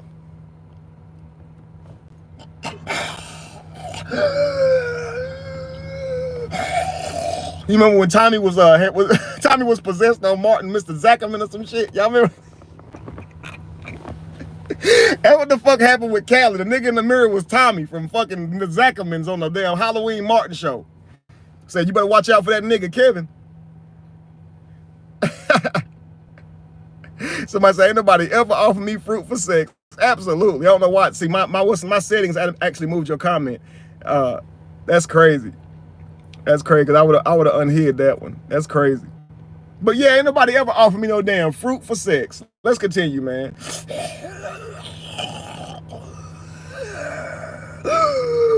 Dark side Illuminati. That's why I flipped out on him when I said it the first time. I was like, nigga, get the fuck out of here with that fucking fruit, nigga. Like, so that's what I said to the nigga. So no, he didn't. He was laying back with one arm over his eyes like this on the couch. I was standing at the foot of the couch on the outside of the counter table. So I'm about 8 feet from him. And I said, hey, Cali, you want some fruit? I handed the fruit down like this so he could see the fruit that's inside, because I'm standing up and he's laying down. Bro, you want some fruit? He says, he does like this. He barely looks up. He goes, no, I don't want no fruit, man.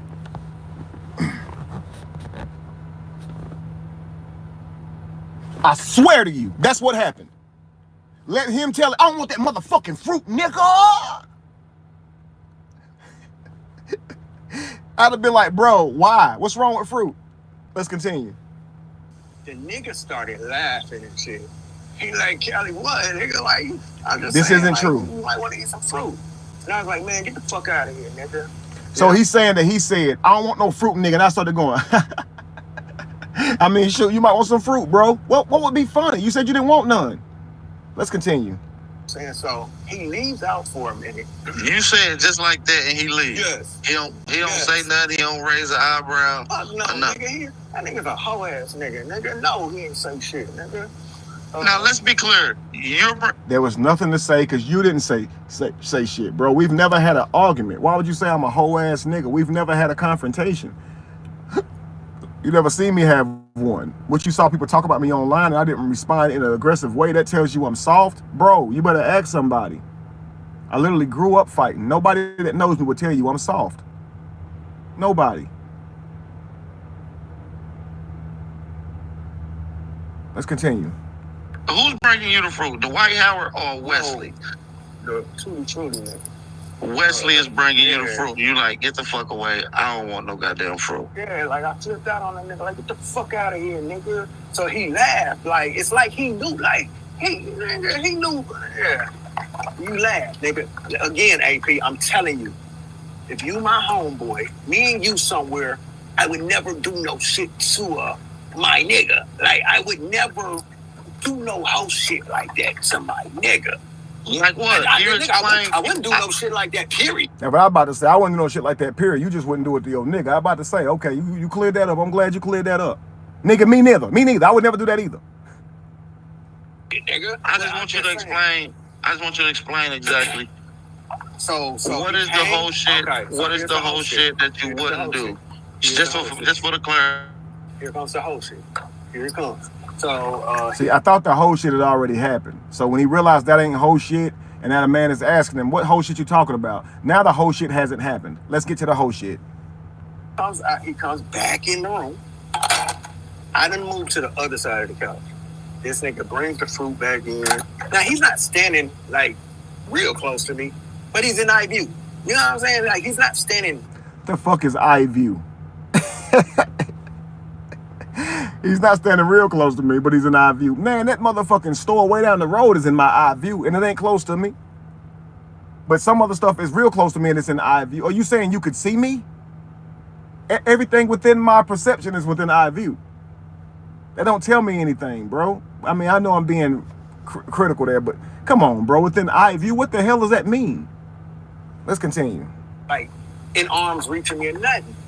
But he's like standing by the table. So I'm not even in arm's reach of you? Let's go. And, you know, in the living room. And the nigga say, Cali, he put the fruit down between, like, he in front of his crotch area. I moved the pillow, right? So, because the nigga. So where was it at first? Where was the fruit bowl at first? His hand, and like in his hand, by, you know, just like up to his chest. Yeah, like he was just trying to offer a bowl of fruit. So the nigga comes back in. So he was just trying to offer a bowl of fruit. That's where it was. The fruit was first in his hand, up by his chest. Who walks around like this? But anyway, it was as if he's just gonna offer a bowl of fruit. That's how he came in with it, right? That's what he just said. Now let's continue. But he comes back, and then the nigga like, with this little sing-song shit, Cali, you sure you don't want no fruit, Cali? But the nigga like, that's how he's talking. Yeah. So the nigga like got the fruit though, like down by his crotch area and shit. Like lowered the fruit, like. Cali. So he moved the fruit from his chest. So he's moved the fruit from his chest, and he's now singing, Cali. Yeah. Do you want fruit and shit, nigga? All right. Like, nigga, okay. What the fuck is you on, nigga? Like, I'm like, damn. get the fuck out of here, nigga. So he left. Why didn't you say my hips was shaking? Why didn't you say and my hips was shaking? Dude, you gotta say it all, bro. Cali, you want some fruit? What the fuck, bro? Let's continue, man. He left and went back. He just leave. He didn't raise the eyebrow or nothing. That shit hit different. No, he left. He left the fuck out that room, nigga. So at this point, Cal. Like you said, I don't move like that funny or flirt. Right. If I move like that, I would at least try to come on to y'all like that. This is wild. Let's continue. Let me ask you this. Do you feel violated at this point? I feel violated, right? But like he tried. You feel violated. Because I offered you some fruit. And I really did not say no. Cali, you want some fruit, nigga?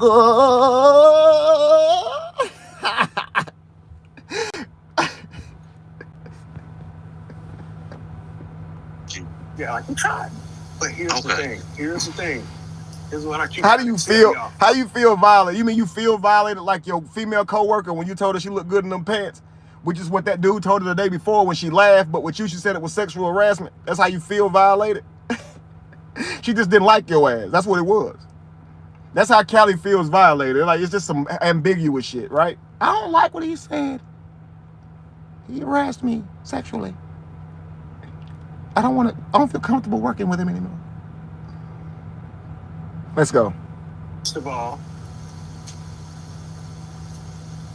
my higher self told me just go to the end. He never touched me. The nigga never touched me. The nigga ain't never, like, I didn't get violated physically.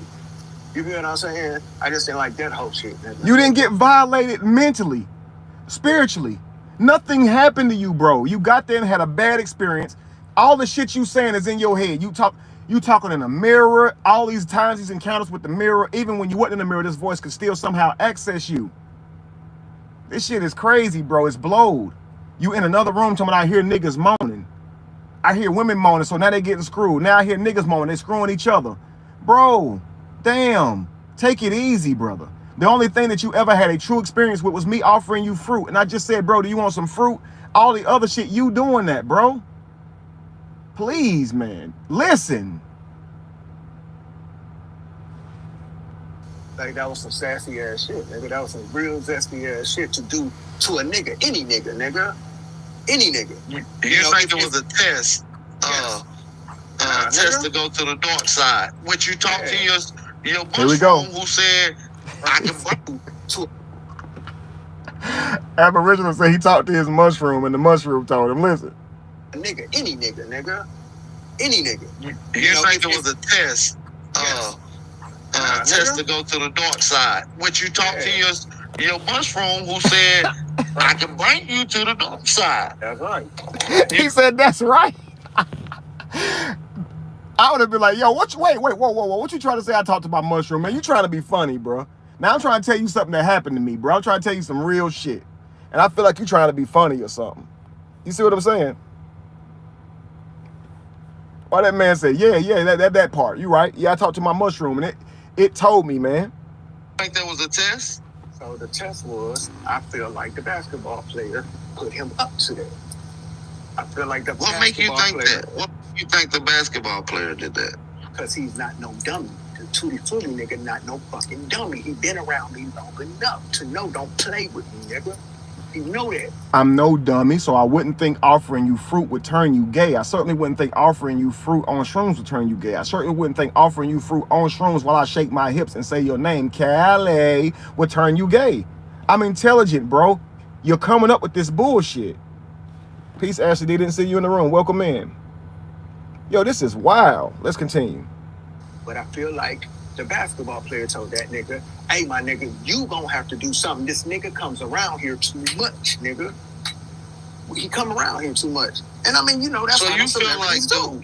So you felt like Dwight Howard tried to use Kevin Wesley to get you involved in some type of sexual acts.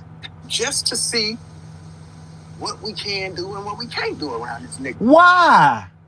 Why, Cali? You already come over every day. We chill. We have a good time. We laugh. You bring the family over. Why ain't that good enough? Why does he need to do gay shit in front of you? Yo, you got to test Cali, bro. Because I be wanting to do gay shit all the time. So what we need to do is we need to test that nigga. Because when he come over, I really could just say he can't come over here no more so I can do gay shit all the time. But I would rather do gay shit in front of him. So, like, test him when he come over here because we need to see how much gay shit I can do. You know I'm gay as hell, bro. What? What you bro, that sounds crazy. I don't know what are you that sounds so crazy to me. Is he gonna fall in place? Is he not? Like, and if he don't fall in place, nigga, we gotta have something to hang over this nigga's head. For what? For what? So offer him some fruit with your hips shaking and sing it. Trust me, bro. It'll work. Let's continue. Something goes wrong with this nigga. So I'm gonna tell you this, man. So I'm at my job shit one night, and I'm telling my supervisor, who's a alphabet nigga. You know what I'm saying? And I'm telling them about this shit, right? And the nigga told me, he said, man, listen here. I'm going to tell you the type of games they play here in Atlanta, nigga. He said, I think I played that video. I think I played that video too. Yeah, that nigga told me, he said, nigga, I'm glad you didn't take that fruit, nigga. He said, because I got a feeling. So somebody at work, some guy that he says is gay, he goes up to him to ask him about that night. The guy wasn't there. The guy don't know nobody there. And the guy tells him, ah, man, it sounded like they was going to do something to you that night. That fruit was probably drugged, but I ate the fruit right in front of you. I sit right there on the chair while you was laying on the couch and I ate the fruit, remember? Because the next day you was complaining that I was eating it too loud. Nigga was eating that damn fruit loud. It was crunching and shit. I don't want to hear you eating that damn fruit, nigga. Eating that fruit with your beard. Let's continue. They were going to knock you out, nigga. Like, and they were going to violate you. Like, they was going to buy. I said, what? So now he trusts the guy from work over me. He trusts him over the person he's been hanging with for years, who's telling him, bro, nothing was happening to you. It's all in your head. My word don't mean a motherfucker. And that's the crazy part. That's why I say the person is intentionally just trying to hurt my name. But it's with a lame accusation, one that would not go nowhere. And if he wondering, why won't this shit take off? Why won't this shit catch some real fucking footing that would embarrass Kevin? Because, dude, it's you. It's a lie. It's some bogus shit that any person in their right mind can tell unless they just want to antagonize me. Let's go. He's like, no, I'm telling you the games, nigga, these alphabet niggas will play in Atlanta, nigga. I'm telling you the games they will play on straight niggas. So things that you say the alphabet people, so the things that you're saying gay people or homosexuals do to people in Atlanta now gets projected onto me. But I ain't a gay person in Atlanta. So why does how they live or what you say they do rub off on me though? Let's continue. I was like, yo, I'm glad I didn't fucking take that fruit. So at this point, now we're about to get ready to wrap it up because you cleared up a lot. So now at this point, when did you go live to tell the world about this? It was right when I threatened that nigga to open that fucking gate. Nigga, keep that fucking gate open, nigga, because we finna make the news, nigga. And what gate? The front gate, like the basketball player got this big ass Cinderella. You say you was gonna come to his house and make the news? And I told that nigga, we finna make the news, nigga, because this is now I realize that I'm back on Earth, nigga. Like I really realized, like, how many days was it that you? Now you realize you back on Earth. I thought you said whatever your higher self told you. It said, just go through it. You're good. I didn't know you didn't think you was on Earth. I didn't know now that you just came to a conclusion that now you can do something about it. I thought that you didn't do something about it because you planned to just go through it, wait it out, and all that stuff, man. Your shit don't make no sense, bro. So you just realized you was back on Earth. What about when we was outside walking in the front yard? What about when you were sitting on the porch laughing? When you walked around the house and looked through the back of the house? Where did you think you were? Not on Earth? Where did you think you were when you was in the mirror? Somewhere on another planet? Now, I know you said initially you thought there was a different realm out there and there was shit going on. Did you think you was in that realm? Because why do you think you just now got back to Earth? Let's continue. Realize, can we get a time frame from the time you left the ceremonial party that you was invited to, that you felt violated at, compared to when you realized that you was going to make these initial moves of exposing him? I did that shit right. And I did that shit right in the morning, as soon as the gate opened. Without even telling me what he was thinking. He was just saying, man, what you did to me was wrong. What you did to me was wrong. Let me out this gate. Let me out this gate. I'm like, Cali, bro, you're high. You still rolling on these damn shrooms. I don't feel comfortable letting you out the gate. You in this rich-ass neighborhood. You're going to leave out this gate and start walking. Something liable to happen to you. These people don't want to see you walking through their damn neighborhoods, bro. Stay right here until Angie get here. I'm on the phone with Angie. Angie, this man is scaring me. He is really tripping. He's really wilding. He was scaring her, too. And I don't mean in a physical sense. He was just saying, fuck that bitch too. She probably in on it too. So he was thinking everybody was in on something. I didn't want to let him leave because he was my friend. I wasn't going to get aggressive back with him because I knew he was high. So he's like, Kevin, a bitch because he didn't buck on me that day. Bro, you were high, bro. I'm trying to help you. I'm trying to talk sense into you, bro. Nothing happened. What's wrong? Talk to me. Calm down. Don't leave yet. I don't want you to leave yet. Regardless of what you say, I'm not going to return your hostility because I'm not upset with you. And I believe you're going through something. But you left and went live and told the world this lie immediately after that. You didn't wait till you calm down to rationally go through it. No, nothing. That's some bitch shit, bruh. Because your problem was with me. And if you had a problem with me, you never told me that. You told me you didn't like what I did, but you didn't tell me what I did. So you never actually raised the issue with me. But you went online and said that I handed you some fruit and that was gay. That's fucked up, bro. Then you started calling Dwight my zaddy. My Zayo zaddy. Why'd you do that if that man never done nothing to you? Well, you live in his house. Okay, so you're gonna target him and talk shit to him because he gave me a place to stay? He my zaddy now? Am I your zaddy because I buy shit for you and do stuff for you and your family? How does that work? Let's continue. I went live as soon as the gate opened because I felt like they were going to try me. And they were going to try to go public and make it seem like I flipped out or something in that house. Why would anybody need to go public and say you flipped out in that house? Why would anybody need to go public? It's not the world's thing. We did a shroom ceremony. You had a bad trip. You're not the first person to have a bad trip. You won't be the last. It's not a big deal, Cali. Nobody was going to try to make you look crazy. Nobody recorded you to make you look crazy. You saying that you chose to go live in that moment because you thought we was going to try to make you look crazy? Where'd you get that thought? So you already thinking about somebody going to the public and telling lies or going to the public and saying something anyway. So why your mind work like that, thinking that grown-ass me was going to pick up the phone to go public on you? Why did you think that? When have we ever done that? When have I ever done that? Why did you think that? You're lying. You're trying to give yourself justification for going live at that moment. People have already asked you, yo, why didn't you ask him first? Why didn't you talk to him first? What makes sense to you is not being accountable to that, but just coming up with this damn, I thought they was going to try to do it to me, so I did it to them. But why did you think that? Let's go. Because I'm telling you, when I tell you I flipped out on them niggas in that house, nigga, and that nigga Cali, I told that nigga, I said, nigga, we gonna open that gate, nigga, we finna make the fucking news, nigga. Me and you, nigga. You know what I'm saying? So I knew, he's an influencer, my nigga. So I already felt like, because this shit just went left, these niggas is gonna try to jump ahead of me and make it seem like I flipped out for some reason. Now, y'all gotta make this make sense, though. You making it seem like you flipped out. The camera's in your face asking you what happened. This is 7 years later and you still tell this story like this. You are the one making you sound crazy, bro. Listen. Just makes sense. This was my homeboy, nigga. We wasn't on no bad terms. No. We wasn't at each other's throat. I ain't had no reason to flip on this nigga. It didn't impact our friendship, but it did bother me. It wasn't the first time anybody lied on him, so he was more so encouraging me, bro. They channel was small. Ain't nobody paying attention to that shit. They know it's lies. Don't worry about it. But it bothered me. It bothered me because I knew he didn't deserve that. And I felt guilty. I felt like, damn, I'm the one who invited this man to his house. And now this shit is being said. I felt really bad. And at the time, it bothered my ego as well. I grew up where people would say stuff about people being gay. And back then, that was a slur. It wasn't something that was accepted into reality.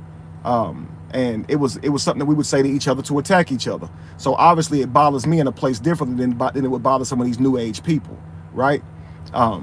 So it bothered my ego. So I didn't go out in public with Dwight for a while because I would feel like if people saw us, they'd be thinking they looking at a gay relationship. So I did kind of get distant from him. He didn't get mad at me though. He didn't get distant from me though.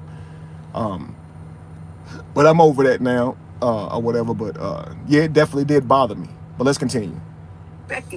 So did you talk to him behind the scenes about you going public, about you feeling like a zesty homosexual act was tried on you? Did you talk to him behind the scenes about it? Like him, do you be like, yo, bro, I feel like you tried me the other night. Did you ever?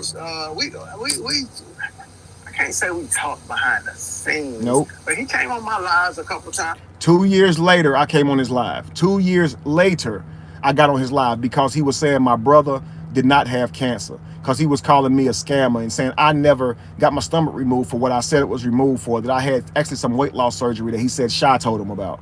That's what he said. And now I'm on his live to confront him about it. So it's like he showed up on my live, he popped up out the blue with no warning or nothing. No, you summoned me, bro. I keep telling you that. You summoned me. You can't keep saying somebody's name and expect them not to pop up. Y'all ever see Charmed? All these different sitcoms where they draw stars on the damn ground and do this shit because they want an entity to mad. You summoned them. You asked them to come. Let's continue. He came over to my live. And what did he explain himself and shit? This nigga showed a whole video of him in the bathroom. So whatever I do to try and make it right with him, he terrorizes me for it. So it's one of those things where he's like trying to teach me, you just leave it alone and accept this deceit, nigga. You just accept what I'm saying to you, because any attempt that you make to clear it up with me, I'm gonna make fun of that too. And that is to manipulate me, and it's some more fucked up shit that you did. Yo, he went on showing me this long video where he was high and shit, and he just kept explaining himself. And so you mean the person tried to call you his old friend and have an honest conversation to get to a means to an end? That's what he tried to do. But the way you tell it, he gonna keep explaining him that he died. Like, damn, bruh. Shit. Let's continue. Like, talking about, man, Cali, I was in the bathroom. I just want to come on and show you this video. This is where I was at. I was moaning and I was in the bathroom. The reason I asked this is because now we have allegations of Dwight Howard. Told that nigga, get to it, nigga, because I will kill everybody in this room. So, you guys hear this, right? Can't you see that he's having a problem with reality and fantasy? Can't you see that he has projected this all onto my character, whatever he experienced that night? So this dark side celebrity Masonic shit where he was going to be sacrificed in front of a giant owl is all made up out of his own fucking mind. And there's nothing in reality that was evidence that led him to that. He hasn't done any investigation that got him to this point. He's only thought this shit up out of the fucking blue and went with it. And he's telling the world this shit as if it's true. And if I address it and say it's not true and tell him the problems with his thinking, he takes that as an attack. He'll probably go live with more shit talking and more lies, more insults, more rumors, or probably even repeating the same shit. Instead of hearing this as, the man is trying to get a message to me. I'm trying to get him to relook at this situation and see it for what it really is. Now, this other shit with him calling me a scammer, we all know that's not true. He still hung out with me after the scammer shit had been said. 2 years. He knew I wasn't no scammer. He only saying that now because we're enemies, of course. And we're only enemies because he chose to be one. I didn't make him an enemy. He was my friend. And people are like, man, why y'all not still cool? As you can see, he said I showed up on this channel to talk to him. So what does that mean? I've tried talking to him. I've tried reasoning with him. I've tried dealing with that night with him. Even though he's making crazy, obscene accusations about me, I'm the one that's coming to him saying, let's talk about it. I'm the one coming to him saying, let's reason. Let's rationalize. But somehow I'm wrong for doing that. The person that he's lying on is wrong for coming to him wanting the story to be cleared. That's how they do you, yo. See, every time Robert called her to talk to her, now he's antagonizing her because he wants to talk to her about the lie she told. I know this shit, yo. I've seen it before. That's why I told you. I wrote the book on the shit, literally. Let's continue. And yeah, he eventually opened that bitch. I opened the door because he kept saying, I'm going to call 911. And he did. He called 911 and said, I'm being held hostage. You're standing in front of the exit gate. You're not being held hostage. Nobody has you tied up in no chair or nothing. It's the click of a button, bro. You was outside in the broad daylight. It's also people standing outside watching us argue from that was inside the house, watching us argue. And they was like, yo, what's wrong with your boy? As I was walking back into the house after Cali left, they was like, what's wrong with your boy? I was like, they didn't want to talk about the shit. But nobody had you hostage. But yeah, if you call 911, I'm going to hit that button. And then you got right off the phone proving that you weren't in any imminent danger. If you thought that, you would have stayed on with him. Then he tried to use that call as a threat. There's a whole 911 call out there, nigga. Let's continue. Hey, bitch, I don't care how tough that nigga tried to get online and talk, nigga. I was in your face, nigga. I've asked you for a formal boxing match where two black men could fight about their differences, see who the baddest man is, and then walk away with no criminal records. You want to meet in the street and do this. Why? I want my 3 niggas and you get your 3 niggas so they can make sure of something, but those 3 niggas can be there to support you in the boxing ring along with everybody else. We could do donations. We could sell the tickets and give the money to the community. You saying I'm scared of you? No, I'm scared of going to jail. I actually care about my life, yo. People can piss you off a whole lot. They really can. But if you're a person who really care about your life, yo, you're not about to let these people trick you off the streets. So 9 times out of 10, what it means is they will appear to have gotten away with it. And what will they do? Now say you scared? I'm scared because I didn't pull up to this man's house and fight him in his front yard in front of his kids. Yo, he's scared for inviting me to his front yard in front of his kids. He know nobody will do that. He know that's fucking ludicrous. Yo, you a weak ass man to invite somebody to your house. Nobody better not ever come to my motherfucking house. If you got a problem with me and it's that deep, call me. I'll come out and meet you. You can have my life. Don't fucking touch my kids, yo. My life gonna end one day regardless. I'm sure one of these fugazes around here take it. We all made of flesh and blood. We're all very fragile. Take this shit. Okay, cool. You want my life, you can have it. But I'll be damned if you come to my motherfucking house, bro. You crazy as hell. I would never invite somebody to my house. Where my kids are, where my wife is, talking about, yeah, bring it on over here. That's crazy, bruh. He said, I know where you live. Where are you now then? Because you making it sound like you real dangerous. So let's go ahead and meet up and handle it since you making threats of coming to my house, bruh. Because you won't make it down the damn driveway. That's my word on it. They'll be calling me Travis Rudolph 2.0. You're not coming to my house, bruh. Then you're going to sit here and say he live in Georgia. Yo, you know I got wives and children in this motherfucking house? I would never give your address up, bruh. You got wives and children. You know how many people you putting in danger by saying that? I don't know who got a problem with you. If I give out your address just on some macho shit, just to fuck with you, your mental, I don't know who all got your address.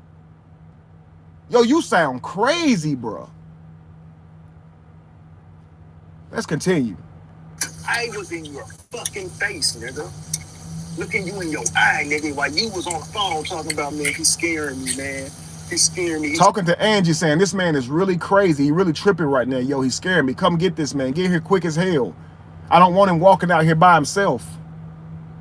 I didn't say I feel like my life is on the line. Angie, please say something to him. I think he's going to hurt me. Bro, you said I'm going to go in my backpack and shoot you. You think I would have let you go in your backpack, bro? If I believe that you would really go in your backpack, now I'm standing here in front of you, but your threat is I'm gonna go in my backpack for a gun. You a bitch, bro. You the bitch. I got a remote in my hand. That's all. I'm skinny as fuck.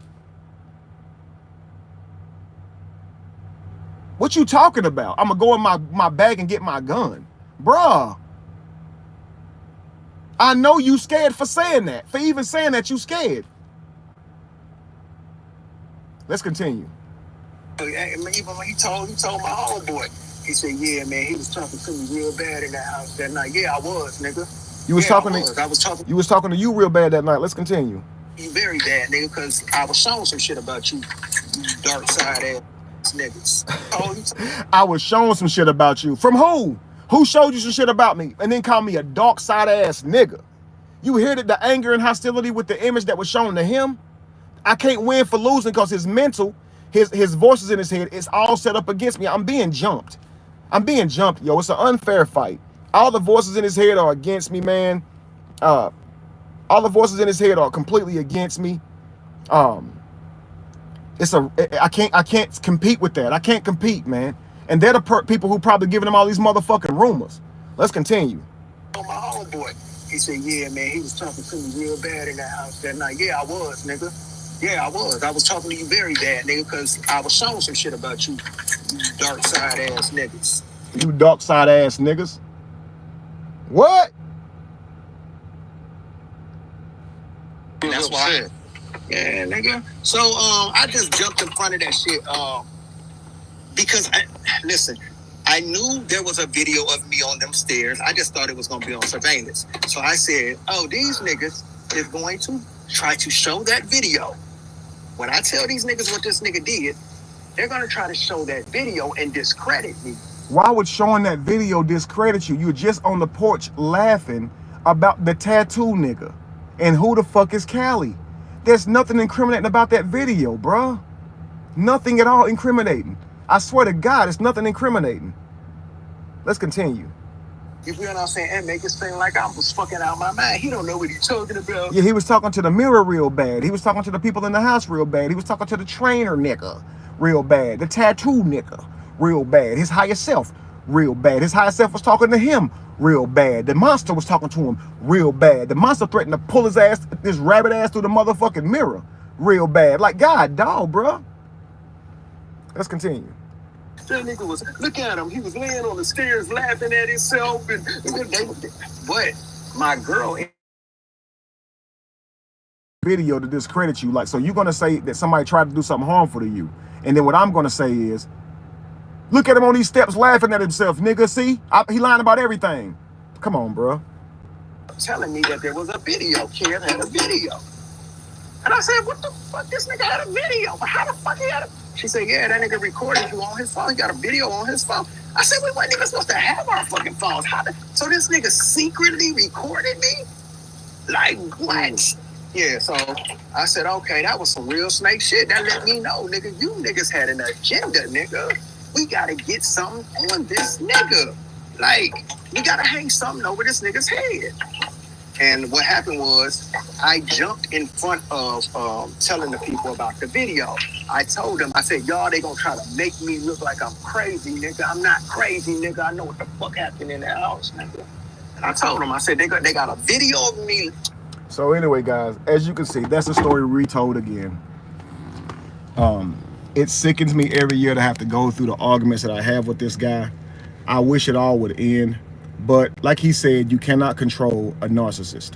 You can try and talk to them nicely. You can try and reason with them. You can wave the white flag and say, leave me alone. You got it. You win. Nothing's going to stop them from punishing you for not being around them, for not being in their life, for them not getting what they wanted from you, or you not living up to their expectations. They actually believe that people have to live up to their expectations. So if you want a narc, you want to notice a narc firsthand, guys, if you're looking for key indicators, a person who gets mad at you for who they expected you to be, that's clear indicator of a narcissist. I swear to God, they mad at you because of who they expected you to be. Why the hell would you ever think people are going to be who you expect them to be? Just get to know people. Don't even live in that. Don't live in that, man. If someone lets you down because you expect more from them, you don't give them punitive treatment for the next 7 years because they're not who you thought they were. So I'm not out here feeding the homeless. I'm not out here doing what I was doing in the beginning about with the religion, talking about religion and trying to do all that stuff again. I'm not doing all of that. So I'm not who they thought I was, apparently. However, the reason I'm not doing that stuff is because they traumatized me. They fucked with me to a point to where they made me uncomfortable with dealing with people. So that's why I don't do that. I still help the homeless. I walk around with dollars in my pocket just to help the homeless. My family can tell you that. But do I try to rally the people to help the homeless? No, that is a tiring thing, man. They're not going to do it. So if you want to help the homeless, you go do it. I've learned this stuff through trial and error. Why spin my wheels to try to get somebody else to do a good deed? If I want to do a good deed, if they make me feel good about myself, then I can go do that. That's what I go do. That's what I go do. Now he compares himself to me. Now he thinks he's a better person than me because he does events still, and he says he does them for free. And I keep trying to tell him, bro, if your life is not in order, if your family is not living in abundance, you do not need to give yourself freely to anybody. That is an insult. You need to be charging for your craft, the things that you work hard on. If you know it's going to be impactful and move to people, at least charge a little something. I didn't charge enough for my events. I always charge, but I end up footing the bill most of the time because I didn't really make enough. And I still had to pay out people. So a lot, when you learn this type of stuff, family, you know that you trying to help people can be your detriment if you don't do it right. So even if you have a big heart and you're trying to help people, if you don't get those people to pay their due, all they got to do is get dressed and come there. You got to learn, you got to research, get the whole show together, book the venue, use your money to do that shit. You have to fly there. You have to do all that shit. The least they can do is pay you admission, bro. Your family should benefit from your life's work, fam. And if it's not, you're doing it the wrong way. Now, this is advice for you, okay? You're criticizing people because you say they charge. You think they're fake if they charge. I'm telling you, you could use some enlightenment, bro. Know your worth. And that means set your prices. And it don't got to be to a way where it break people. It can be reasonable, but still set a price for yourself. You're not a good person because you do it for free. If you ask your children and your wife who are still in struggling situations, watching you work 2 jobs where you're not at home to protect them and be with them, they would say you're foolish. Now, I've seen many preachers think this as well. They have these big old churches and they give all their time and energy to these churches. And then at the end of it all, those children feel like they don't even know their daddy. Because soon as Pastor such and such come home, he goes straight to his room. And he don't even deal with his kids like that. And that's why they say preachers' kids are the worst, because they're fighting for attention. Their own father, who loves this congregation with everything in him, do not devote time to his own children. They caught up in the mission, man. Your children or your family is your first mission. If a man can't take care of his household, he does not belong out there trying to be an example to nobody. Now, if your life is in a desolate place and you're struggling like that to that degree, what reason should children in the community follow you? What are you telling these people besides they are aboriginal? What are you giving them? Because if you're giving them also your character and the way you carry yourself, yo, you're doing them a detriment because you're not correcting your own issues in your life. Now, you're not the only one who deal with this. Everybody does. Everybody has to make sure that they becoming their best person while they helping people. But your philosophy sounds like you at a stalemate. You think that charging people is cheating, when that right there is what you need to do, bro. You got to get over that shit. Now, you're probably going to get on here and try to talk about how much better than me you are, how horrible of a person I am, that you said I hadn't done nothing gay, but I'm sure you're going to come back out and say I'm gay. You're going to talk about the 14-year-old little girl again and say I haven't addressed it, when I've simply said reveal the person who told you and we can start from there, or reveal the person who died. We can start from there because they should have a death certificate. I've told you the things that we could do to help track this thing down, but you're saying you're not saying anything, but just trying to act like I'm avoiding it, which is just to spread another rumor. Hopefully, man, you could go your own way. But I know the worst is going to happen. I know you're going to go rally up all these different people again. They're going to come forward with the same bullshit or new bullshit, but I'm going to let you have it.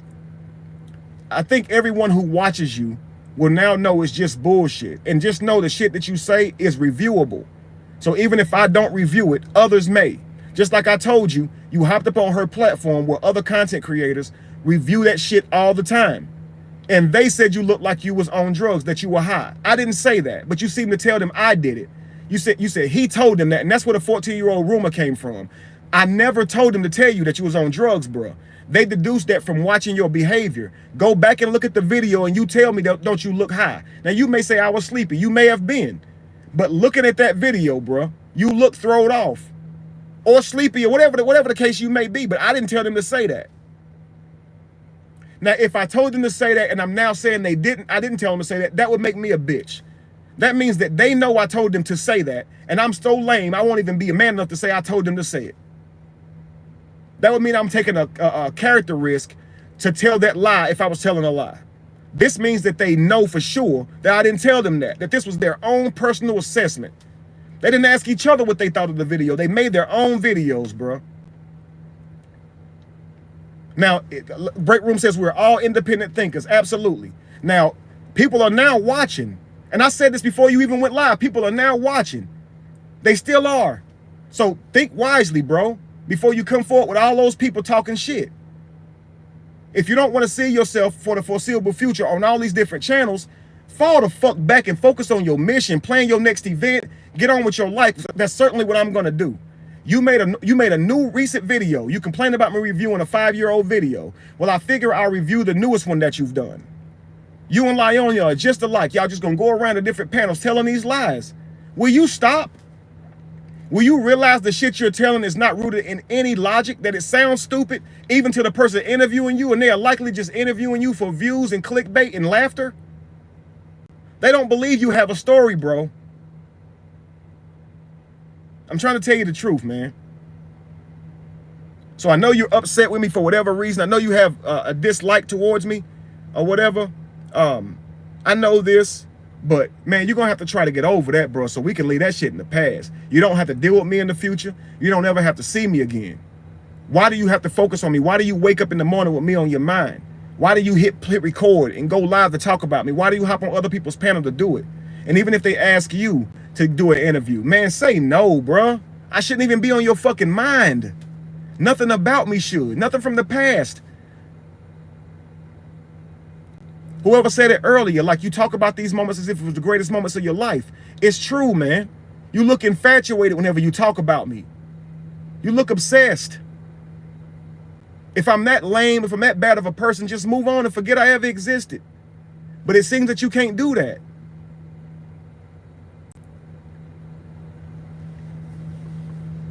Anyway, family, I'm about to get up off of here. I said what I need to say.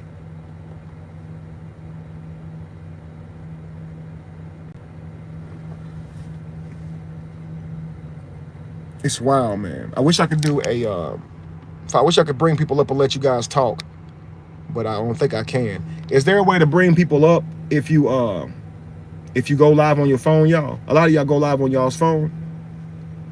Are you able to interact with people on live?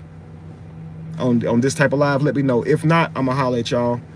And make sure y'all go check out my new postings, my new interview with Marcus and Lisa and Michelle. It's crazy. I am going to review those as well.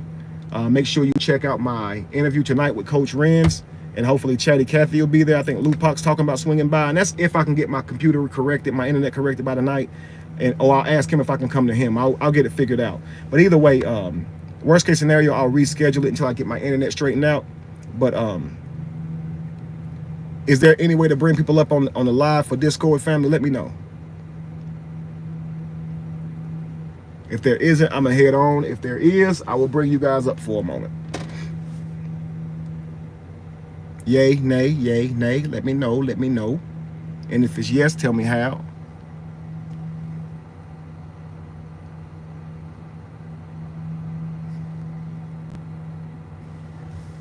Thank you to Break Room. I will.